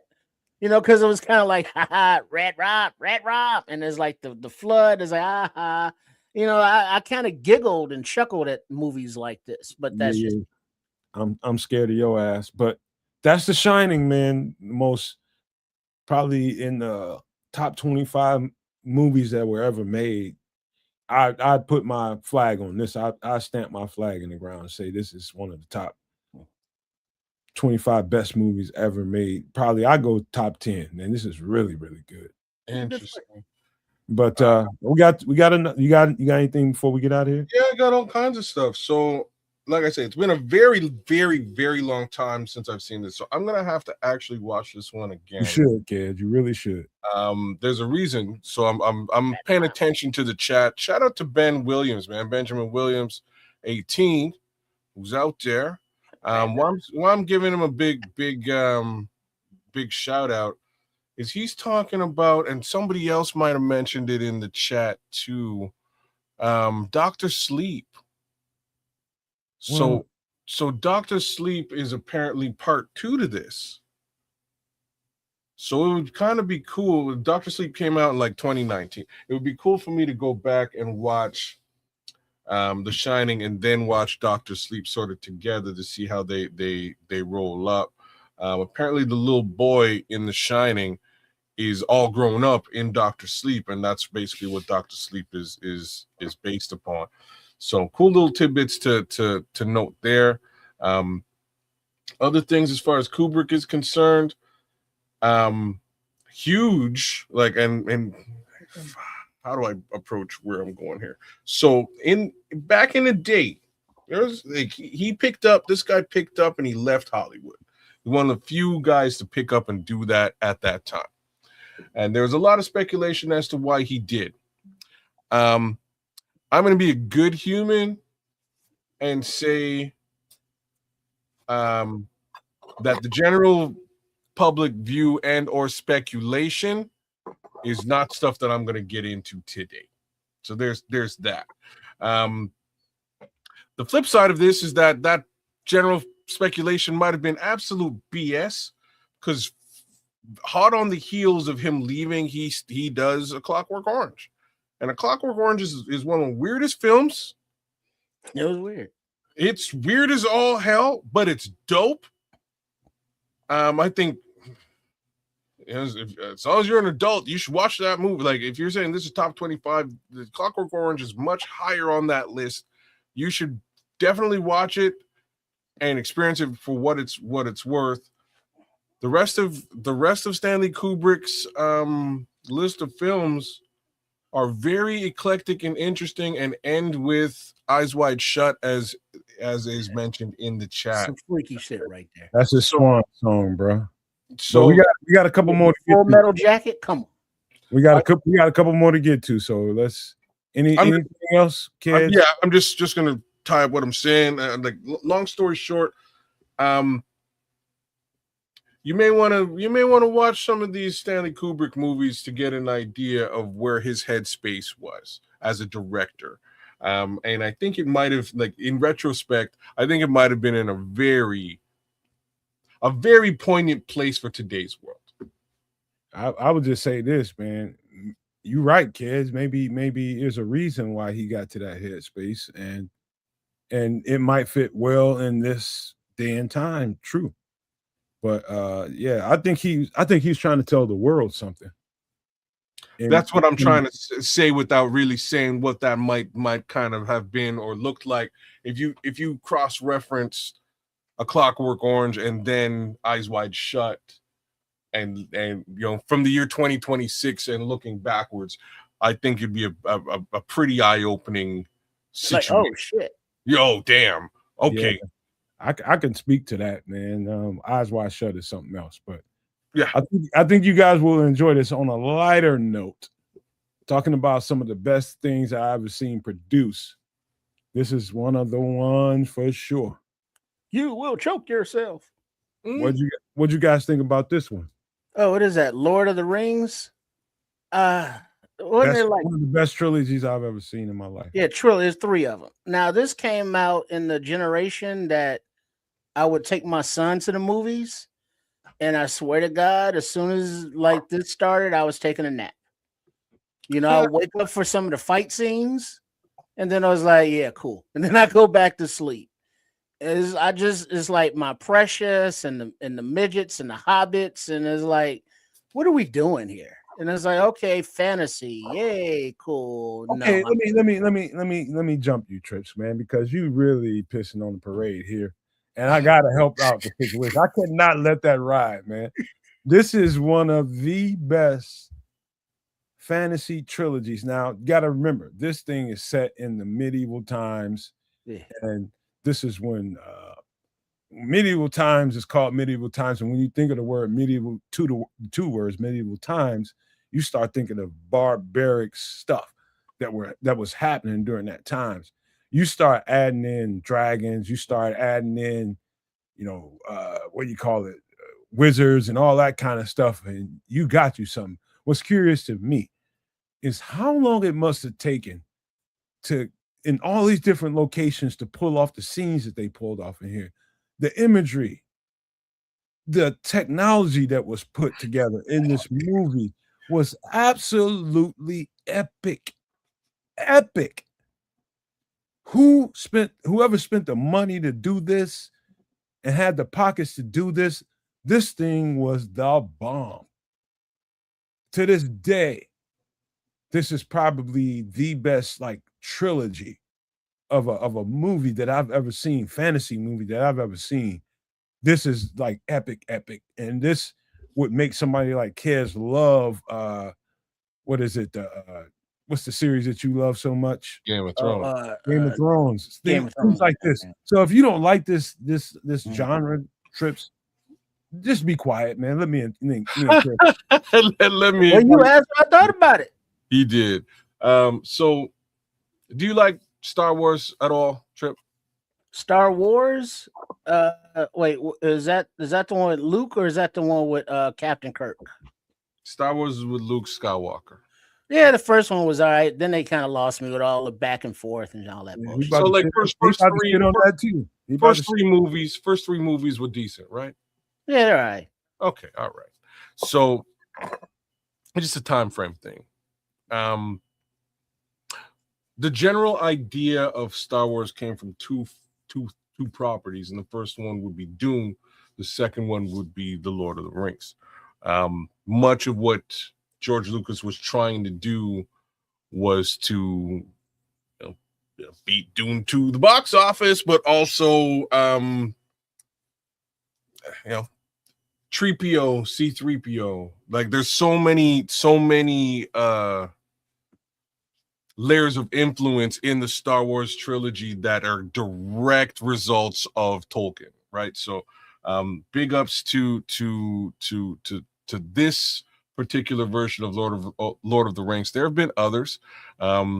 Shit lasted super long. You know what I mean? Like each one of these movies is about 3 hours. So I understand. I loved every second of all of it. I did too. These are those 3 hour situations where I definitely did not fall asleep. I'm in fully in. But it has a lot to do with just the literary angle here, man. Like they did a lot of work trying to really capture what was in those books and present that to the world. Like there's a few like very similar to Game of Thrones, again, like given the comparison. They went to great lengths in the first 5 seasons of Game of Thrones to be as close to and as true as possible to the source material. This trilogy pretty much bang on with regards to the source material. So you really have to give that, that portion of it a thumbs up. If you were to go out there and grab the Lord of the Rings trilogy from a book perspective today and start reading it down, it looks, smells, and feels a whole lot like what they actually captured in this in this trilogy of films. Hey, kids, don't let Trips piss in your Cheerios. This shit is amazing. It's definitely up there. I really enjoyed the ride across the board. My major question about this whole trilogy is like, did Samwise and Buddy bang at the end? Just gotta hold on, man. Wait, what? Oh, man. Yeah. No, you don't say that in front of Trip, man. Wait, you mean the 2 little buddies? Man, hey, man, don't say that in front of Trips, man. I think they might have like, Oh, Lord. I'm just saying. Lord? What did I have? What was I taking my child to watch? You're gonna make me have to mute this motherfucker. Stop, man. It's funny though. It's the one. It's just the way things ended. It was just a little bit. Why? I didn't even think of no shit like that. What the fuck is You need to watch the last 15 minutes of the movie and do it. What do you call them? That's 15 minutes of that movie, bro. And I was like, wait a minute, this movie, dog. What the fuck is wrong with y'all, man? Sean Austin is like, are you trying to pick this homie up? What's going on? What did he call him? What was his name from? He called him something. So it's Samwise and Master Frodo. Master. And Frodo. Yeah. He called him Master a lot. Yeah. I think I'm just saying it just got really weird at the very end of the movie. Hey Smitty, they staring down the dark side. I might not be able to do shit about it. Brother, I wasn't even looking at that through the whole movie. How the fuck did you notice it then? Because I never noticed the shit. I'm just saying I went like 8 hours of 45 minutes of Lord of the Rings, and I'm like, yeah, this is wait a second now. There, man? How do we what are these two? How you get there, man? How you get there? And my gator is the worst thing ever. I'm just saying, like, I don't really have any, so I might be completely off base. I'm gonna get us back on track, man. Golly. What the fuck? Talk about I'm just long story short though. This trilogy for action, for fight scenes, for the crazy. The crazy, or case scenarios, like this movie was dope. The elves, My boy's in this movie. One of my favorite actors is in this movie, and that's the guy who plays Mr. Anderson in The Matrix. Elrond, he's King good of with the ears. yeah, Elrond, King of the Elves. He's one of my favorite actors in just about anything he shows up in. But I love the trilogy from front to back. I have all 6 of them, including The Hobbits, somewhere floating around the house on Blu-ray. But it's been a while since I've gone back and watched this shit just because of that last 15 minutes. I was like, what the fuck? Let me tell you how I found out about this. This was in 2009. Oh, you didn't watch this in the theater, no, man? I keep trying to tell you, man. Oh, man, okay. I keep trying to tell you all the shit that you've been watching. And look, man, this shit came to me way later. Okay. I'm out there living life and females and all that kind of shit, man. Bro, I'm taking broads to the movies, bro. What are you So, doing? look. I found out about this way later, about 2009, 2010, and somewhere in that neighborhood. So one of my brothers, man, he's famous for going over to my mother's house, and he sees Tabasco sauce. She'll buy a brand new big bottle of Tabasco sauce. He goes to everybody's house and steals a Tabasco sauce. He just got a thing for Tabasco. Evil man. He's evil as shit. That's cool. I want to slap the shit out of him all the time. That's cold. Hey, gonna take my Tabasco sauce. And I just don't do it, man, because I love him. He's like Trips, man. He's evil, but you just love him. You know what I mean? Anyway, this motherfucker, man, he taking everybody's goddamn Tabasco. Everybody, man, I just bought a new bottle of Tabasco. It's gone missing. Oh, yeah, this weekend. It's this motherfucker. So anyway, long story short, I go to his house. You know, I ain't gonna tell you what happened, but I ended up having to go to his house and had to console him over some shit that happened. Somebody passed away, and we was down in his little basement, his little man cave, and I noticed that was down there. He had 2 of them. Remember, man, we live in the hood, and he had a nice house in the hood like I do, but he's still in the hood, you know. So in the hood, you get all kinds of different shit that come your way. Somebody will pop on your doorstep in 5 minutes and be like, hey, man, I got this, I got that.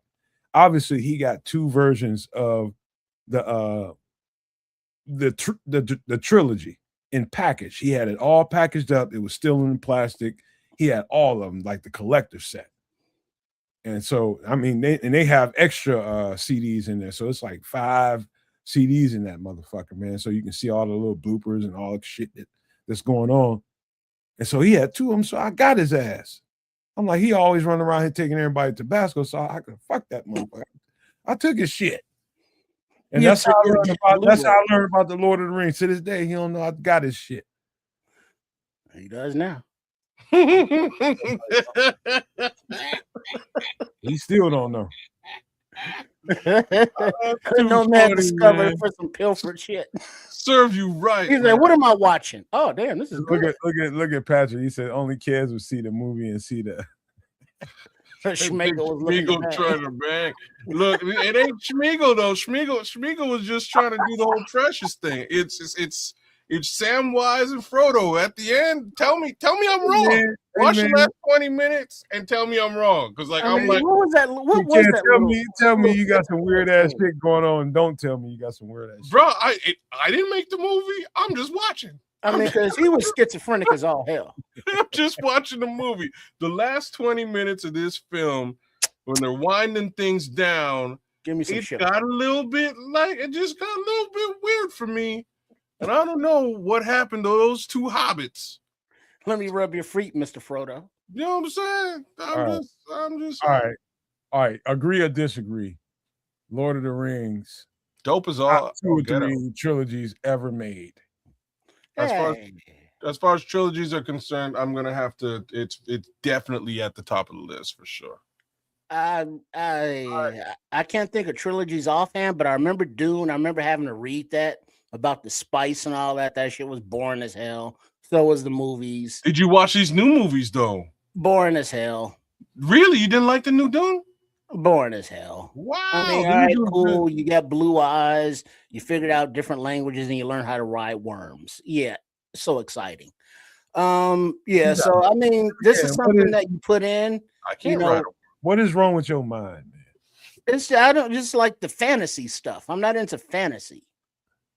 You got to. You don't have. You don't. Something is blocking your imagination. I'm more realistic. I get imagination and I understand that shit. That just doesn't interest me. Something definitely is blocking your imagination right now. Something is. I'd rather learn how to field dress an animal. Oh Lord. You know what I mean? I'd rather watch that. I don't even want to have a conversation about that. But okay, you just got through saying that Lord of the Rings one of the top trilogies ever made. RJ, I'm finna meet you with the smoke. RJ Pliskin just listed a good addition to that trilogy list there in the chat too. There's another one. That is a good one. Yeah. I ain't even studied them hard, but that's you what now? Dog? I look, I know a little bit, but not all of it. I haven't seen it all. Just telling you. You didn't see those 3 movies? All right, kids, hold on now. Why tee this up? Why tee this up now? Best trilogies ever. Here you go, kids. Oh man, I don't know if this is one of the best 3 movies ever. That ain't what you trilogy, not just singular. So there's a strange reason why I like backpedal a bit with this series. I think there might even be 6 movies in this series now, the 5 to 6. If you really watch these movies, at some point you're going to recognize the fact that it's really just one film. They're all identical. All 5 movies. Terminator 3 is a terrible film. Like just to layer on. Terminator 2 is a fucking masterpiece. Okay, well let me say this. Allow me to say this if you don't mind. Yeah. The scary part about this is artificial intelligence. In a nutshell, when you focus on that and what artificial intelligence is capable of being, this should sack your goddamn your fantasies, all your thoughts, and this could screw all of them up. The idea of artificial intelligence that can jump from time to time to time to time, that doesn't scare you. Well, we're in the age of AI right now. We're in the very crux of it right now. Again, like nothing scares me, but this the layers of concept here for this trilogy are like this, like it's pretty wild, right? So you're talking about, again, AI, you're talking about lead up to a apocalyptic case scenario, plus post-apocalyptic case scenario, plus time travel and robots. Like, holy shit, you know what I mean? Like this is kind of the fullest package that you could possibly get of just sci-fi funk. And you know, the first movie is good. It's a sort of a fish out of water situation and really puts Linda Hamilton on a pretty cool pedestal. And then you get into the second film, and the second film, boys, straight up, the second film is a masterpiece. I don't care what anybody else has to say. It is one of my favorite movies to this day. And you got to give her as an actress a lot of props, because this in the first film, she's just a lady who's in a weird situation and she's dealing with it. In the second film, she's a friggin' badass gangster gal. Like, she's ready for whatever's popping off. She is. So, and she's not, you know, she's probably 5'2", soaking wet, you know, like 125 pounds, muscles, single hand cocking a shotgun. Yo, you know what I'm saying? Like, it was dope, bro. It was pretty sexy. End of the day, you have to give her a lot of respect. I know, like, Schwarzenegger. Do me a favor, Cash, before you finish telling that story. Just read what I'm about to put on the screen. This is what Scrolls said. AI is already smart enough to shut down our way of life. Soon it'll be sentient enough to actually do it. Yeah, And like we'll, if we're having that level of conversation about this movie, yeah, that's the problem. And right now it's a race to see who gets to guap out of that AI, who gets to, because it ain't us. We're about to get the stark reality of the fact that there's a bunch of things that we generally do and use to make money. We won't be able to do that anymore because it's been automated. That's coming.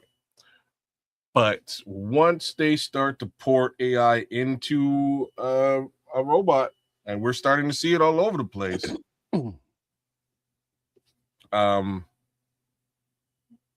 it's a new frontier, man. I don't think it'll be the three of our generations, but it's going that direction.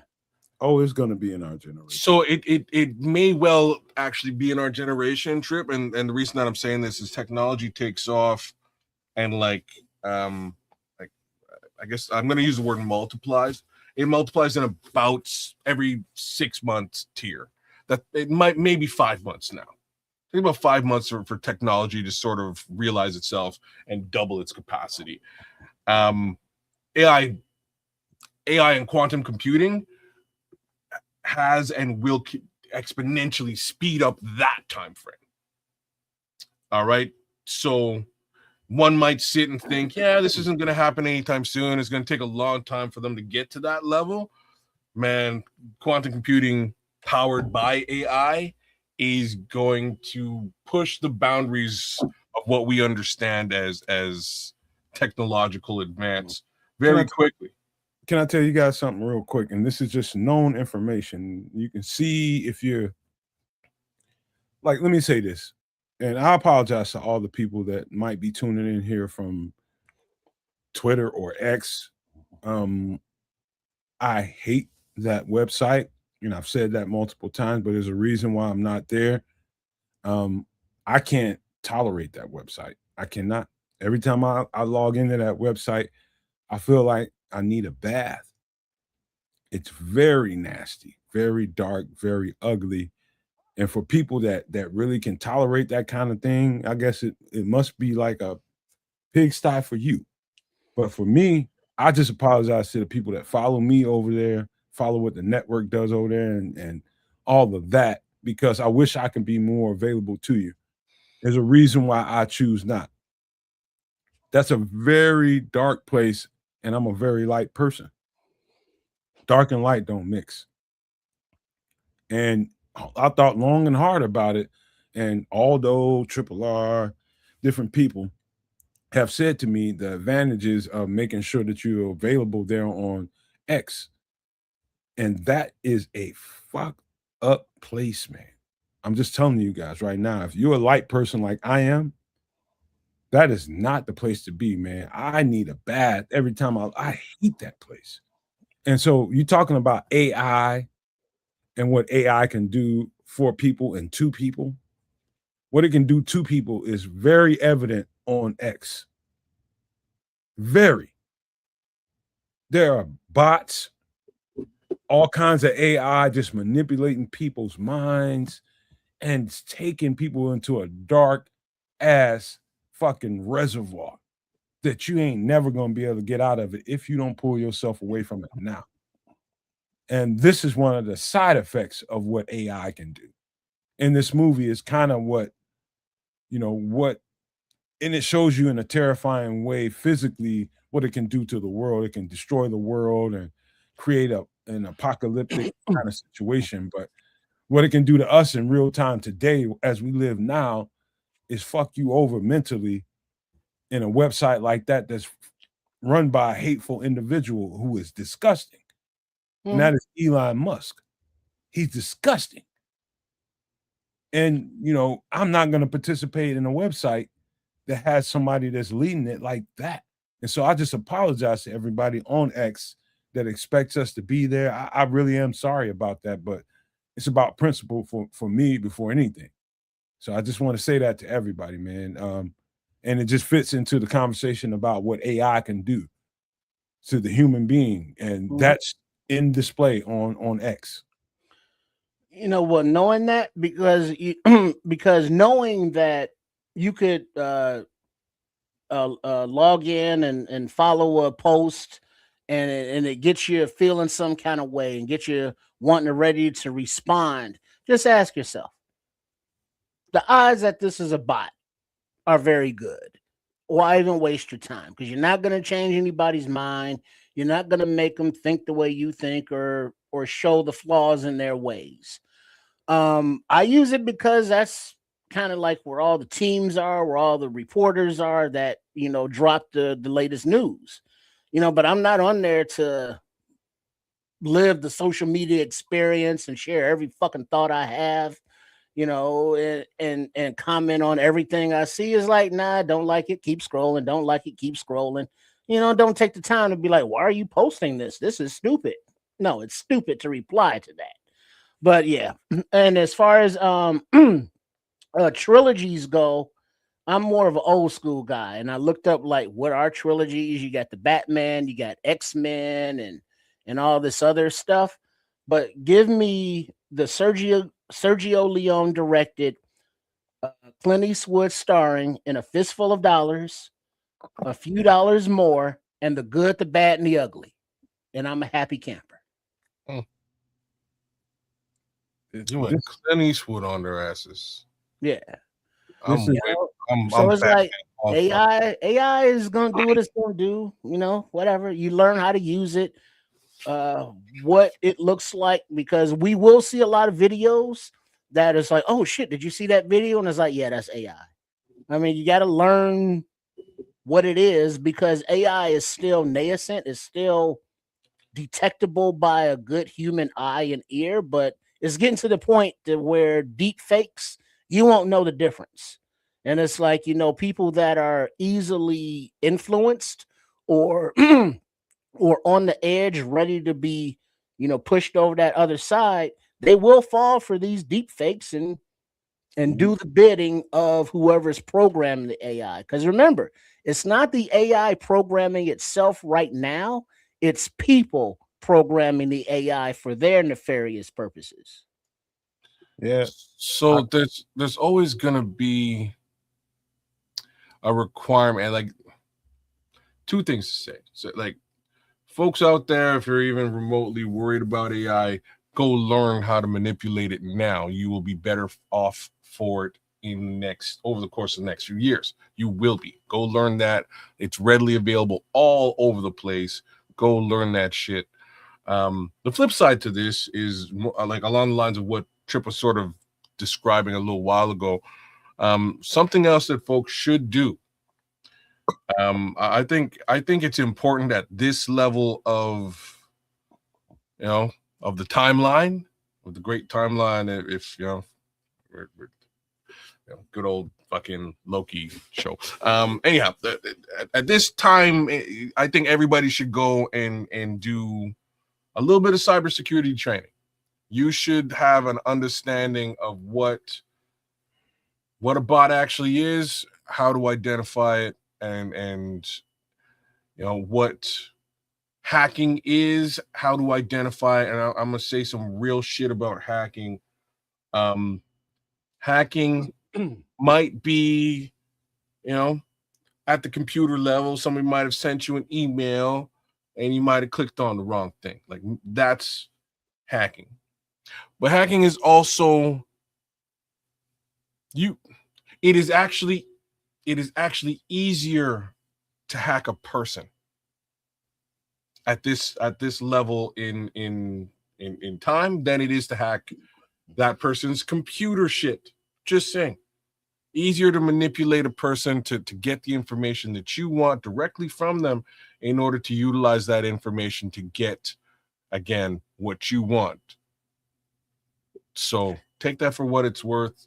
I would actually suggest that folks watch a great show, Mr. Robot. I'll give you a little bit of an understanding on what hacking is, what it isn't, how they can hack. It's called a social hack, hacking a person. You'll get an understanding of it, and like I'll be super real. I was hacked by a human being, and I felt so fucking stupid. But I learned so much from the experience that it'll never happen again. Right. Let me help this conversation out. I don't know if it's going to help what you're saying out, but I'm gonna stretch it out a little further into kind of like the mental and spiritual realm. And I'll say this to you.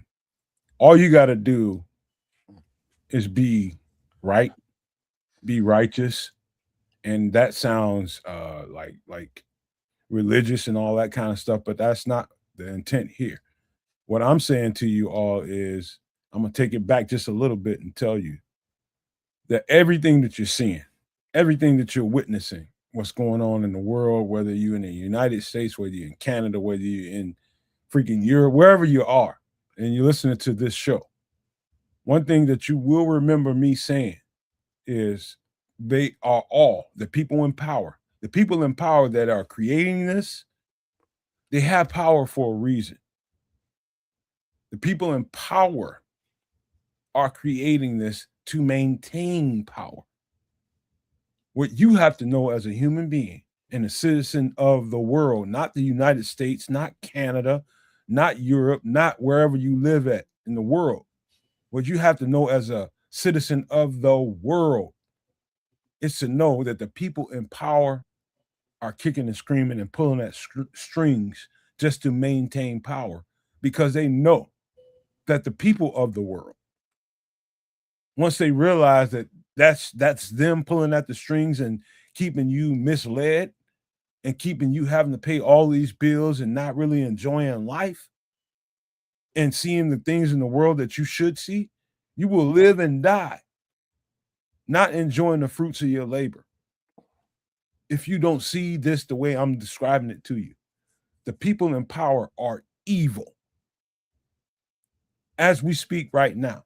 I don't know what the people in power are going to look like tomorrow, but as we speak right now, the people in power are evil. You understand me? Evil. And I'm talking about all the trimmings that might come with all the something steam files and all that kind of shit. And I'm not being political about this, and I refuse to do that. But I want to tell you that's listening to me that the people in power are evil. And we, as citizens of the world, have to stop them. Period.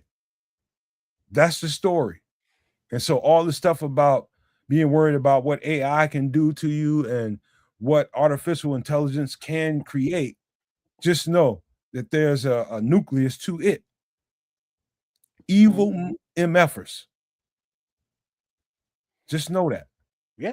Any last thoughts before we get out of here? Because we do got to wrap this up, man. There's a lot of sociopaths that are in our offices, but I think the first step to understanding and dealing with elected officials, no matter the party, no matter the country, is to understand their motivations. You know, are they there for them, or are they there for the people? And then also look at, their funding. But I think one of the things that we have to really address is they are not our leaders. They are our elected officials. You look at it from that standpoint, it diminishes some of the mental power that they hold over you. It's like you're an elected elected official. Next election, we just swap you out, as opposed to take me to your leader and we got to follow whatever it is the fuck you say. So use the different terminology, because words do matter. All right. Okay, it's real quick, man. Just stray away from the politics. Yeah, Trips just set you up for. Love how you open the politics Pandora's box. And he shouldn't have. I'm not allowed to fucking say anything about the politics Pandora's box. Here's what I'll say. It's all bad. So like, fucking doomsday prep, get your shit on, and figure out that at some point, it ain't about left or right. It's about us versus them, and it's about us versus them. You know, even getting down to brass tacks about good and bad and right and wrong. We all know what that is. So it's them who's doing the bad, and it's us that unfortunately are also doing the bad. And I'll get to that, what that means. We are also doing the bad because all it takes is one man to turn a blind eye to evil for evil to win. And there's a lot of blind eyes out there. So that's my 2 cents. Mm-hmm. That's a good 2 cents. Let me close this up with the last thoughts on the Terminator and what that movie meant to me. And hopefully y'all don't have. We're talking about a movie. Yeah, we're still talking about what you see on the screen. The movie was a great trilogy and was a great intro into what artificial intelligence can bring to the world. Remarkably made in the 80s, I believe. Mm-hmm. And I'm one of those people that's kind of partial to retro kind of things like this, movies and stuff like that. I got these channels on my TV where I can watch this old stuff and have conversations about it. But this one had a particular meaning for me. And you guys just got through discussing in a nutshell some of that stuff. And I could imagine when I seen this stuff the first time, like really? Like artificial intelligence can have that kind of power.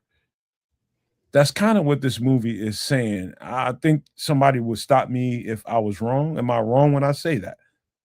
I don't think so. I don't think so. Artificial intelligence can have enormous power on your mind. And what I'm saying to you all is have control of your mind and know bullshit when you see it. Because artificially, you can be indoctrinated into stuff that you really ain't really accepting of. And I think there's a lot of people out there like that. The Really movie Shining, the Jack Nicholson character, that was a psychotic thing that he was envisioning, with the previous hotel residents and the bartender and the guy in the bathroom. But AI can fill that role, and AI can influence people to do things in real life. It's a really bad situation we found ourselves in as humans. And I just want to say that before I tell you this last thing about the Terminator series. I'm not as steeped in it as Kids is in this, but I've seen two. I've seen two. I think there's another three, at least three, that I haven't seen. But the first two were enough for me. I think Go ahead, Kids. I was saying it's all you need. One frames the second film. The second film is again a masterpiece. Everything that happens after Terminator 2 is pretty much forgettable. This last Terminator movie was actually pretty good, but it's just a good all around. You know what I mean? It's a good all around action type film. Like it's just a good film. But if you're really looking at at those aspects I was talking about before, sort of culminating, end of the world, post-apocalyptic, robots, time travel, AI. The first two is all you need to really get a basis in all of that stuff and have a fun time doing it. All right. Enough said with this stuff, man. We gotta get ready to close this thing out and do what we do, man. Any final thoughts about the show and what we were talking about during the show? Anything that was interesting, whether it's bears, whether it's all this other stuff we talked about, feel free to speak on it before we close this out. A shout out to John Wick, love those series, and a shout out to Dalen Terry, former Chicago Bull, as he was just recently traded to the New York Knicks for Gershon Yabusele. So, Bull's still making moves. The direction, we're not sure. Oh, Skull's got the oxtails. Oh, nice. Right on, Red Baron. Damn. Big up to everybody for tuning in. Appreciate it, as we do on every Wednesday, some extra sauce. And Sunday, Nomad at Night. Hey, Sunday, isn't that Super Bowl Sunday? We're still doing Nomad at Night, right? Oh, there's no chance we would be doing it during the bowl. Well, it's supposed to be your mock draft, but you call it. Yeah, let's watch. Let's enjoy the Super Bowl, gentlemen. No Nomad at Night this week, per Kids. I think we will. Don't blame Nomad. Blame Kids. We'll put a pin in it this week, this Sunday. Enjoy drinks, nachos, queso dip. You know what I'm saying? All that good stuff with the fam. We will have a Super Bowl hoagie as we always do around these parts. And yeah, maybe a little bit of chili. But enjoy that game. I'm torn on who goes where and who I should even cheer for. All I know is Seattle, man. Velus Jones is really all I gotta say. But JJ don't even get him started. Let's keep going. Hey, I didn't heard y'all talk about queso dip and chili. I ain't heard no mention of vegetables. You need something to ease all that stuff on through the system. What it's all about. That's what. Well, there will be vegetables in the chili. Huh? Yeah, ain't no goddamn vegetables on the Super Bowl. Hey, I'll put vegetables in the chili. So y'all not even having no celery and carrots with wings? I will put carrots. There will be carrots and peppers in that celery and beans too. Yeah, man, ain't no healthy when it comes to Super Bowl parties, man. None. Well, my bidet is nice and ready. So make sure y'all do what you got to do. Make sure you stay hydrated and eat a few vegetables, I guess, before you want to keep the system flowing. And big up to all the ladies, and then big up to everybody who is subscribed to Sports Chicago Style, also known as @RRSCS. And a shout out to Coach Trip, and Chef Trips for their contributions to the creative content that we provide for you. So please make sure you are subscribed. Much appreciated. And to those that are subscribed, much appreciated. Kids? Just like to say that I have as many touchdowns in this NFL season as Velus Jones does. And I think we can leave it right there. But give this beautiful dude, some love over at Keds Canuck. Give me a like, share, subscribe. Drop me a comment. I will respond. Do the same things for my guy over at Sports Chicago. And do the same thing for my guy over at the Nomad Network. Give these guys a little bit of love as well as myself so we can keep doing the darn thing for you on a regular basis. But we'll be back here next week, Wednesday. Enjoy the big game. It should be a fun watch. I do expect Seattle to run it down the line. That's my thoughts on the situation. But it's a football game, and you know what? Any given Sunday, y'all. So I'll put my bets in, and hopefully the degenerate can come out. Wait, who you getting on, Matt? I got Seattle. Kids? Seattle. Yeah, make it a three-way, no Diddy, Seattle. Yeah. Guess I got to run that football this time around, though. All right. I'll tell you this, man. I just want to appreciate everybody that came to the show tonight and enjoyed the content with us. Please make sure you subscribe to all 3 channels. You know who we are, man. We are the Nomad Network. We are Sports Chicago Style, and we are Kids of Canuck. We are streaming live as we speak on all 3 platforms. Please stop for a second and hit the subscribe button. It absolutely costs you nothing. And we just would appreciate you if you did that, man. Hit the like button too if you feel like it. But I just wanted to say about all the content that we did today and start with the Bears, man. There's a bunch of virtue signaling going on when it comes to our conversation about what we think the Bears should do. Think nothing of it because that's just the way each one of us think. And some of the things that you guys said in the chat, it's the way you think about where we should go. But guess what? It doesn't matter. At the end of the day, what they're going to do in Hallis Hall is what they're going to do in Hallis Hall.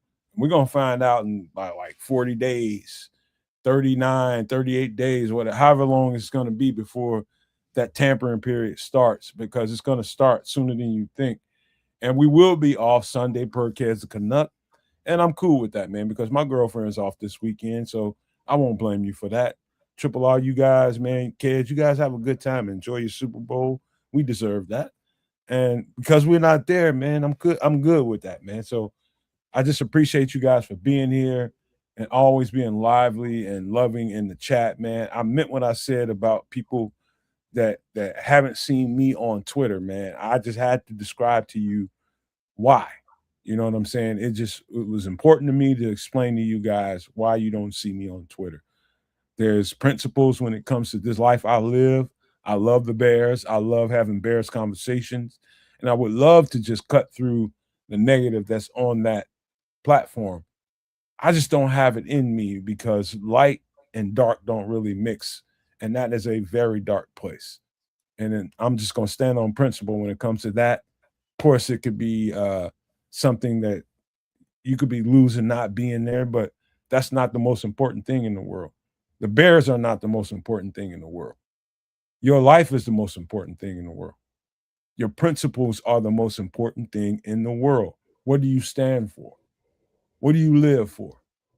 What's your purpose? How can you apply yourself to what you see going on now currently in the world?